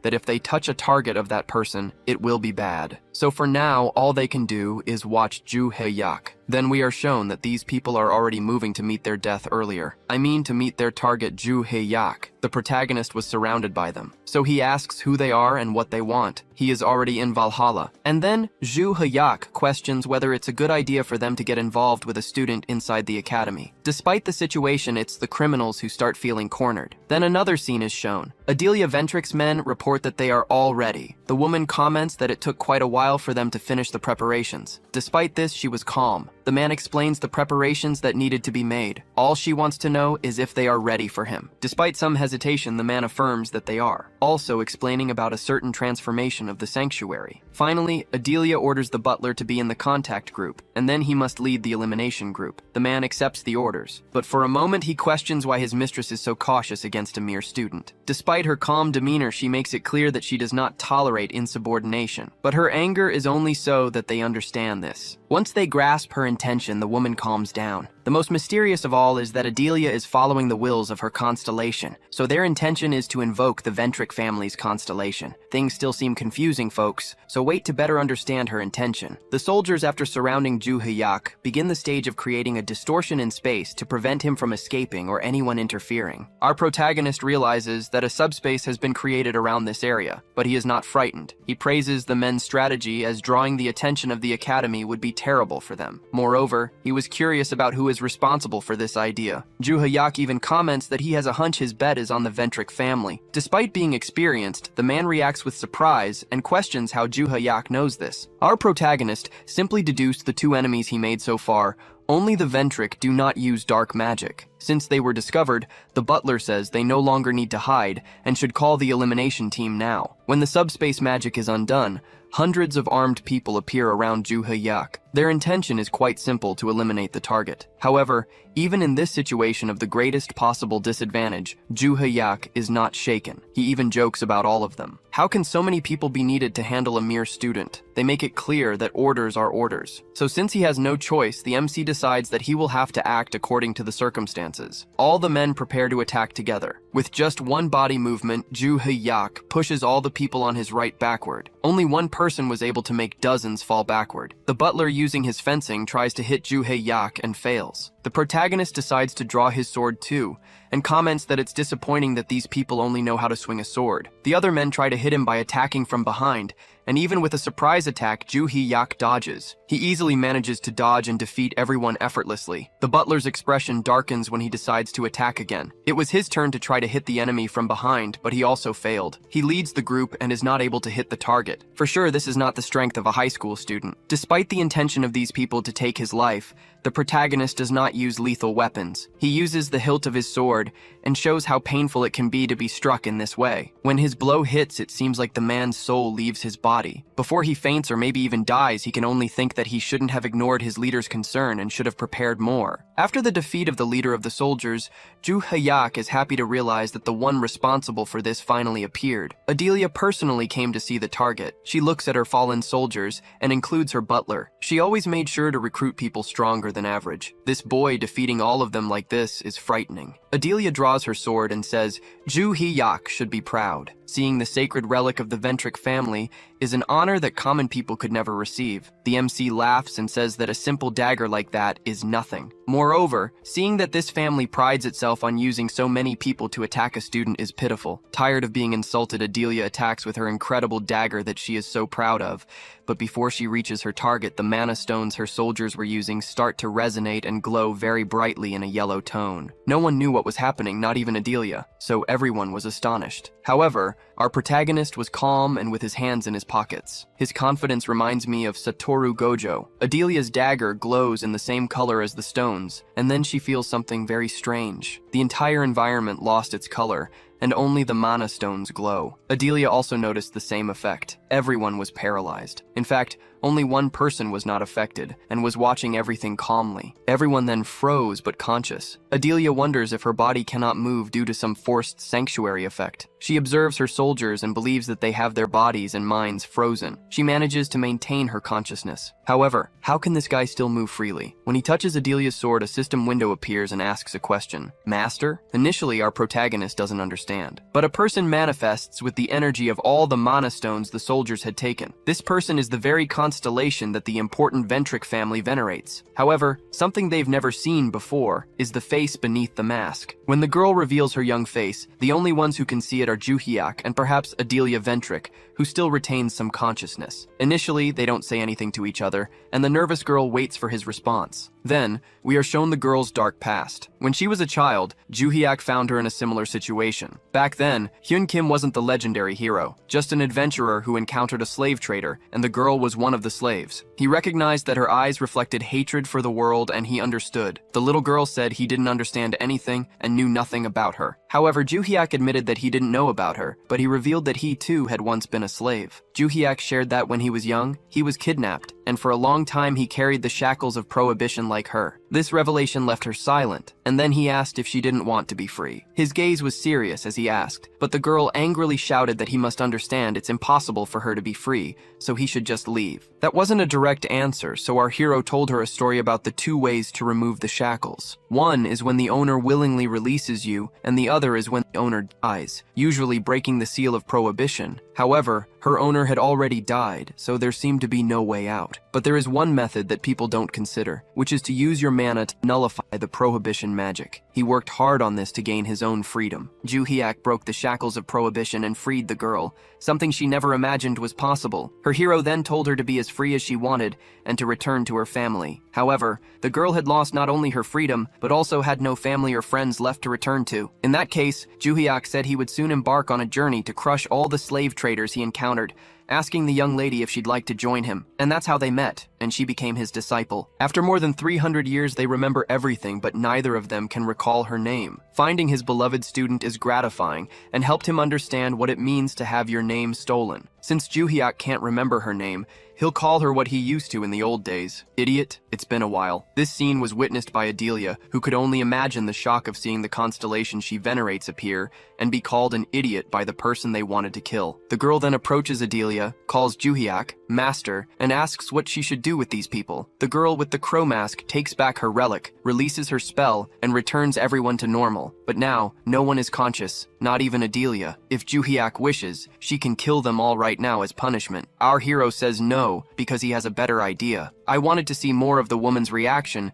when she realizes that the constellation she follows calls the man she wanted to kill. We don't know how long they stayed there, but the next day, the professor in charge at the academy saw that the Ventric family made a donation of 5 billion won to Valhalla to sponsor the student Kim Ju Hayak. It's worth noting that this sea of zeros converts to $3.7 million, which is still a fortune. So much money that the professor starts to go a bit mad. Instructor Sankyo went to see his colleague's reaction upon discovering this as well. He recalls that the first time Rakdo was accused of ordering Desira to eliminate the protagonist, the Ventric family donated a lot of money to hush up the matter. and Juhyak refused. That's why he believes the protagonist will refuse again. To confirm their theory, the student Juhyak is called to a meeting, and to the professor's surprise, the protagonist says he accepts the money. With the professor's surprise, he asks what reason to refuse $3 million as a gift. The professor then says that now Juhyak is a VIP student and will have to move to the premium dormitory. The protagonist admits that he has no complaints about his normal dorm,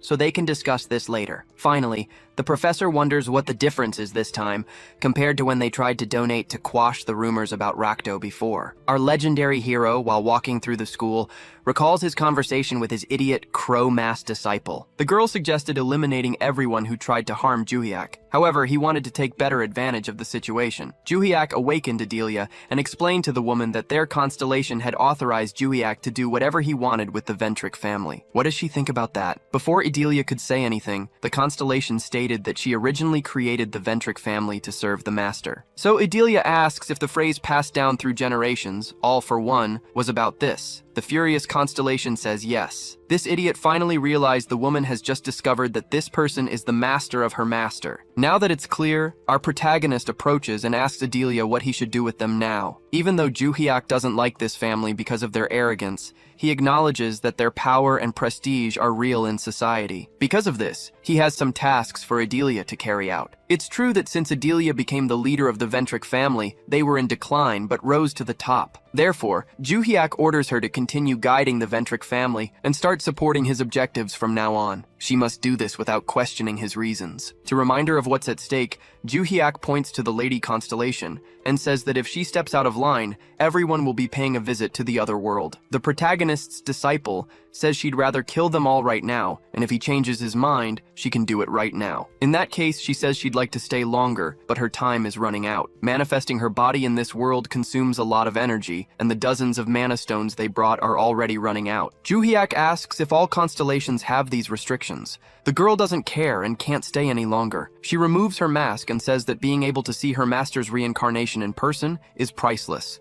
Juhyak understands what she meant and orders his beloved disciple to go rest. She puts her mask back on and says that before she leaves, he needs to know something. Besides her, it seems that another constellation has also become a constellation. He will see her soon. After this last message, the idiot girl with the crow mask returns to another dimension. That was all he discovered that day, but it doesn't make things much easier. Juhyak still doesn't know who the constellation he'll meet soon is. He also wonders if all his students have also become constellations. The protagonist then returned to the classroom for the first time since coming back from China. When he sat down, Yu So-yeon kept staring at him intensely. Meanwhile, Juhyak continued his internal dialogue with Barche. The constellation Barche said he remembered that the Lord of the Labyrinth gave him the name Barche and the power to control the Tower of the End. He explains that the name and power he received influenced his actions, and the current Barche acknowledges that he wasn't acting of his own free will at that time. After a long conversation throughout the day, still while walking to his dormitory, Juhyak's mind wouldn't stop thinking and trying to understand the mysteries of the Lord of the Labyrinth. It's very frustrating to be a pawn in the hands of a mysterious creature. Knowing that they can oppose the Lord of the Labyrinth when he talked to the guide made him less irritated. The next day, Juhyak met the guide again. He didn't expect their reunion to happen so quickly because of the urgency the woman had to leave earlier. Moreover, he was sure he was in the academy's cafeteria. How does this woman do that? The woman asked what the shiny thing he was holding was. Juhyak was furious and wanted to throw it at her head. Because of her, his food disappeared. She apologized for interrupting the man during the most important time of the day. More importantly, she wanted to know if the ring was still safe with him. Juhyak showed that it was, and the woman said that was good, because they were going to start using it right away. Even though she said that to the protagonist, it didn't seem like it would be of any use in combat. The woman said he should just use it and try to cross some labyrinth. Juhyak then said that natural labyrinths no longer appear in this era and that the existing ones have owners. The woman clarified that these weren't the labyrinths. The Lord of the Labyrinth would create new ones here on Earth, and these new ones were their target. It would be something like the calamity that happened before. Hearing that brought back bad memories for Juhyak. In the past, he became the legendary hero while fighting against the calamity. At that time, several of them broke and caused the greatest chaos in Earth's history. The protagonist then asked when and where these dungeon breaks would occur. The woman said they would start in about 3 months, and it seems there is a specific location, a country called Korea. She informed him as if she didn't know where this place was. But the protagonist said that was great because he lived there. She agreed that it was indeed convenient, but he should remember that this world, above all, is the Labyrinth Lord's domain. So why is he creating new labyrinths here? The protagonist said that the reason is that the Labyrinth Lord must be preparing other names to choose from. She said exactly, just like back then, he will create towers for new heroes to emerge so he can steal their names. People interpret this. The woman said that the labyrinth is created with a name, and the power of the name is concentrated in the labyrinth's boss. The protagonist's mission is to absorb the name given by the Labyrinth Lord in all the dungeons that appear. This will be the starting point for their counterattack. However, Joo-hyuk questioned something. Stealing 1 or 2 names wouldn't make a difference against the Labyrinth Lord. The woman admitted that was true. Their plan was that when the Labyrinth Lord realized his strategy wasn't working, because the labyrinths were disappearing before they could be used to create a more famous name. She affirmed that the Labyrinth Lord would send countless names into the world at once, and that would be their opportunity. Joo-hyuk must absorb several names and increase his strength. If the plan is to absorb names and turn that into power, Joo-hyuk had another question. What's the difference between them and the Labyrinth Lord? The girl said that was unexpected. She hadn't imagined he would care about such a detail. The protagonist then said that if that's the case, she doesn't know him well. The red-haired woman explained that first of all, they haven't harmed anyone to obtain the names. Moreover, if the Labyrinth Lord steals a person's name, they will either become a constellation or reincarnate. It doesn't matter which happens. The person's body will be trapped in non-existence. Now, if the protagonist uses the ring and steals the names, he will only absorb the power and the people will remain alive. Additionally, over time, this contract will weaken and the people will be freed from it. She then said it was up to him to decide, and either way, he would get to know each person and could choose whether to do it or not. Joo-hyuk then said that when the calamity arrives, she will find out his decision. The red-haired girl told him he should also create a team to prevent the calamity. He questioned,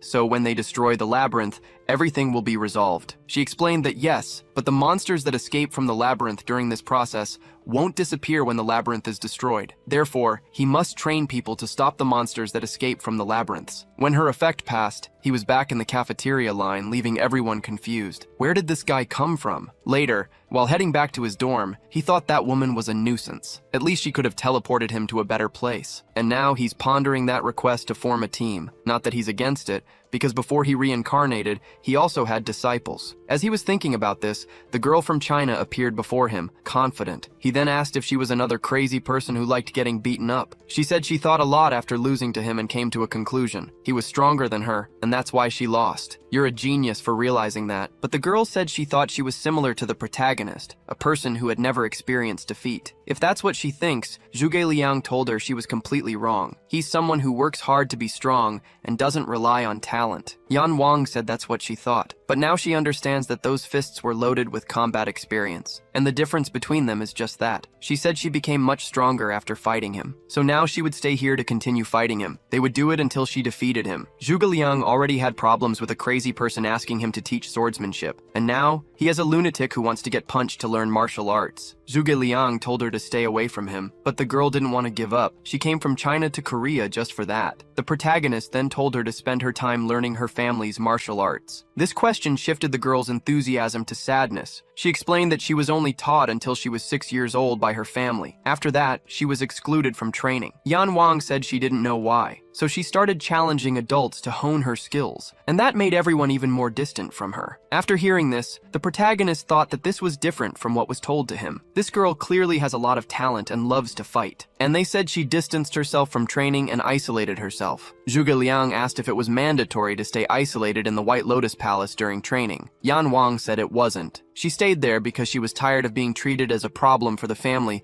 and excluded by everyone. The sad lunatic girl's mood turned back to excitement, and she said it was fine because now she had found him. If she kept fighting Zhuge Liang, she could get stronger without needing her family's lessons. Of course, he refused to waste his time doing that, so Yan Wang begged, "Teach me martial arts." The protagonist continued finding it strange. If she was excluded from the family and confined to the White Lotus, why did Xiao Yan try to bring her back? If it's as the girl says, it would have been better for the family to continue keeping her locked up in the palace. The protagonist said that was fine, but then pulled her hands away. They would fight, yes, but they needed to go to the academy because fighting in the middle of the street is crazy. So in the academy gym, the two beautiful girls were training and the muscular guy was lifting weights. They noticed Zhuge Liang's arrival and the girl they had never seen before. Then Choi Aram teleported to the protagonist's side and called his name. Not even a great master could predict her movements. Choi Aran asked who this woman is. Zhuge Liang said that they met at the White Lotus and she came here to fight him. Choi Aram, upon hearing this, thought about this girl. Could it be what she's thinking? It could only mean one thing. Choi Aran asking why she came from so far away. The crazy ones seemed to attract each other. Yan Lang went to Choi Aram and asked if she wanted to fight too. Yu So Yan was also jealous in her own way. After everyone got to know each other and exchanged threats, the fight was about to begin. And the protagonist said that he remembered agreeing to a fight between him and Yan Lang. So why were there so many spectators here? Yan Lang didn't mind having people watch her fight.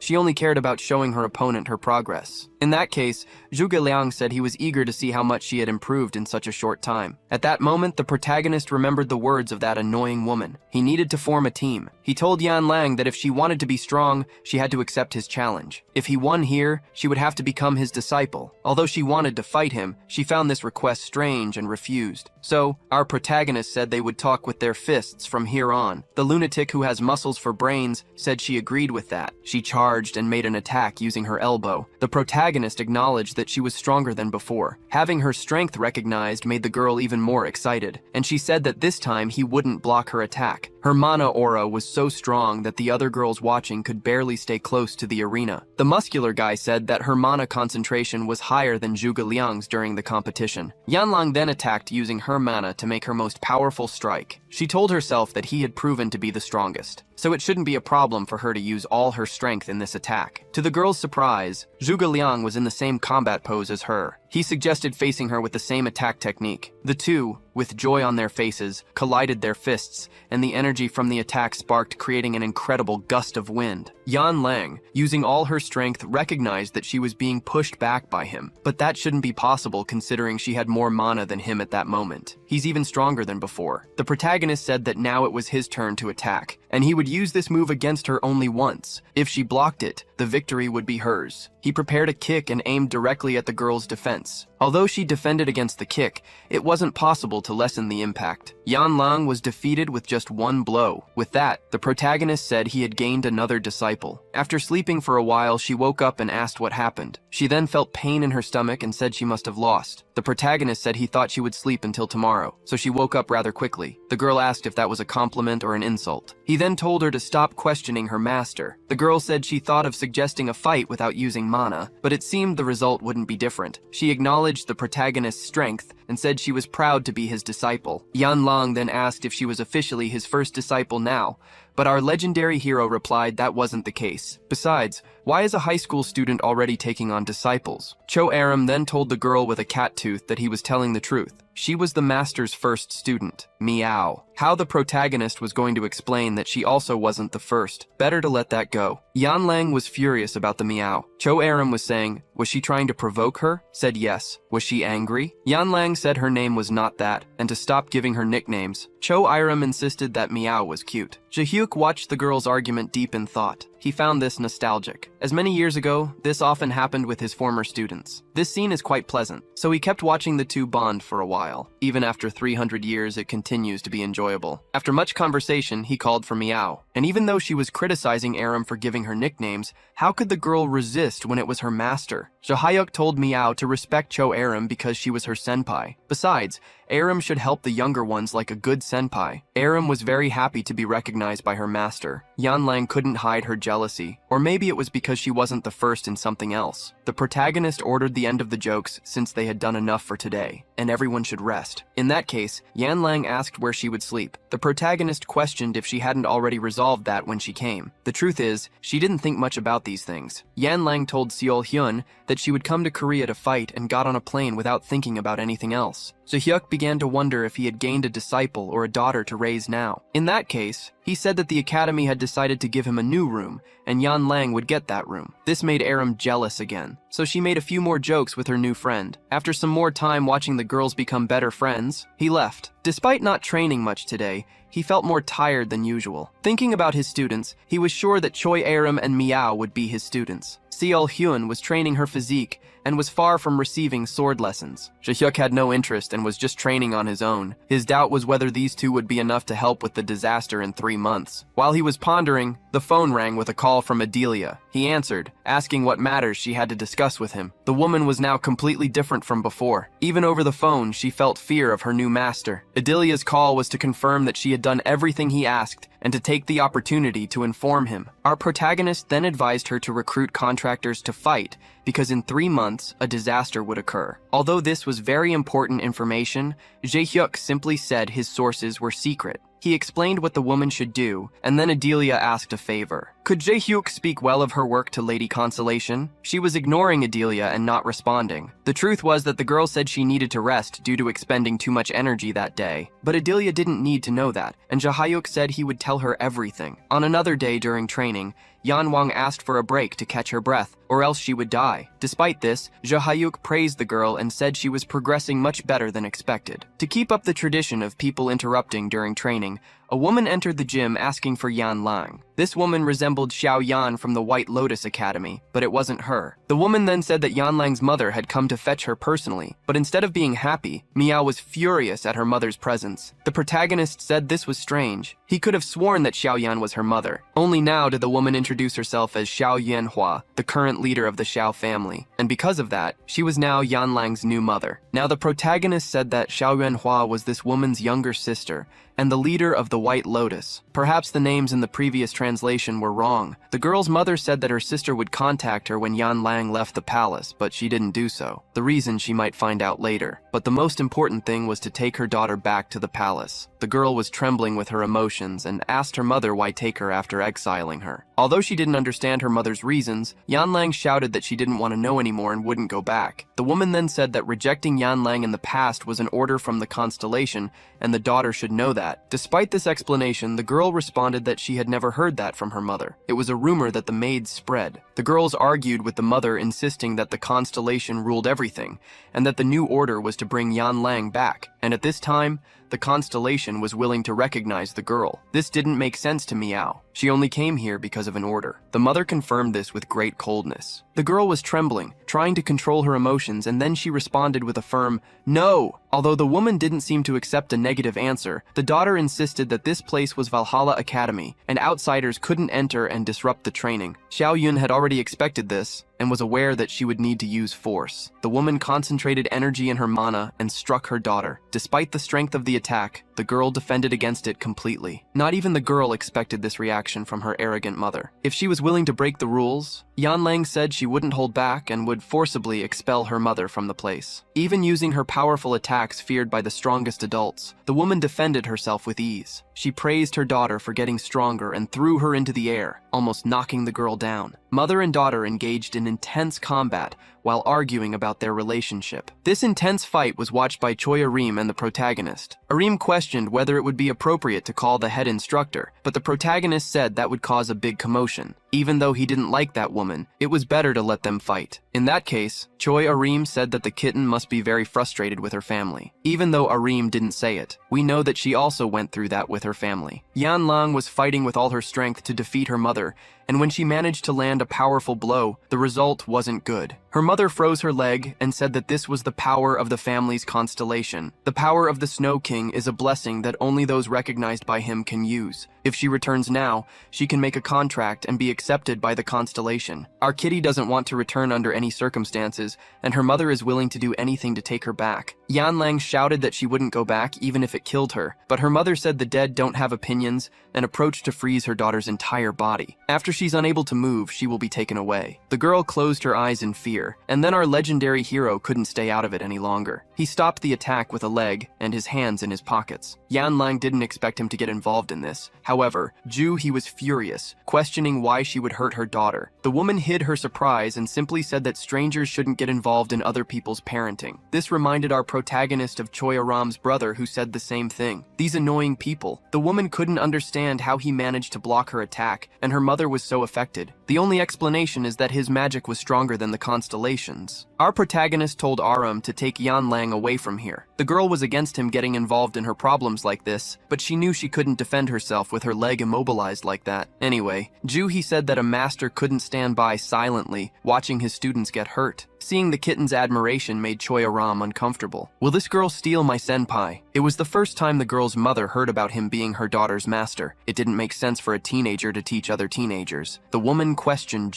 his motivations, but he simply said he didn't agree with the woman's methods. If they couldn't convince him with words, the woman decided she would defeat him and then take her daughter. The protagonist thought that, despite her appearance, this woman was as aggressive as her daughter. Moreover, their attacks were too strong to block without spending a lot of energy, so the best option was to dodge them. However, doing so caused the surrounding equipment to freeze and be damaged by the cold. He first analyzed the effects of the attacks, and then said that she would have to pay for all of it before going back to China. She agreed to pay if he won the fight, and the protagonist decided that blocking was bad and dodging was useless, so the option was to do this. He kicked her arm with concentrated magic, dispersing the attack. Although it affected the woman, this was just to create an opening for the next strike. The next step was to create an opening in her abdomen with this, and the attack was so strong that something came out of the woman's mouth, and then she fell to the ground. Unlike her daughter, the woman didn't pass out from the attack, but it was enough to make our legendary hero the victor. Despite knowing her master's strength,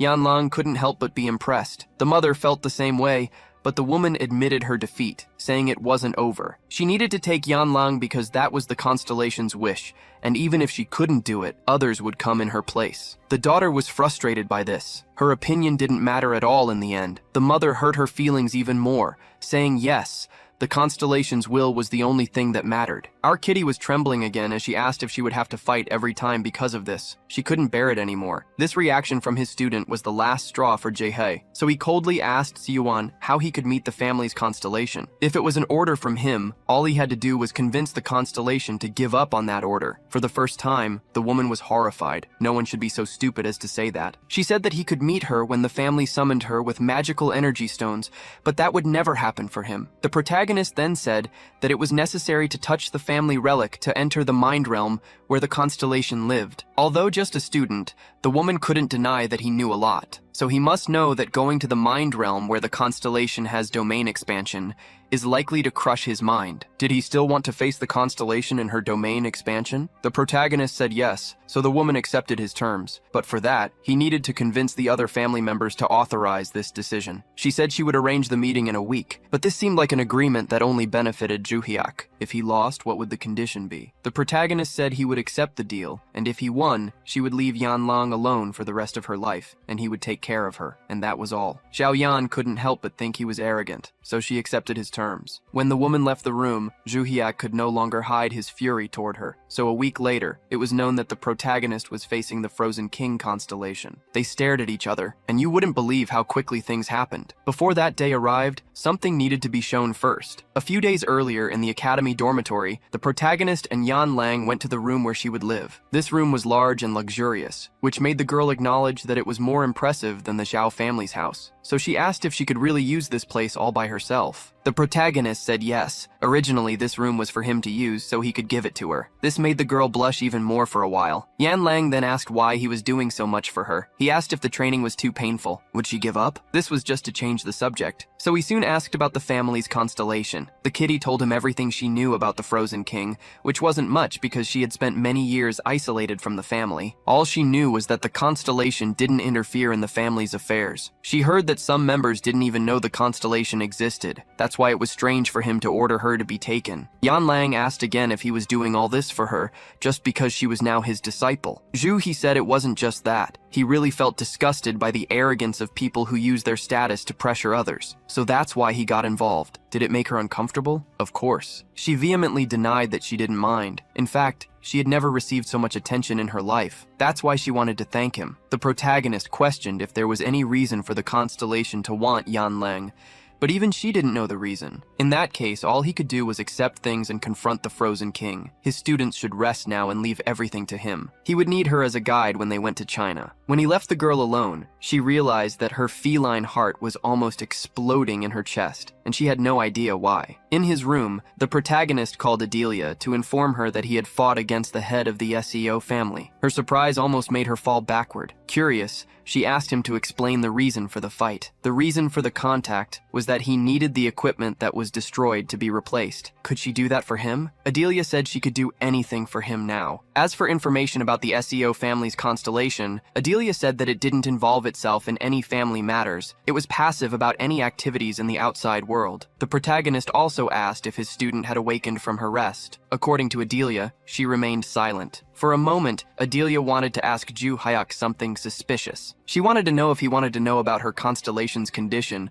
so he could tell her how well she had been serving him. He then said he changed his mind about her having done a good job so far. Adelia begged for 1,000 pardons and hung up. In the end, they didn't manage to get any information about that constellation. Bar-J then questioned his master, saying that Ju Hyuk was never one to ask questions first and hit later. That might be true, but it wasn't like he could have the same confidence he had when he was known as the strongest of all in the past. Bar-J then revealed something very important. When you go to the mind realm, the strength you have isn't that of your body, but the strength of what you know. Among many explanations, Bar-J said that constellations have the same strength when they come to Earth, and normal humans have the same strength when they go to the mind realm. However, Ju Hyuk is different because his strength is the sum of 2 lives. So a few days later, he went to the Seol family's mansion. Their leader didn't expect him to really come. She thought it was a bluff to make him run away. On the other hand, Ju Hyuk wasn't nervous at all and wanted to go straight to the sacred relic. Seol Yan then asked him to follow her to the location, and Ju Hyuk asked his dear kitty to wait here until he finished. All she could do was wait for the result of this encounter. The room where the Frozen King's relic was kept couldn't be any different. The place was like a freezer that didn't consume electricity. Perhaps the family's fortune was related to a butcher shop.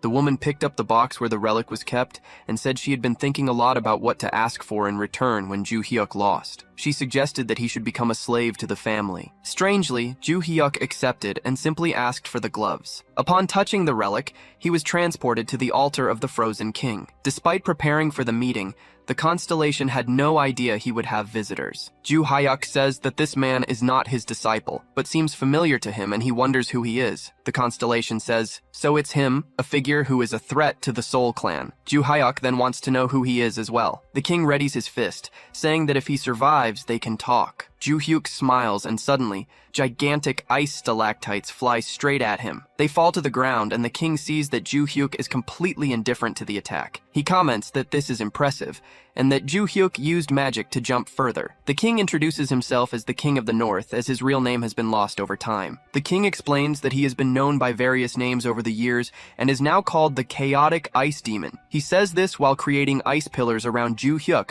to block any possible escape. The king prepares for another attack and punches Ju Hyuk as the ice flies towards him. Ju Hyuk says this will be troublesome and then draws his sword. The sword is familiar to the king, but Ju Hyuk breaks it and sends the ice back. The Ice King remarks that using his own ice is ridiculous since the ice and snow there are under his control. Ju Hyuk advances and tries to attack, but is blocked with the palm of the hand and asks if the previous attack was to obscure his vision. The Ice King says it was a good idea but lacked power. Ju Hyuk asks if that's really it, and the king starts to tremble. Ju Hyuk then punches him in the stomach, releasing mana and sending the constellation flying away right into its throne. The protagonist asks if it's satisfying to have a real fight. The Ice King grumbles and says that now he understands the magical attack and the sword, and asks if Ju Hyuk is the martial god. The protagonist confirms that it's a nickname given by his disciples. The constellation begins to chime and says it doesn't know him well, but it saw his power 300 years ago. We see a memory of him being attacked by many monsters. He managed to handle some but not enough, and was determined to take as many as possible with him before dying. Then the martial god arrived and cut through the entire army with one blow, leaving him in awe. The magical power felt is the same even though the appearance has changed. He is clearly the same. Ju Hyuk asks if the constellation is not going to attack him, and he steps forward. The Ice King says he wanted to fight him at least once to see how far he would go. In the waiting area, Yeon Lang is a bit worried and sees her family members all looking at her with disdain. She She looks away, saying that this is why she didn't want to return to the family, but came due to Ju Hyuk's request to be his guide. She starts to think, and some of her relatives come in. Being introduced to her sisters Iren and Fin Seol, Yeon Lang asks if they came to fight, but they say they came to see her, and Iren says that if it were to fight, they couldn't win against her. Yeon Lang says that if it's just to see her, they can stay with the rest of the family. But Irene says there were some misunderstandings and wants to apologize personally. This makes Meow curious. She asks what she means by that, and Irene explains that after the fight with Yeon Lang, she never had a chance to talk to her and wanted to do so now. Even if it's late, the sister was apologizing, so Yeon Lang shouted furiously, saying she was only doing it because she was afraid of her coming back. But the brother asked her to wait. He said it wasn't true. What happened was a big misunderstanding. The guy explained that every time they tried to contact Yeon Lang, their mother prevented them. And it wasn't just that. He said that keeping Yeon Lang out of training was also their mother's order. In other words, she just discovered that her estrangement from her siblings wasn't due to their jealousy or hatred. They were simply victims of their mother. But it wasn't that simple. She admitted she had been envious of her, which was true. But her pride was even greater, as having someone so strong in the family was amazing. They explained that they thought that way, and it was when their mother called them in the past that she forced them to stay away from Yeon Lang and keep her out of training. They explained that their mother was afraid that other clan members would support Yeon Lang as the new successor to lead the family. So their mother planted the idea in everyone's head that Yeon Lang would be a threat and force them to distance themselves from her. The siblings also mentioned that there was another issue. They never had any interest in becoming clan leaders. At this point, the mother meets the siblings and enters the room. I wanted to see more of Yeon Lang's reaction to this revelation, but instead, we see the protagonist's battle with the constellation. The guy was shooting ice arrows trying to hit his opponent. Obviously, he wasn't succeeding. Ju Hyuk managed to get close to the constellation, but before he could attack, the guy shot more ice arrows, forcing him back. However, they were fragile and easily broken, so he attacked again. For a while, he tested his enemy's attacks, but none were strong enough to cause damage. The constellation said it intended to freeze him completely, but the martial god didn't get his name for nothing. Ju Hyuk sincerely said he didn't expect to receive praise from anyone during the battle, but what he was really thinking was that if that person were so strong, he would remember them from his past life. So the protagonist speculated that he had gotten stronger while in this ice temple. Ju Hyuk thought this because if he had encountered someone with such potential, his past life would have been great for training him. These words made the constellation curious about what he meant. Our protagonist said it was simple. He was simply praising her. Therefore, he was worthy of seeing her sword in action. Being praised by the greater god was an honor, so in this case, she would reciprocate by fighting with her full power. The two exchanged blows to see who had the more powerful attack. The constellation said she intended to surpass him, but that was nonsense. She couldn't even scratch him. While our protagonist's mind was in another dimension, his physical body remained still in the other world. The woman thought he was taking too long. Maybe the constellation was playing with him before defeating him. As she thought about the ways the constellation was winning this battle, she was surprised to see him return. She was shocked to see why he had suffered so much mental damage, but his body seemed so unharmed. So she asked what happened, and he simply answered that he had defeated the constellation. The AI woman responded that she didn't know he was the type to make jokes, but before she finished speaking, the constellation sent her a message saying he had all the respect for Ju Hyuk. Of course, she didn't understand the meaning of the message immediately, so she looked at him and wondered if it was really possible that this kid had defeated the constellation. As she began to accept this reality, she gradually lost her balance. The world didn't make sense. My life no longer made sense if my supreme leader, who guides my family, lost to a 16-year-old kid. While she was thinking all this, the protagonist put his hand on her shoulder and said they had a deal before, and now she had to keep her word. But they needed to make some adjustments to this agreement. When Ju Hyuk went to meet Yeon Lang, I realized I had made a mistake. The first was that it was their aunt who came to them before, not Yeon Lang's and the other's mother. My second mistake was thinking that all four of these girls were pretty enough for me to date. Then I remembered that this isn't exactly my type. Back to the focus. The leader of the White Lotus Academy said it was a pleasure to see Ju Hyuk again, but the protagonist didn't feel the same. He hadn't expected to see her there. Yeon Lang then asked if he had finished his business with the constellation. He replied that he had and would tell her about it on the way back. After all, it wasn't good to talk about it there with such hostile looks. Indeed, they didn't stay to chat. They simply left. And folks, on the way, Yeon Lang lamented everything that had happened. Since he had been so quick in facing the constellation, he must have lost badly. She continued with a sad look and said it must have been tough for him. The protagonist said it was true. In other words,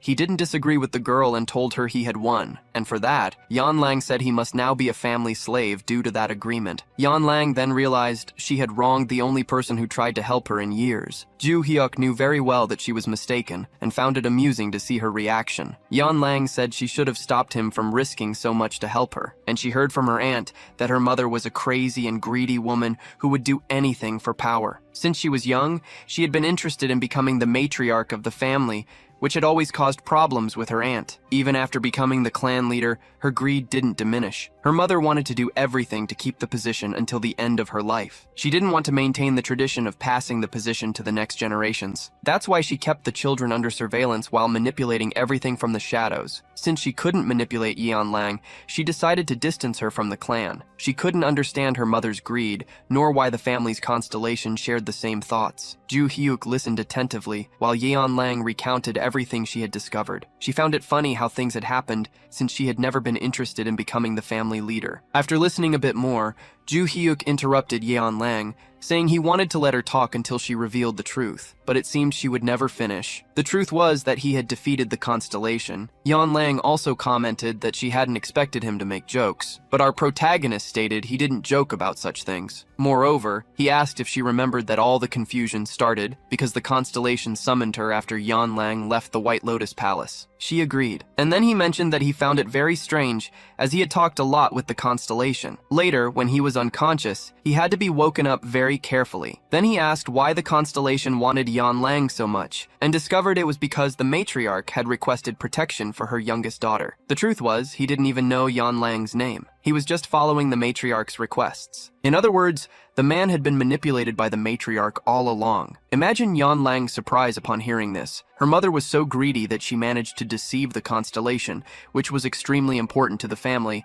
just to satisfy her own ambition. If Yan Lang didn't like her mother before, she now had even more reasons to hate her. She ruined Yan Lang's life and kept her away from her siblings because of it. Seeing the sadness, the girl was emotional, and the protagonist revealed that he had asked the constellation to cancel the contract with her mother. She was surprised to hear this and didn't understand the reason. The legendary hero explained it simply. If the woman went so far to gain power, the punishment she deserved for harming his disciple was losing that power. In other words, she no longer had the right to remain as the family leader. Now Yan Lang didn't need to worry anymore. The girl blushed and thanked him so cutely that I felt emotional. She needed to thank him more, so she repeated her gratitude once more, louder, while hiding her face in embarrassment. To her, this was the most amazing thing anyone had ever done for her in her life. When he said it was nothing much, it was obvious she would end up falling in love with her amazing master. As they walked back to the airport, someone was watching them. The masked person was talking to someone else, asking if they should continue following the two. The mysterious guy answered that it wasn't necessary anymore. Just look for this person's enemy. I wonder if this guy really thinks his presence wasn't noticed. They never learn. Then, another moment shows a hotel that seems abandoned. Several people gather for a meeting, and all appear to be from the same organization, judging by their attire. The meeting's topic is that their constellation ordered a change of plans. Previously, the target was that teenager, but now the order has changed to find the enemies of that teenager. The curious woman asks what kind of person Ju Hyuk is, since he was the only one to find him. The man explains that he followed and observed Ju Hyuk for quite some time, and he is definitely a strange guy. Initially, he gathered all the information he could, but none was useful. The only solid information he found was that he was an orphan and grew up in an orphanage, but there was no more information, and he can guarantee the information was true, because it came from reliable sources. The guy explains that he followed all the constellation's orders to track the guy. Later, Ju Hyuk defeated the leader of the SEO family in China, so after that, the order was changed from eliminating Ju Hyuk to finding Ju Hyuk's enemies and eliminating them. Then the constellation asks the men without the bloodstone if they are ready. They say yes. Then everyone places the bloodstone on the table. It seems too lazy people put damaged stones, but that's not important. Just my observation. The masked man informs his constellation that he found Ju Hyuk's enemies, the Ventrix, the Insinja, and the Iriasex. The constellation listens in silence. He also mentions that the Ventrix have gone from being Ju Hyuk's enemies to his allies recently. Additionally, there are rumors that a malicious group called Break Jang is now after Ju Hyuk. They wonder how this kid manages to gather so many enemies. Before they could continue the conversation, the constellation gives new orders. Eliminate all these enemies. I believe you've figured out that this constellation must be a disciple of our great legendary hero. When Ju Hyuk returned to Korea, his phone was full of messages from Choi Arim asking to speak with him. She wanted to inform him that she would miss fencing classes because she needed to go to her hometown to fetch something. That's why she wouldn't be able to attend the fencing classes. Ju Hyuk pondered what could be so important for her to fetch. Maybe it was the Choi family relic, which would be great, as the family's constellation might be one of his disciples. The protagonist was doing his daily training with the girls while thinking about various things. I don't know how he manages to concentrate with so many beauties around him. This master has an incredible focus. Ju Hyuk was wondering if the White Lotus Academy also had a constellation. Now that he was in contact with the director, he could check if there were any other disciples of his. While he was thinking about all this, the protagonist was surprised by an unexpected visitor. He had never seen this person before, so he asked who he was and what he wanted. The guy said that first, there were many eyes watching, so they should talk in a more private place. In that case, the protagonist knew where they could have a secret conversation. As he went to the location, he instructed the two students to fight each other as part of their training. He left them there arguing about who was stronger and found it very entertaining. In the hallway, he told the guy to reveal himself. "Start talking!" The man with the cat mask got straight to the point and said he was there to deliver a message. This is interesting. What does he have to say? The guy then said to check the message itself. It was a letter sent by the real owner of the market. Ju Hyuk asked if it was the constellation known as the Ruler of the Shadows. The answer was yes, and this letter was delivered to several people. The constellation was looking for a specific person. If he understood the meaning of the letter and responded correctly, the constellation would be waiting for him. Ju Hyuk opened the letter to see what it said. Bar J, who lives in his sword,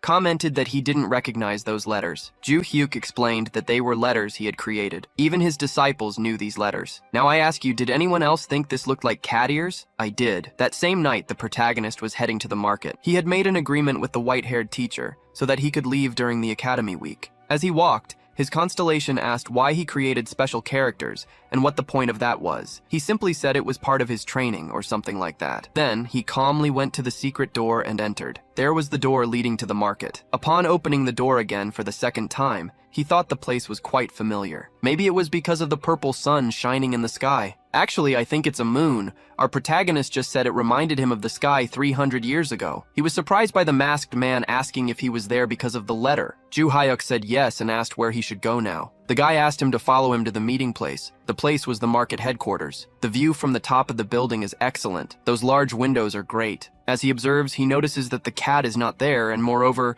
there are very strange buildings ahead that all seem to be made of paper. He doesn't remember seeing that last time he was here. Finally, the cat approaches him and asks what the answer to the letter is. Ju Hyuk says it's not a question that makes sense, but what she must want is the answer. He then asks for a piece of paper and a pen. Up to this point, the cat mask thinks this is a joke. This candidate was called only on a whim. It makes no sense for a 16-year-old to be the person his master is looking for. When the protagonist delivers the answer, the man looks at it and cannot understand. It looks like the same writing, but he does not know the meaning of these words. Ju Hyuk then says that it means no. The constellation asks what his response was to saying no. Has he gone mad? The cat mask can barely understand his words. The guy says that the protagonist has been verified as the person the master knows, and for her sanity, he must meet her as soon as possible. In that case, they touch his staff. This is the constellation's relic. They know how it works. Just touch the object, and he will be teleported to the constellation's mental realm. I doubt you were expecting it to be a girl. What you might not have known is that it would be a different girl. She says that even though his appearance has changed,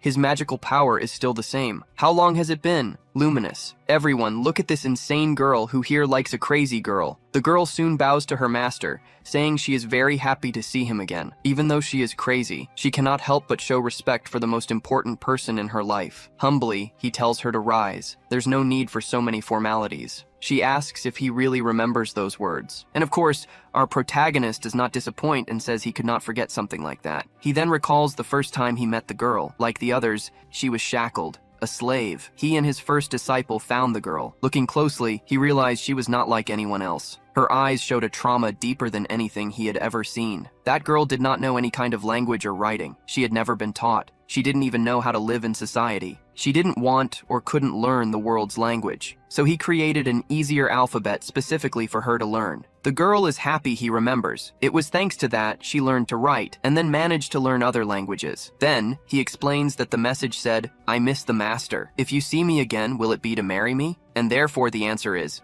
no. The crazy girl asks, why not? The reason is that he doesn't have time for that. There are more important things to discuss now. The current world is as dangerous as it was 300 years ago. They need to do something about it. Ignoring his response, she asks if he saw the paper building outside. Oh, the money note building. I saw it. Why? The crazy girl responds that it is a gift for the master. He can live there from now on. Of course he refuses. And the girl questions the reason. No. She persistently asks why. Now, he remembers that she couldn't be left unsupervised for too long or she would go crazy. So, how must it have been to be alone for 300 years? He hopes she hasn't lost her mind. For moments like this, he created a special technique. Ju Hyuk extends his legendary finger and gives a legendary flick to Luminous's forehead, telling her to control herself. The protagonist asks her to keep calm and not get too excited. The girl asks if it's because he didn't like the gift. It was what he wanted before. He remembers he wanted a building full of money, not a building made of money. But really, in the past, while training the girls, he used to say he always dreamed of living in a building made entirely of money. His student, with a screw loose in her head, heard that back then and seems not to have forgotten. He even said it wasn't quite his dream. It was just because they were poor, so having money would be great. He told her that later, when there was peace in the world, living buried in a pile of money would be great for them, so they should train hard and strengthen themselves to bring peace to the world. At that time,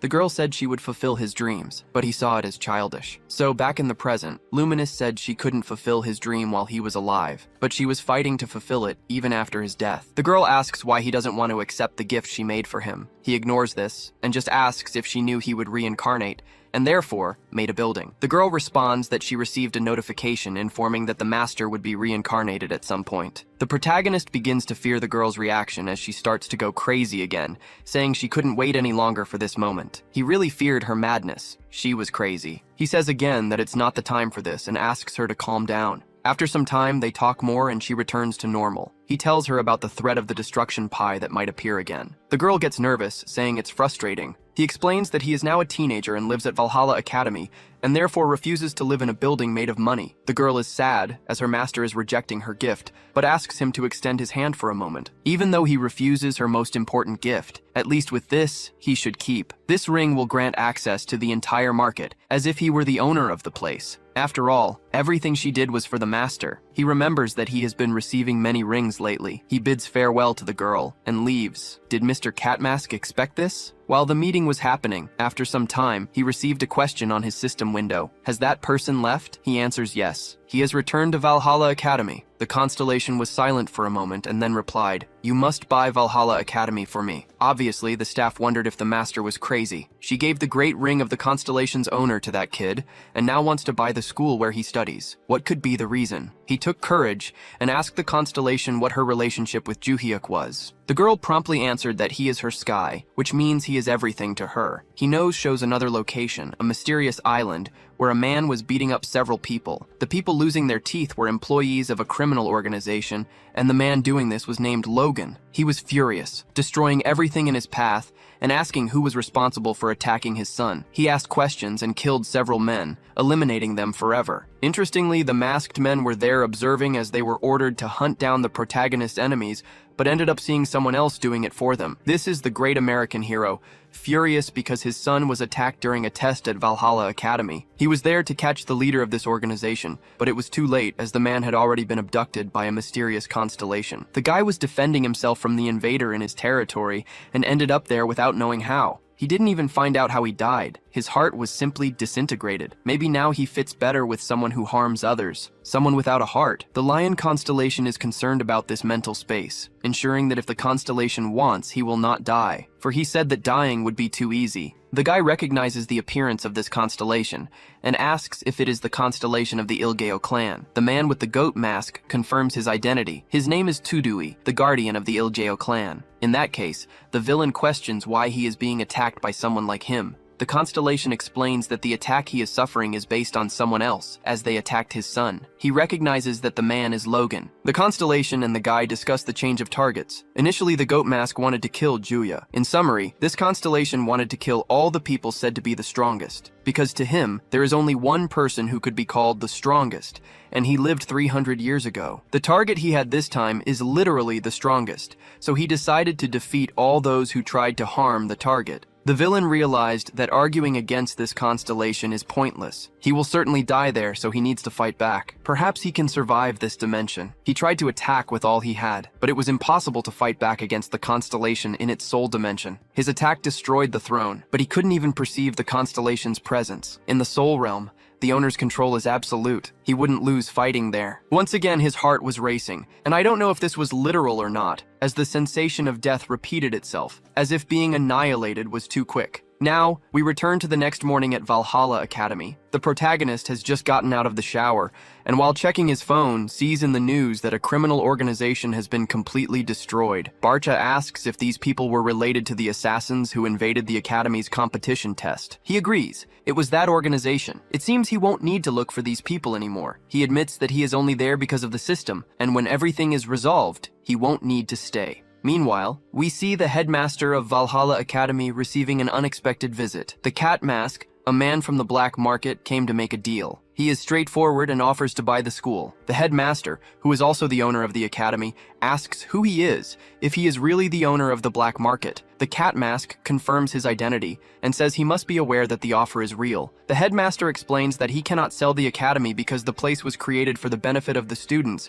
not to profit from money. The Cat Mask snaps his fingers, and a sum of money appears on the table. The man reiterates that principles are not above money. In the past, he was a fighter and saw the threat of monsters taking over humanity. After many years, he decided to create a school to train future defenders of Earth, and says he does not intend to change the academy's motto or the teaching system. The Cat Mask snaps his fingers again, and more money appears on the table. The man repeats that money is not an issue, and snaps his fingers continuously until the room is filled with money. At this point, it is revealed that the 62-year-old man is officially retired. He asks the headmaster to take good care of the school. The sign that read, "Owner of the Academy," is removed and replaced with that of a new owner. Now, the constellation is the owner of the place. Her first order is to install an extremely powerful surveillance system. The girl is determined to protect her master from any enemies who might attack him. When I say that crazy girls are capable of anything, you should really be careful with those girls you know out there. I speak from personal experience that it's dangerous. Now, you'll never know if I'm the crazy girl or if I've ever had one in my life. Our protagonist, coming back from another day of classes, wonders why things feel strange. Before he could think more about it, Choi approaches him. She wasn't there to ask for fencing lessons like always, but for a normal conversation. She asks if he noticed the odd atmosphere at the school today, and says she wants to show him something during training. Later, in the training arena, everyone is eager to see what she will show. Choi RM takes a sword out of her backpack and explains that she brought it from her hometown. Initially, he doesn't understand her intention, but soon realizes the sword is emitting a strong energy. Suddenly, Yoo So-yeon is very surprised to see that the relic RM is holding is the Choi Jin family relic. How did RM get it? The girl calmly explains that after passing the family's tests, she became the successor to be the new leader of the family. Yoo So-yeon understands the importance, but states that family relics should not be given to a student, only when someone assumes the throne. Despite this, Arim says she doesn't care about those norms, and will use the relic in her training. Joo-hyuk, not surprisingly, is curious and asks to touch the relic. So-yeon is furious with him, saying one should not ask to touch sacred relics in that manner. However, Arim, who may not refuse any request from her master, hands over the sword for him to inspect more closely. Joo Hyuk finds the energy of the sword familiar, and while trying to understand, his consciousness is sent to the realm of a constellation. There, a man with his back turned reveals himself as the constellation of the Choi Jin family. He mentions that it has been a long time since he saw his dear older brother. I think the protagonist is similar to my father. He goes out on the street and knows everyone. I don't even know my neighbor's name. It seems that our protagonist has found another of his disciples. It is no wonder that the fencing that Choi Arim learned in his family is so familiar to him. They were the techniques of one of his disciples. The constellation admits that he did his best to teach his technique to his employer. If he noticed a similarity, it is because he did a good job. But in any case, the protagonist says that it is very different from the fencing he knew. This is no wonder. His student says that nowadays people prioritize magical power much more than training their bodies. 300 years ago, the boy was challenged while he was walking with his first two students. The reason is that the protagonist was known as the strongest guy in that region. So if they voted, the boy would become stronger. Of course, the protagonist's students were furious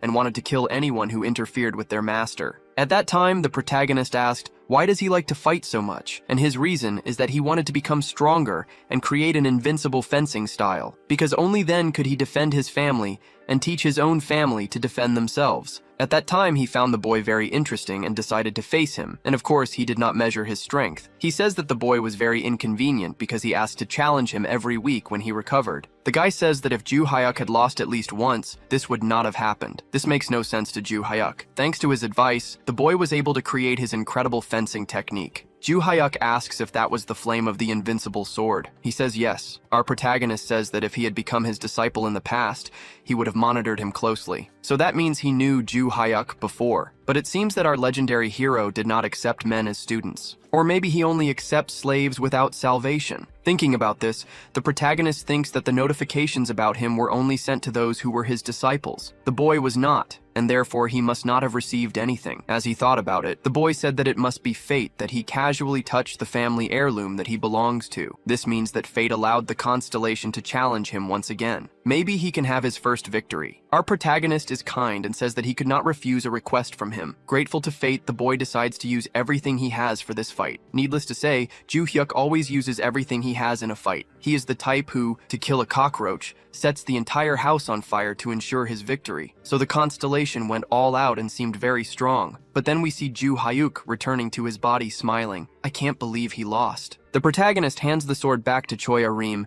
and tells her very intensely to take good care of it. He tells her that her constellation is a good boy. She should practice her fencing and communicate more with him. Then we see the result of the fight. The boy was on the ground while saying that this guy never made sense. Meanwhile, at Valhalla Academy, it is shown that the Zhue family is in China. The elders gather with the representative of the White Lotus Academy. The woman did not know why the three elders had summoned her, so she asks what they want. They called her here because they need to choose someone to replace her as quickly as possible. However, they say it is tradition that the leader of the White Lotus Academy cannot become the matriarch. In other words, does she have someone to suggest as the new leader? They ask this, but make it clear that the recommended person must be more powerful than the deposed former matriarch. The elders themselves criticize her for using her position to maintain her own influence rather than for the good of the family. The woman thinks deeply about it and then says she has an idea. She recommends someone, but the name is not revealed. The scene cuts to Yan Lang training. The girl is about to face a fencing practice. Choi Arim is extremely fast and almost hits the girl, but Yan Lang manages to defend herself. Once again, she prepares to attack but retreats from Yan Lang. The girl realizes that that crazy person's attacks were incredible. Frustrated by her power,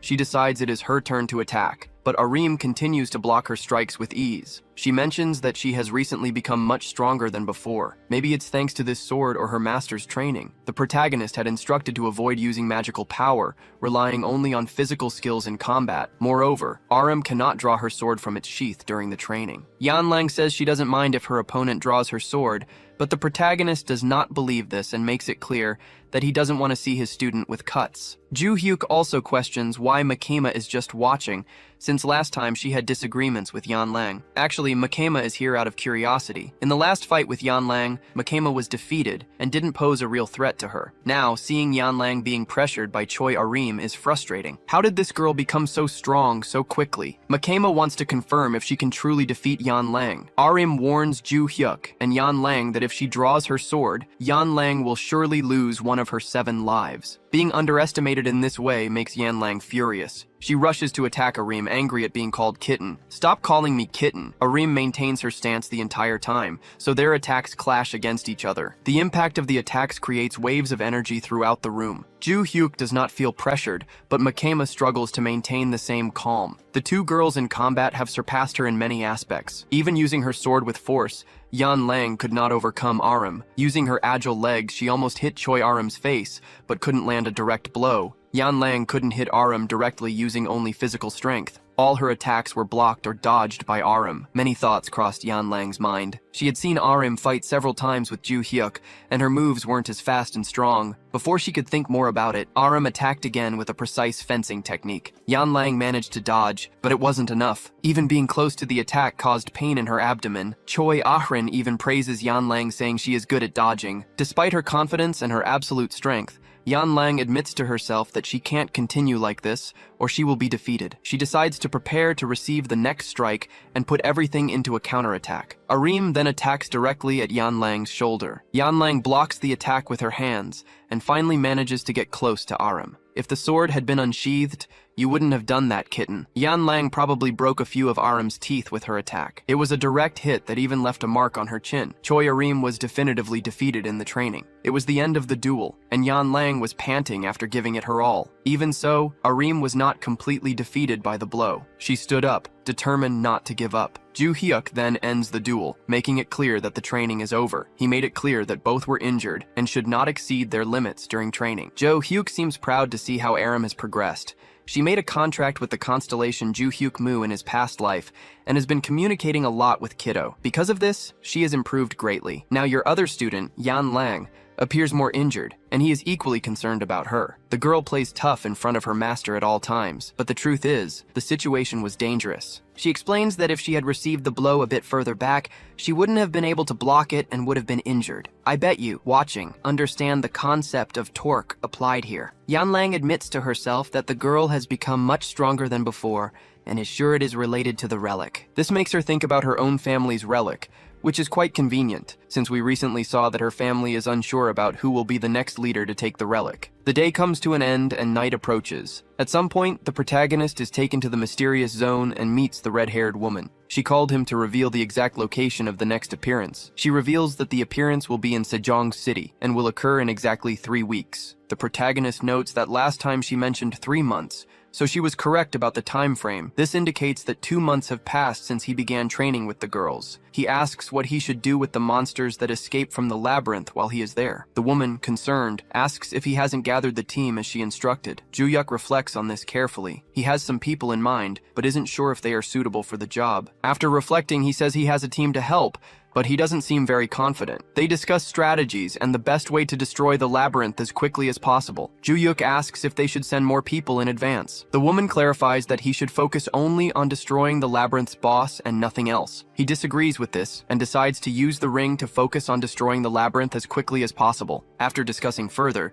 she takes a purple stone and gives it to the protagonist, explaining that it is a disposable teleportation crystal. If he imbues the crystal with mana, he will be teleported here. This leaves Ju-yuk in doubt. Why to this location? Can't she just call him here whenever she wants? The red-haired woman confirms but explains that there are limitations to knowing what happens outside this location. She plans to keep all her focus on the labyrinth's movements, so it would be good if he had a way to escape. It's not clear why she is giving him this, but having an extra escape route is not bad. She snaps her fingers and says they will meet again in 3 weeks. The next day, we see the protagonist walking down the street, pondering what to do. He wonders if he should contact Adelia Ventric and ask her to send contractors to the location in advance. Additionally, he needs to get a day off for the disaster. He calls Professor Lilia to request the day off, but when she answers, he nearly goes deaf from the shouting.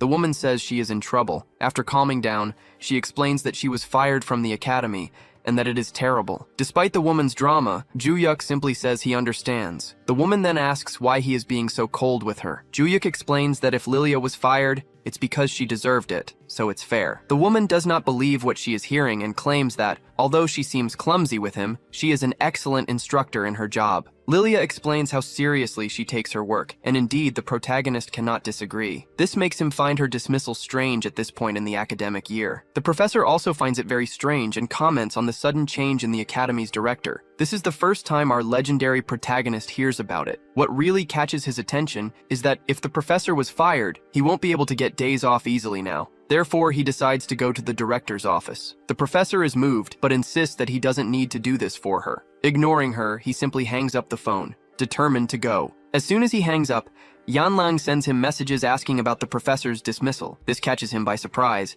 These things don't make sense. Why are people around him being punished without explanation? Not knowing what's going on, he decides to go to the academy director. When he arrives, he is surprised by the situation. The masked man bought the market. The man explains that he actually bought the market, but that everything is controlled by his constellation, to which he is devoted. So why did he expel Yanlang and Professor Lilia? Ju-hyuk asks. The man explains that it was an order from his constellation. It commanded him to identify any problems and expel those people from the school. He identified these women as problems for Ju-hyuk and expelled them. Furthermore, he also plans to expel someone named Choi Arim. Ju-hyuk agrees that she is a problem for him too. The protagonist says no and asks to have everyone brought back to the academy, explaining that he doesn't want these people to be punished because of him. It is surprising that Luminous accepts the request, given that everything will be reversed. Ju-hyuk then asks why the cat bought the academy. The man explains that it was another order from his constellation. Additionally, the protagonist refused to live in the money market. So Luminous decided to buy the academy where he lives to connect it to the market. Now he can have access to the place he always wanted to give as a gift to him. Basically, he connected one of the rooms of Valhalla Academy to the black market, allowing authorized people to access it. Despite how bizarre this may seem, the protagonist reflects on the matter and asks if the director can do anything in the school. Since the answer is yes, he would like to ask a favor of the director. Then we see that 3 weeks later in Jejiang City, things have heated up. Monsters have invaded the city and are destroying everything. Goblins are attacking people and destroying vehicles, while stone golems are even more terrifying. One of Valhalla Academy's students lives in this city and was there on vacation. I can't believe even monsters are committing crimes. Things are bad even in other worlds. Ju-hyuk saves a girl from a goblin attack and defeats the creature with a powerful punch. The woman is grateful to be saved, but he doesn't seem satisfied. The weight of the creatures is real. He feels that things here are scarier than in training. Despite the fear, he will face it and save as many people as he can. While deciding what to do, 2 crazy girls pass by him, competing to see who can cause more destruction. We return to an earlier moment, still at the academy. The new president has introduced himself to the girls. Makema, the most experienced, asks why such a drastic change in the country's most important academy was not reported. For him, the answer is simple. He simply did not want it to happen. The reason for revealing himself now is that the Black Cat expects to work with Makema in the future. The protagonist explains that he is there to suggest the creation of a new department. It is a special class where students will have the autonomy to engage in external activities, without the need to follow the traditional classroom instruction. The question is, do they want to be the first people in this special class? Yanling says it doesn't change anything for her, as she doesn't attend normal classes. Ju-hyuk acknowledges this and still wanted to invite her. As a request from her beloved master, the girl cannot refuse. Choyaram didn't think much about it and immediately accepted. Makema is the only one with a bit more critical sense. She wanted to understand things better before accepting. First, is the director, the Black Cat, the same owner of the black market? The answer is simple, yes. So why is he interested in buying the academy? It doesn't make sense for the owner of a clandestine market to be the president of such an important institution. How did he get the approvals? How did he manage to do all this? She has many doubts about this man. Additionally, she wonders how this man has so many important connections without a powerful family. Our protagonist gets straight to the point and asks if she will join the special department. The answer is obvious. She likes to think things through, but she also cannot refuse his request. She just needs to understand better what she is getting into. The director explains the conditions for forming this special department, which offers more freedom to this class. They will be exempt from normal classes for being more advanced. However, they will have to participate in tests and exams that require public exposure. Initially, our protagonist was not satisfied, but the man explained that this was necessary to ensure all the privileges he requested. There are a few more criteria, the most important being that the students must be strong enough to be recognized by other students and teachers. He explains that placing the strongest students in this special class and not having them attend classes would be a loss. Therefore, they are required to participate in some public activities that promote the academy's image to society. In the end, there were several conditions they must meet to get what he wants. After explaining all of them, Ju-hyuk asked if the girls had changed their minds, and none of them refused, of course. In this case, the special class of the protagonist girls is now formed. Back in the present, we see the special combat class and training at Valhalla. Ju-hyuk did not expect to find Si-hyuk here. He hadn't seen Si-hyuk at the academy for a while. The boy explains that he came to the city for the weekend because his family is from there. He was enjoying a nice weekend when suddenly chaos erupted. Si-hyuk also has questions. Why are the academy students in this city at this moment? The protagonist does not answer directly. He orders Choi Arim and Yen Lang to get ready, and they understand that it is to demonstrate practically why they are there. The two girls and he move towards the creatures while the other two observe. The monsters patiently wait for people to prepare for the fight. The only problem for the monsters is that this cannot be considered a real fight. When Ju-hyuk swings his sword, even the stone monsters seem to be made of butter. He easily eliminated all the monsters that were nearby. His students saw everything up close, and even the girls couldn't help but be scared by so much power. Si-hyuk already knew that this guy was strong, but it seems that every day it's getting more absurd. One of the Ventric family members was with him and came to the protagonist with information. He discovered an area 5 kilometers from here where the monsters are coming from. The protagonist questions the position of the Ventric family agents. They are evacuating the civilians from the area. Something that intrigues Ju-hyuk is that the Ventric constellation hasn't awakened since the last time. Ju-hyuk asks the man named Mojiri, and he says that the constellation lady remains silent. His concern is that it's been 3 months since then, and he doesn't know if something happened to her. At least he has this sword with him. He wanted to have a contract with his other disciple too. Ju-hyuk orders the Ventrics to stop playing dress-up with capes and show themselves while helping with the evacuation. This will help improve their reputation. The guy can't disagree with the wise advice of this guy who has authority over the head of the Ventric family. They decide on a plan and then go to the center of the calamity. The 2 strongest girls must defeat the monsters and save the citizens. So Yan must help with the escort with Si-hyuk. She didn't like being paired with this muscle-bound brain. These are the orders. They must go now. After some time, they arrived at the place where the entrance to the labyrinth should be. The guy confirms that this is the place, and that they must make a plan to eliminate the monsters from the entrance. If they work together, they can clear the way. Our protagonist admits that this would be the most sensible thing to do. However, it will take too long, and so he has a better idea. He will jump right from here and defeat everyone. Mojiri even tries to stop the MC from doing this crazy thing. As strong as these monsters are to the people of the time, our protagonist is simply the real monster to these monsters. The creatures have no chance to retaliate against his blows, as they are all fatal. He jumps into the air and in less than a breath he cuts through the air. The power of the attack sweeps away all the demons in front of him at once. Moriji can't keep his mouth shut when he sees this guy. There is no logic for a teenager to be stronger than a constellation. Our protagonist made a contract with a constellation for the first time. Luminous gave his abilities to him. It wasn't difficult for him to clear everything in front of him and reach the entrance to the labyrinth. Ju-hyuk also can't forget that he needs to wear this ring when entering and defeating the boss of the labyrinth. In that case, it's better to put it on now so he doesn't forget. And that's how he entered the labyrinth. Something so significant was happening on the other side of the world. And meanwhile, at the Ventric house in England, Adelia was comfortably in her office. Her heart was racing as she confirmed that Ju-hyuk's information about the calamity was true. Not even the South Korean government had noticed the situation in time. She no longer doubts Ju-hyuk's decisions. If he said he would face the calamity alone, she cannot disagree. However, she is worried. What if her constellation awakens and finds out something bad happened? To Adelia's surprise, her constellation finally awakened and made contact. The first thing it wanted to know was how much time had passed since it had fallen asleep. Amazing constellation? Adelia recounts that about 3 months have passed since that moment. The constellation reflects on this and then asks, "Where is my master?" It's always shocking for Adelia to hear that her master's master is Ju-hyuk. She informs that he is on the battlefield now, fighting against a mysterious calamity. Inside the labyrinth, the protagonist was fighting casually, so Barch asked what style of fencing he was using with that sword. His response is that he wasn't doing anything special,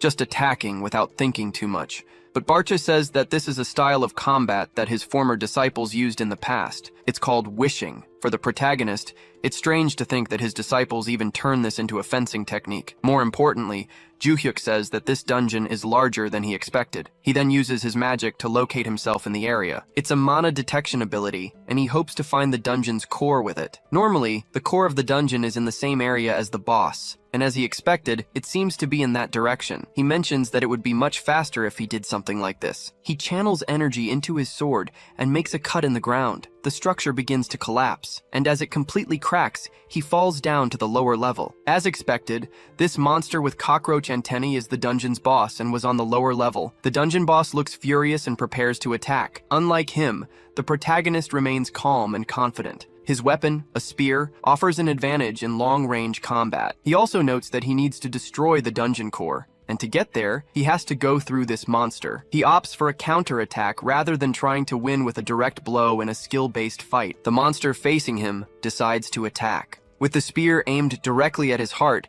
the protagonist easily dodges and comments that the monster is making things too easy for him. It seems these words made the creature furious. It attempted a long-range attack with its spear but still couldn't hit him. At this moment, the protagonist was assessing the creature's attack abilities. Then, when the monster tries to attack him again with piercing strikes, Juhyok decides to defend himself to test the strength of the humanoid monster. He defends all attacks, finding it annoying how the creature keeps its distance with its long weapon. The monster tried a huge variety of attacks, attempting to hit him from an even greater range, but nothing worked. The protagonist always evaded. The creature used its spear to throw stones from the ground at the protagonist, but Juhyok continued to dodge or defend. The creature tried to get close and attack at close range, but even though it was powerful, its attack was blocked. Possibly, the monster was getting irritated with its enemy and threw him away. Juhyok remained calm, analyzing his enemy without saying anything more. It even crossed Barch's mind to question whether Kim Hyun was feeling the pressure. The reason for this was behind him. It was to separate that guy from the stone,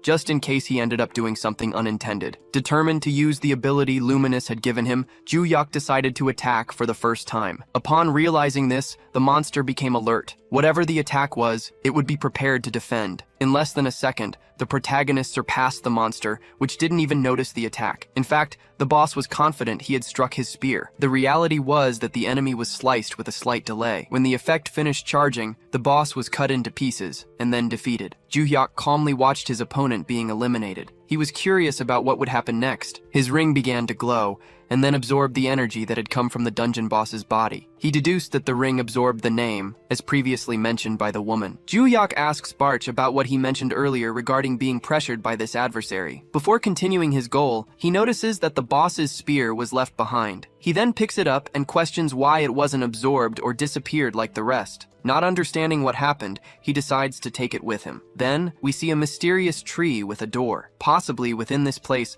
a man came to inform the dungeon master that the disaster had ended. The creature in the shadows asks how many days it took. The answer was surprising, only 2 hours. And so, the question arises about how long the last disaster lasted. The man informs that it was 5 days. This question was merely to highlight that this time was too fast. What happened? The dungeon master asks if the level of these people increased too much.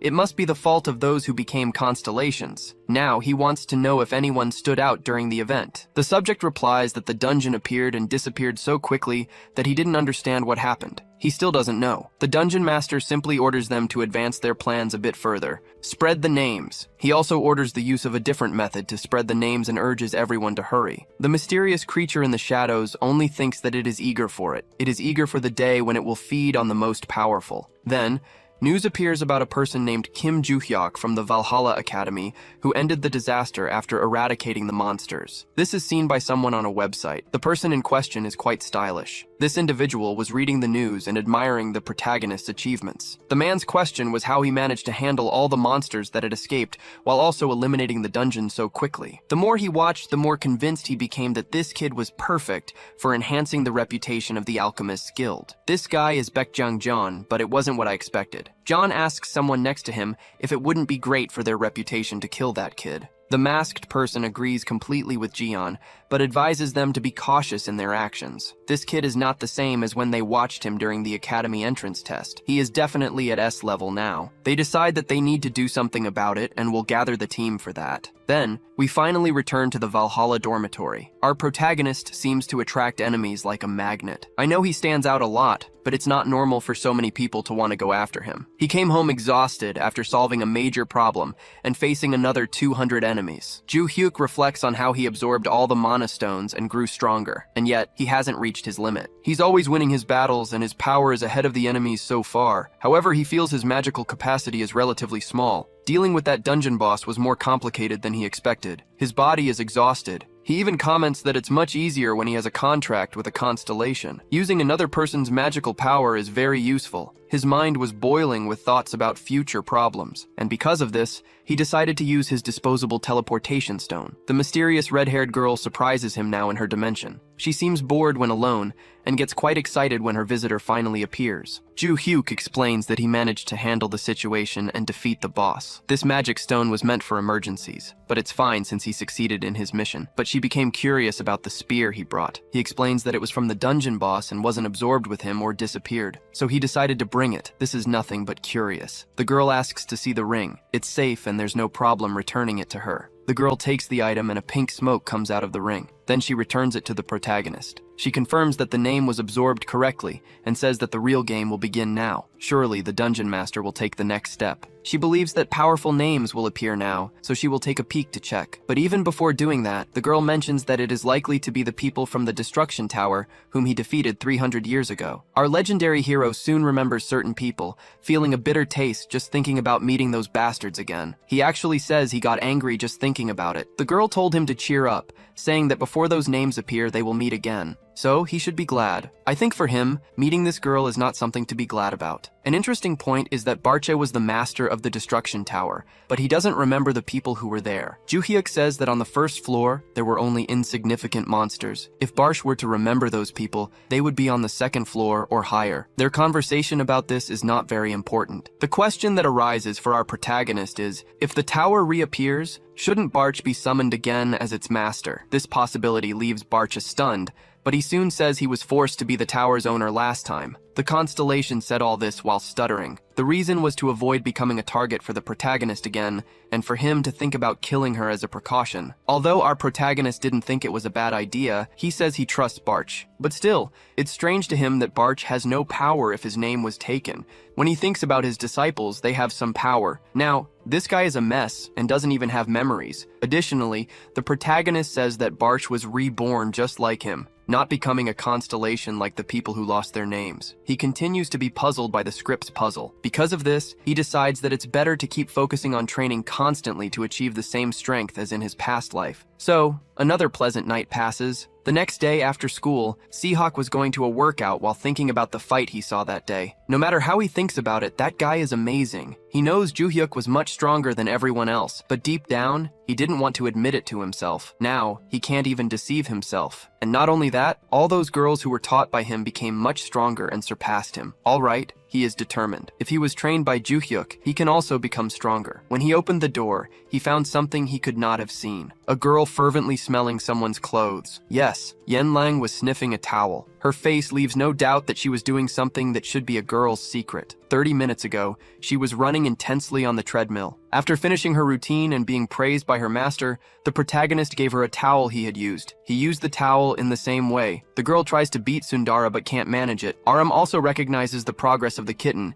and points out that there's another girl here who was more sedentary. Help, this is madness. Mikema says that this training is too heavy for a human, but our MC claims it's actually quite light. Nothing like a good tease to make the girl push herself harder. She also says that Juhyuk's training is better than that of a certain someone. They started arguing about something trivial, and our protagonist enjoys seeing these moments with his students. He ordered everyone to rest now, and Aram became curious about what Juhyuk was going to do next. He was going back to the dormitory to train magical abilities. In this case, Aram decided to do the same. They left and Mikema was going to follow the same path. But before leaving, she wanted to know if Yenlang wouldn't be going too. The girl said she wasn't tired yet and would do some more exercises. Notice, Mikema left and advised her rival not to overexert herself. So, Yenlang was left alone in the school gym. At this moment of solitude, the girl began to reflect on certain things about that hand. Don't rush, it's nothing wrong. She was thinking about how she feels she's getting stronger with Juhyuk's training. But that guy continues to be an exception to any rule. There shouldn't be anyone capable of defeating monsters like that. She's also very happy to see that he's getting stronger while training with them. He's incredible. Yenlang tries to remember why she became his disciple. Her goal was to surpass him, but now she's sure that he's so insane that it's impossible to achieve that. In fact, she admits she's already overwhelmed by the training, so she doesn't believe she can surpass him. So why does she continue being his disciple? Her heart races, and she remembers when he defended her and then solved all her problems. It's not so simple. It seems that everything in her life now revolves around him. Realizing this, her heart starts to thump. Could it be pheromones? As her heart races, she misses him and has an urge to do strange training sessions with Juhyuk. There's no avoiding it. She's thinking perverted things about him. There's no stopping those thoughts now. Maybe that helps. She looks at the towel he used. Is this something strange? It doesn't matter anymore. She picks up the towel to wash and return it to him. That idiot forgot it, so I can't avoid it. What's this smell? My heart is trembling and my body feels strange. Maybe no one will see this, right? So just a little. Please help me reach 3,000 likes to bring the complete work with all the chapters to you. Spicy things are coming. What the fuck? Yeonlang was caught with his nose in the wrong place. Joo-hyuk just wanted to find the protagonist and asked to be trained too. But now that she saw Yeonlang's weaknesses, she decided to eliminate the witnesses. With that punch, he must die or lose his memories. It was really a big gratuitous scam. The girl didn't expect to be caught in such an embarrassing moment. She actually cried with shame. Meanwhile, our protagonist was in his room training his mana control. He was very concentrated and was interrupted by the cell phone ringing. It was late, so he answered, curious if it was an emergency. Adelia found herself calling so late, but it's important. Mrs. Constellation is awake. That's great. He thanked Adelia for the good news and asked her to reserve her time. He was eager to see his students face to face. More important than that, we see the black cat terrified when he sees his master furious about something that happened. His constellation was about to lose its mind. Poor man. The reason for this started 10 minutes ago. He was working and monitoring things at the gym. His master asked him to check the cameras regularly for her. He saw no reason to do so, but he did not refuse. He accidentally saw the footage from the classroom and saw a body thrown out. He was terrified because there was a body at his school, but when he zoomed in, he saw that he was just unconscious. His master asked him to go back to the recording to find out what happened, and that was how they discovered that it was Yen Lang who attacked the student. She just destroyed him when he entered the room. The constellation saw on the cameras that the girl took advantage of Joo-hyuk's used towel and smelled it. Now she can't contain her jealousy. Her rage wasn't because it was strange, but because it wasn't her who had done it. See how she became enraged? The governor of the underworld is furious and swears she will destroy that girl. The masked cat tells himself that his constellation's outbursts of anger are becoming more frequent. He also recalls many times in the past when she became furious for no reason. But lately, things have been abnormal, and he is sure it is due to Joo-hyuk. So far, the cat does not understand why his constellation refers to the boy as her master. How can a teenager be the master of a constellation that has been alive for over 300 years? More important than pondering this is finding a way to calm his constellation as she is going insane. At that moment, someone calls for him. Whether by coincidence or not, it is the protagonist. He enters the room and asks if he was speaking with Luminous just now. The cat, startled, replies that yes. More importantly, the protagonist says they will use the black cat's abilities to go to a faraway place. Joo-hyuk says they are going to the United Kingdom now, somewhere else. A meeting is shown in a rather luxurious mansion. People gather around the table and wear masks. The man who appears to be the leader asks if everything is planned. This is Baek Yang, the leader of the alchemists. One of his men says yes and reveals that there are about 200 sealing magic circles blocking intruders in Valhalla, and that about 100 of them are installed in the dormitory where Joo-hyuk lives. This seems to surprise Baek Yang, but in the end, he says it no longer matters, because they will be useless in a room with the constellation's abilities. The other men confirm and say that, with the immutable alchemist constellation, they are invincible. They say that once the leader nullifies all the magic circles, they will go directly to Joo-hyuk. They comment that they need to cast some spell to nullify the interference from Joo-hyuk's friends. The man comments that they cannot ignore the presence of Joo-hyuk's allies. It will be much more impactful if they manage to eliminate them as well. Believe it or not, these guys intend to eliminate everyone to gain more respect in the villain world. Eliminating the most famous prodigy within Valhalla will boost their reputation, and that is why they set up this assassination operation for Joo-hyuk and his subordinates. As he was saying these words, something surprised him. All his henchmen lost their heads. The masked group enters the place, saying they expected them to take this action. She questions who they are trying to kill. They respond that they should have eliminated these people a long time ago, that they took too long to do it. The man with the mask over his eyes says that they already planned to kill this group, but decided to move up the schedule. The subject becomes scared, questioning who they are. The girl says it should be obvious from the masks they are using, but if it isn't enough, she shows the tattoo on her neck, which is the mask of the one-horned god. The leader of the alchemists didn't expect this absurd sect to be after them. They say that until now he didn't matter, but that has changed. One of the masked people jumps from behind, trying to finish off the target, but he is surprised when he defends himself. With a shield around his body, he completely blocks the attack. The masked person says that this level of defense should not be enough to protect against his attack.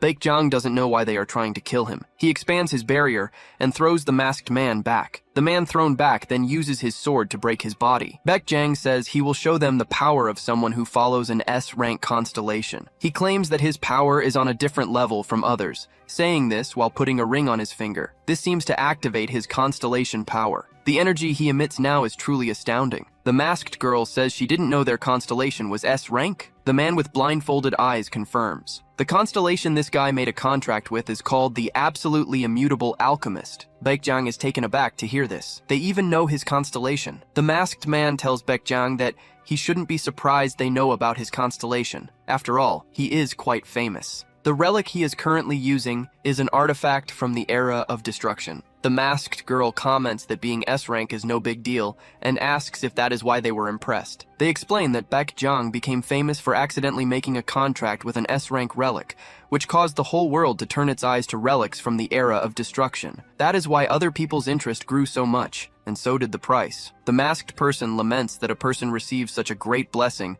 and uses it to create a gang of criminals. Baekjang channels energy into his hand and then attacks, shouting that they are hypocrites. Magic circles appear around them and spears almost hit them. The girl had not noticed the magic circles in the place and asks if Baekjang placed them. He activates his power again. A magic circle activates behind the girl and another spear almost hits her. She questions how many circles Baekjang placed in this place. The leader of the alchemists thinks these people are monstrously strong. How do they manage to sense the attacks from the magic circles? Baekjang has no doubt. He doesn't know what kind of power these people have or which constellation they have a contract with, but he thinks it's okay. Despite being cornered, Baekjang thinks that the absolute defensive ability of his constellation cannot be defeated, so he doesn't need to worry about defense. He activates his magic again and attacks his enemies. To his surprise, his ability is not activated. The opponents remain there waiting for an attack that never comes. The girl then mocks, asking where the attacks he said would kill them are. Baekjang is frozen in fear. What is happening? The blindfolded man reveals that he detected several magic circles when he arrived at the location, exactly 1200, so they block them. Baekjang questions how they managed to neutralize so many magic circles without him noticing. The man dressed like Gojo comments that neutralizing is different from blocking. Tired of hearing their conversation,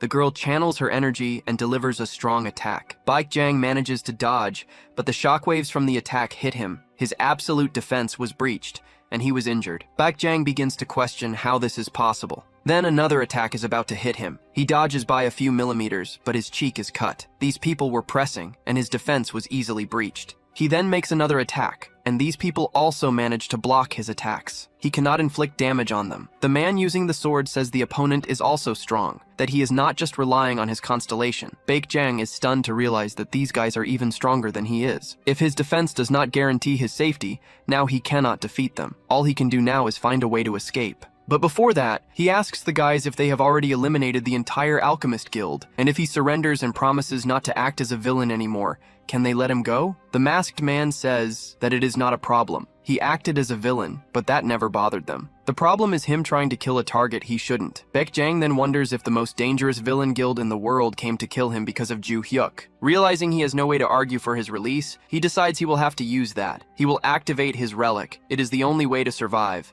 The amount of mana surprises even his hunters, who comment that it is abnormal. Baekjang summons his constellation and proposes a deal. The immutable alchemist responds to the call and accepts. He will exchange his vitality and lifespan for the full power of his constellation. It is as if the alchemist himself were manifesting personally now. At the same time, the masked subject says he hates to disturb an alchemist during their summoning, but he has a message from the sacred constellation Dugui. The message is, "Alchemist, this bastard tried to harm our benefactor, the god of war." Hearing these words makes one of the alchemist's eyes twitch in surprise. Then he questions his contractor. Is it true what they are saying? The subject, terrified, says no. He only tried to kill a person named Kim Ju Hyuk. It's unfair of him to ask this. The constellation says that it is unfair for him to be so stupid. The alchemist constellation interrupts its manifestation. Then it warns that the contract with Baekjang has been cancelled. He is completely lost with the situation. The masked subject says that now their constellation has declared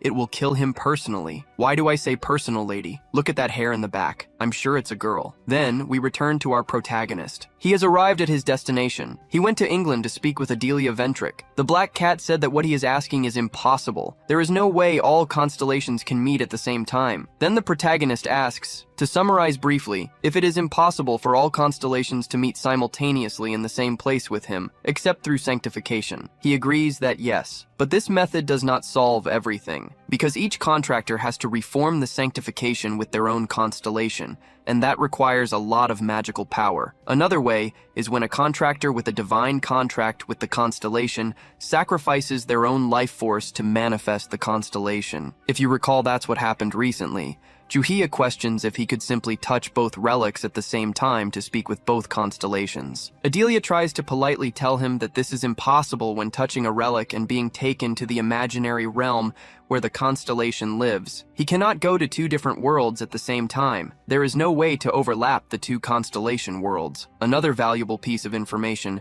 is that the constellation possesses immense power, and when it grants a sacred contract with a person, it establishes itself in a sacred relic. It cannot move to another afterward. As the protagonist listens to all his arguments being refuted, Barsha speaks in his mind. He questions why Juhia should already know this. As it was mentioned in the classroom, it is obvious that he wasn't paying attention. And now the protagonist says that the next time he visits Barche, he will give him another beating for this sarcasm. If there is no other option, Juhia says he will do it differently. He will communicate with them, and they will exchange information. Both the Black Cat and Adelia say they have a problem. Since Juhia arrived, their constellations have not stopped talking, and they cannot interrupt them. Luminous is affectionately talking to her dear friend, saying that it has been a long time since they last met. Her rival says the same for her. The protagonist hoped this would have changed after a long time, but it seems they continue with the same attitude as when he was their master. And he said he really wished they were getting along now. He tells both of them, stop for a moment and listen. The Black Cat and Adelia are startled to see how their constellations obey blindly. Juhia says that the person who made them become constellations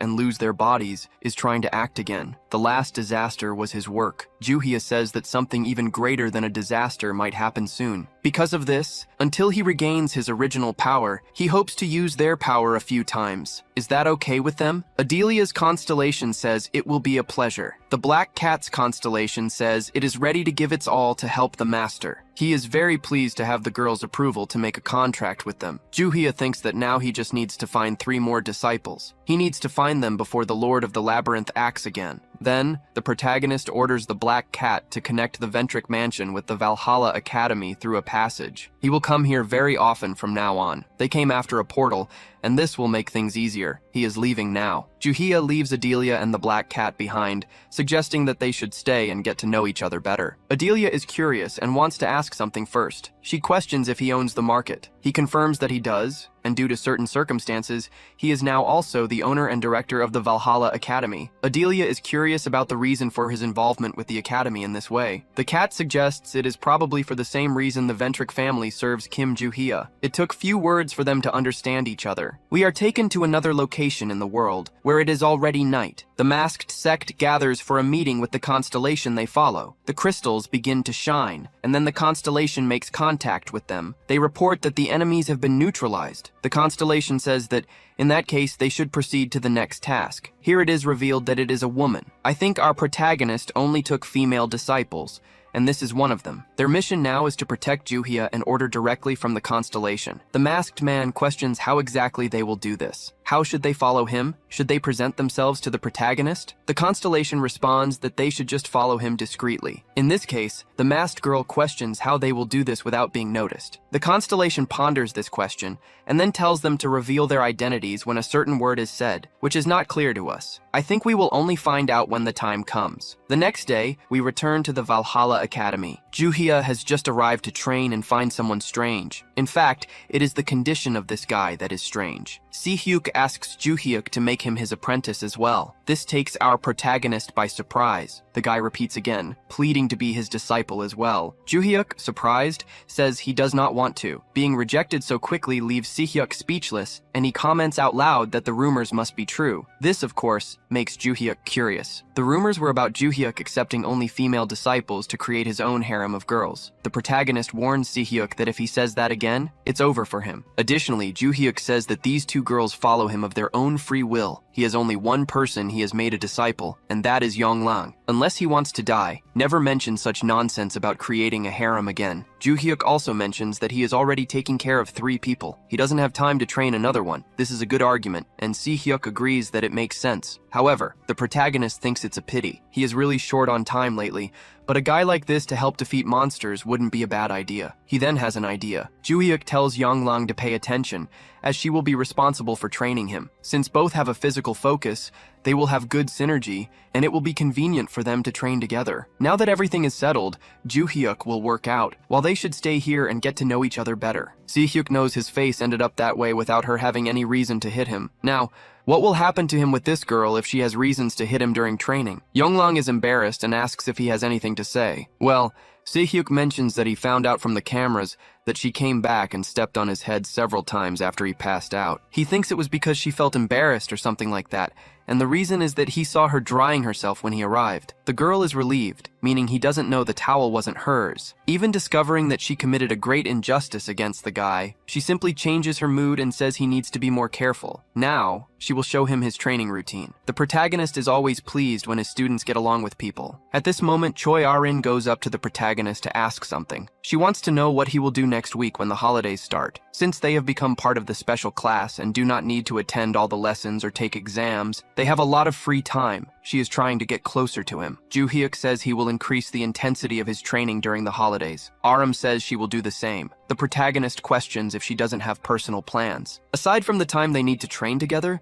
she can do whatever she wants. He wanted to tell her to use her time and effort however she likes, but Choi Aram says with a smile that she wants to train and become strong like him. That's her wish. Alright, in that case, it's fine. Yoo So-yeon says she will come to train during the holidays as well. A week later, at the Hero Academy in the United States, the Academy president, called Beck, was staring at a sword with a strong energy. He had been observing the item for some time while thinking. He remembers that it was brought a few days ago. When he entered this room, he found his friend Logan, the destroyer, there. Logan made a surprise visit to tell that he dealt with those people who messed with his son. Logan exterminated the entire group of villains called the Shinja. He mentions that they were a group of weak people in the end, but something was very strange. When he got to the leader, the man was already in pieces. Beck questions if it was an internal fight or something like that. Logan doesn't really know what happened since he intended to get answers only from the leader. He also says there's another reason he dealt with those guys. He's still investigating the whereabouts of the group called Black Lion. This criminal organization was responsible for killing his father. He came here because he found this and couldn't ignore the artifact. Its name is the Sword of Light. Since he invaded that place,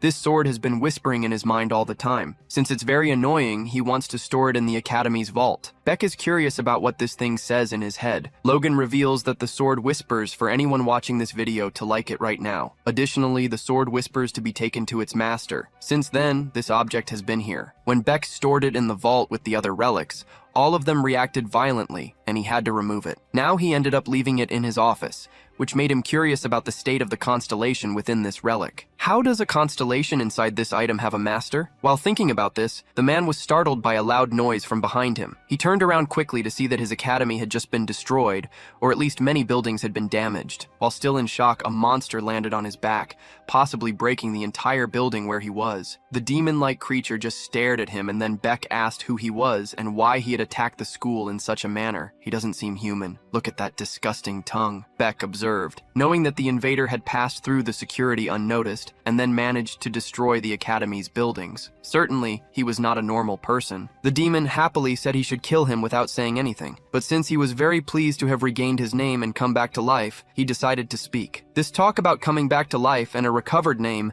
made no sense to Beck. The demon said his real name is Hong Wai. Beck responded that this name is uncommon in this country, so he would introduce himself as well, since the demon probably didn't know who he was. Your name is Beck, the president of the Hero Academy, and at your peak as a hunter, you were known as Beck the Bomber. He said this while delivering a powerful blow to the demon's stomach. A strong green energy emanated through the creature's body. Beck hoped to defeat him with just one hit, but in truth, it had no effect on this creature. The demon, excited, said he also had a similar ability. While Beck thought this attack would be fatal for any human if it hit in that way, the demon then charged his attack and struck Beck in the chest in the same manner. His attack, upon contact with the body, released a sort of lava and burned the area, and then the building exploded with the man being thrown away. With this attack, Beck felt he was going to faint. Before he had the chance to lose consciousness, the creature moved in again and landed another powerful blow, throwing him down. Just receiving a kick like that is painful, so crashing to the ground like this should have killed Beck. However, the man was tough and still alive, but he wouldn't last long if it depended on the creature in front of him. Hongwei mocked him, saying that the guy was quite resilient. The surrounding worms were not like him. They couldn't even withstand the impact of his arrival at this place. It was only then that the president noticed the academy staff scattered on the surrounding floor. The man was furious to see this and decided to become the Green Lantern now, channeling his strength and striking the ground with his power, sending a wave of energy toward Hongwei, who did not move to defend himself. His attack hit the target directly. Beck said that even if he wasn't able to injure the monster, he would face him until the end. Before the smoke cleared, he charged his green energy once more and decided to attack the target again with his maximum power. After this, he hoped to have defeated the creature, but to his surprise, the monster appeared in front of him completely unharmed. Hongwei simply said he would show how a real explosive attack is done. Striking Beck's arm, the skin bubbled and then exploded. The power of this blow was enough to defeat the man now. He fell on his back like a stone. Hongwei was very pleased to have regained his body and to have found such a resilient target. Beck was still alive after receiving 3 of his attacks. He said that when he was a constellation, he had never met a contractor as tough as this. Beck was surprised to hear that this guy was a constellation, and Hongwei confirmed it was true. He was the constellation known as the Tyrant of Destruction. The constellation Beck had a contract with reacted upon hearing this. The constellation of Destruction was surprised. This was just another thing on the list of things Beck didn't understand, but it made him sure that this damn guy was indeed a constellation that came to the human world. Hongwei came from another world and was about to send Beck to another world as well. Before he could hit Beck with a fatal blow, someone called out to him, asking to join the fun. This left the demon completely surprised to see that this guy was in such a destroyed place. Beck was also lying down looking very surprised, and he also realized that this guy looked familiar. He soon remembered this kid was Kim Ju-hyuk from the Valhalla Academy. The demon, who didn't know him, asked who he was and if he wanted to die. Our protagonist said that was impossible, as he came here to defeat and not to be defeated. Ju-hyuk looked at the demon more closely and said he recognized this ugly face, those strange horns, pointed vampire-like teeth, and red skin. He was Hongwei, the loser of the second floor of the Tower of Destruction. Being called a loser made the guy furious. Hongwei questioned this kid's authority to speak to him like that. Alright, our protagonist said that a loser idiot like Hongwei will always be an idiot. He will remember that when he is defeated. The mana Ju-hyuk was emitting made the monster feel extremely familiar, but he decided not to dwell on it and to destroy this arrogant kid once and for all. With the sword, the protagonist easily dispersed Hongwei's attack. That was enough to make the creature remember. Hongwei said that this feeling was something he would never forget, and then asked if the kid was the hero. He had never imagined that someone could reincarnate. Ju-hyuk questioned what was so impressive about that, saying he also never imagined that the losers who had been defeated by him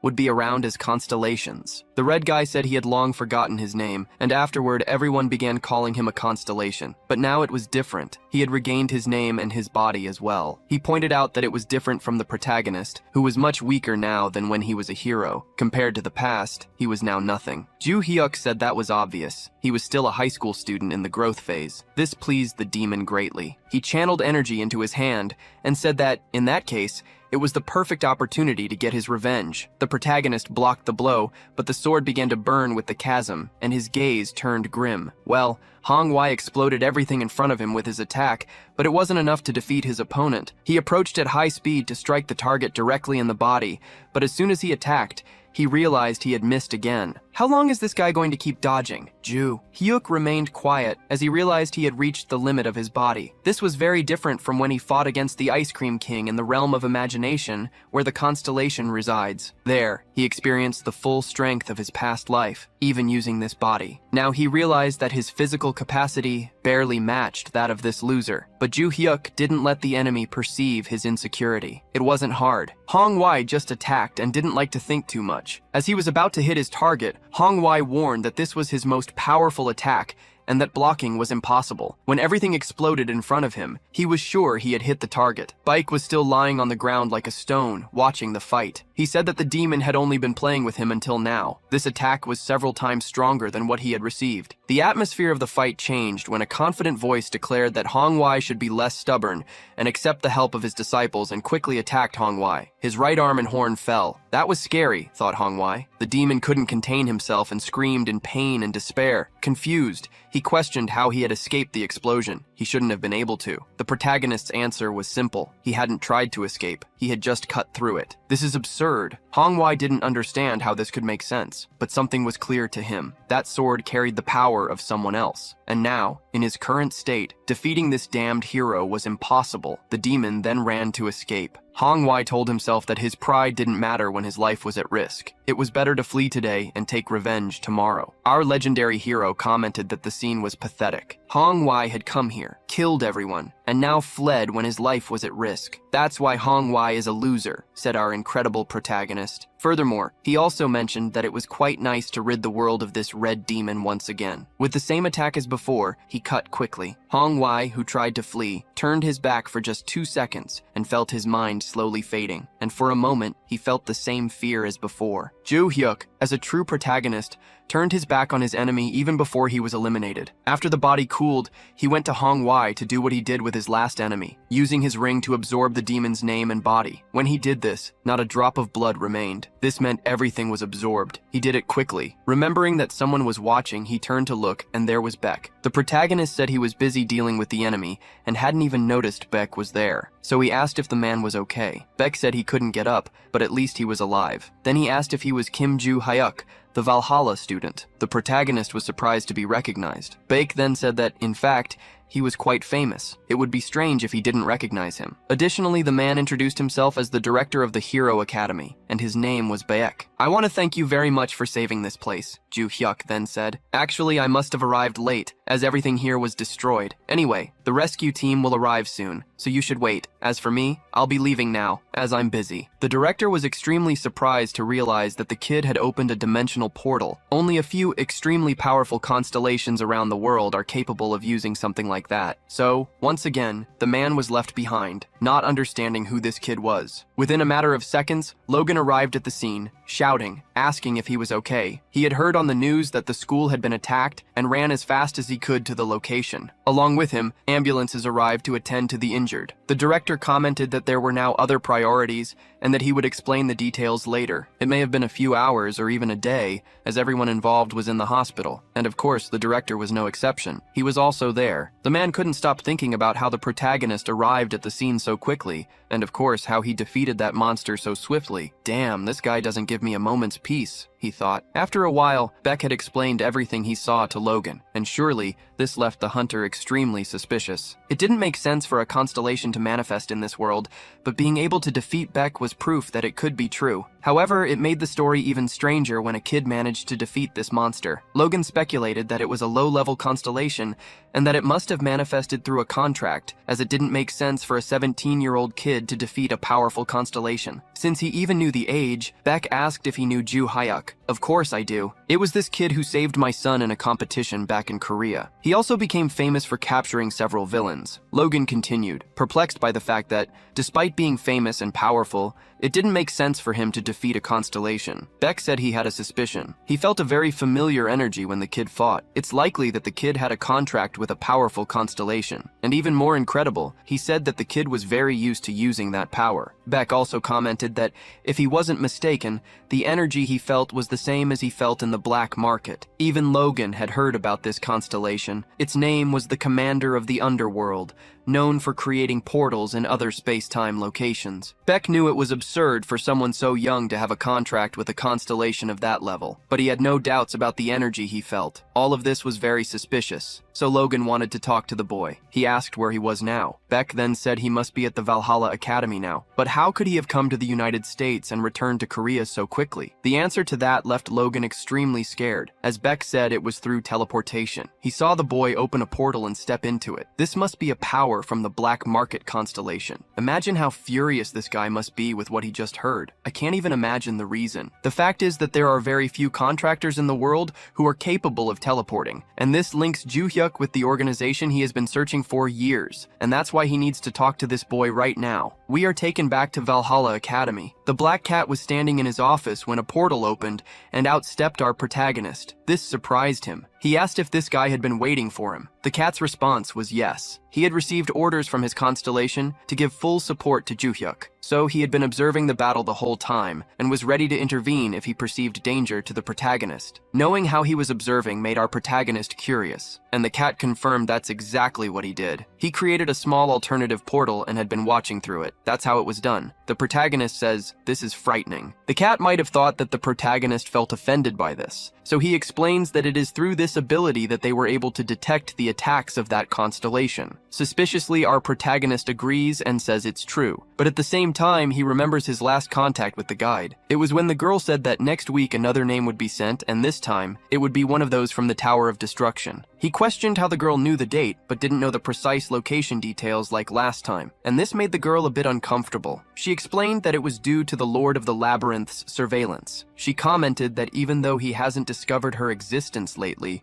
he is more cautious about information leaks. They talked a bit more that last time. She said it would be harder for them to meet next time. The reason for that would be the Lord of the Labyrinth's surveillance? Our protagonist questioned. She said, as always, he is very smart, and the answer is yes. She will have to stay hidden to raise fewer suspicions for a while. Now that he has the name, she will explain to him how to use the absorbed names for this ring. She commented that there are two ways to use the ring. The first is to have a name and your own power. The second is to use a skill of the name as you wish. The disadvantage of the first method is that you can only use part of the absorbed name's power, not the total power like the Lord of the Labyrinth can. The second method also has a disadvantage. You can use a skill that the target had, but you cannot enhance the skill. This means that the most you can do is use the skill with the same power the person had. If it is weaker than you, it won't be as powerful an attack. Now, how he will use the name's powers depends on him. This information wasn't satisfactory to our protagonist, leaving him thoughtful. He was thoughtful about it all week and now had a new name to test. He decided to use the ring and absorb the name of the demon he just absorbed. Those abilities were really bad. After completing the absorption, the energy stopped being emitted by the ring. The protagonist wonders if that was it. He isn't feeling anything different now. While thinking about this, the Black Cat called out to him, "Say what you want." The Black Cat questioned the technique he used to defeat Hongwei, the spatial cut. He confirmed that it was indeed that technique he used. If that is the case, the Black Cat asks the protagonist to show the technique. Joo-hyuk questions it. Since he has a contract with the same constellation, he can't use the technique. The Black Cat admits he is embarrassed to admit it, but isn't as skilled with that ability as he would like to be. Therefore, he asks the protagonist to teach or demonstrate how to do it. They then go to a more open place for the Black Cat to observe. They head to the mountains behind the academy. Joo-hyuk explained that the spatial cut is quite simple. Just follow these steps. First, gather magical power in your sword, twist your waist and release the skill. Joo-hyuk performs the spatial cut, and now the effect of the attack goes beyond the trees that were in front. The Black Cat says that's roughly how it works. The result was truly frightening, an unbelievable strike. However, the Black Cat couldn't help but think that, just like his constellation, he was very bad at explaining how to use the technique. Joo-hyuk described it the same way. It seems that his master really learned from this guy. Both are terrible at explaining. The protagonist questions if the Black Cat needs him to show it again, or if he has understood. Additionally, he looks around and notices something very strange. The mountain was cut by his attack. That wasn't supposed to happen. He had measured his energy so it wouldn't go beyond the trees. How could this have occurred? Moreover, this attack shouldn't have been that powerful. At that moment, he realizes that this might be the influence of the magical power he absorbed. Although he didn't feel any difference in his body, it seems that the difference is noticeable in the attacks. And of course, this leaves the protagonist extremely excited. He then says goodbye to the Black Cat and says he needs to leave now. But if necessary, he can show it again another time. Joo-hyuk is very excited to see the effects it has on him now. Additionally, he was a bit skeptical about the importance of this, but now he has no doubt that it is great to absorb more names. Those idiots from the Tower of Destruction will get what they deserve again. In another mysterious place, which you will never know where it is, a man was observing a map of the world. Possibly, these are the locations where the names were sent. What he just observed on the map made him quite anxious. While thinking, he is interrupted by another person who catches his attention. The person came to ask if he had finished the matters of the names that the master had requested. He answered that yes, he had distributed exactly as instructed, but there is a problem. As he was saying this, his friend noticed that he was gripping his weapon tightly. So, he questions why the man is so attached to that spear. This question was not something the man wanted to answer, which made him irritated. The spearman says that what is most important is what he was talking about before. The reason for always holding his spear is not important. He comments that the person also carries a weapon around. The red-haired guy simply says that carrying a weapon is different from wielding a weapon all the time. The red-haired man has a grudge against the spearman. He says that the Lord of the Labyrinth favors this man, because if it weren't for that, he would have killed him by now. Now, regarding the problem he reported, the red-haired man asks why one of the names disappeared. He even shouts, asking if the man really organized the names as the master requested. The names were sent exactly as ordered. In this case, some were expected to be defeated, but that would only happen when the order to attack was sent. This is an irregularity that needs to be reported to the master of the labyrinth, and the red-haired man is going to do that right now. The spearman should be the one to do it, but he doesn't want to leave and won't do it. All he does is stay there holding his spear. At the academy, the black cat was in his office, receiving an unexpected and sudden visit. Logan, the greatest American hero, was there to speak with a student and only needed the director's permission for that. The black cat is sure this is related to Juhyuk having defeated the constellation at the Hero Academy, but he can't say he knows, so he invites Logan to talk. At first, there is an uncomfortable silence, so Logan decides to get straight to the point. He wants to know if the black cat knows that the student Kim Juhyuk was at the Hero Academy recently and defeated a constellation. Yes, that's correct. The black cat is aware of that. That's great. Logan says he has two questions about this. First, how did that student know about the appearance of the constellation and still manage to defeat it? This answer isn't simple. The black cat doesn't know what to respond. Then, Logan moves on to the second point. How did the boy travel from one continent to another in an instant? For this question, he says he won't accept a vague answer. The black cat, since the academy director and hero felt the black market's energy in the protagonist's attacks,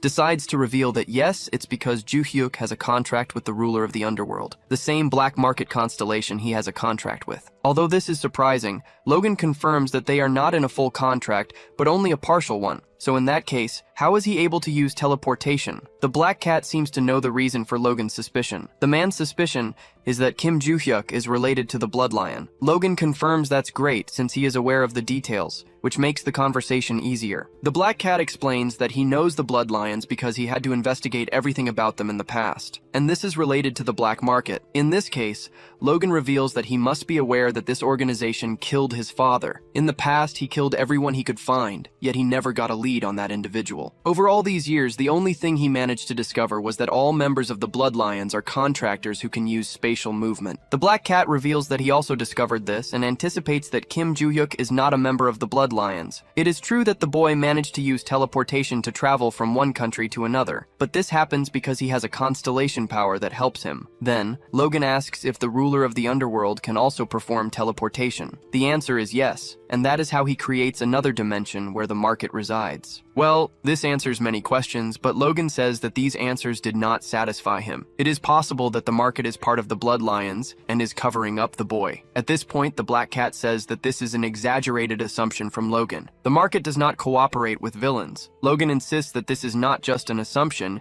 because it is obvious to everyone that there are few contractors in the world capable of using spatial movement. Therefore, it is natural to speculate that the ruler of the underworld is part of the Blood Lions. Furious, Logan slams his glass on the table and says it is also very strange that the market owner is supporting a mere high school student. To him, it seems like a favor exchange, and either this boy or the market is involved in it. These are the last words of the black cat, Kim Juhyuk, and he have a special relationship, and neither of them is involved with the Blood Lions. From this point on, the man is crossing boundaries that should not be crossed. Logan even questions what happens when these boundaries are crossed. The black cat politely says that he even explained his constellation's ability, which is confidential. From this point on, on, he no longer believes the man. Logan must leave and investigate, only returning with proof of what he is saying. Despite the black cat's politeness, the man becomes hostile again and asks what happens if he refuses. At this point, the black cat says that Logan will have to die, and his tone was cold and threatening. Logan, then smiling, asks if it is the black cat who will kill him and questions if he really thinks he is capable. Of course, the black cat says he cannot kill Logan,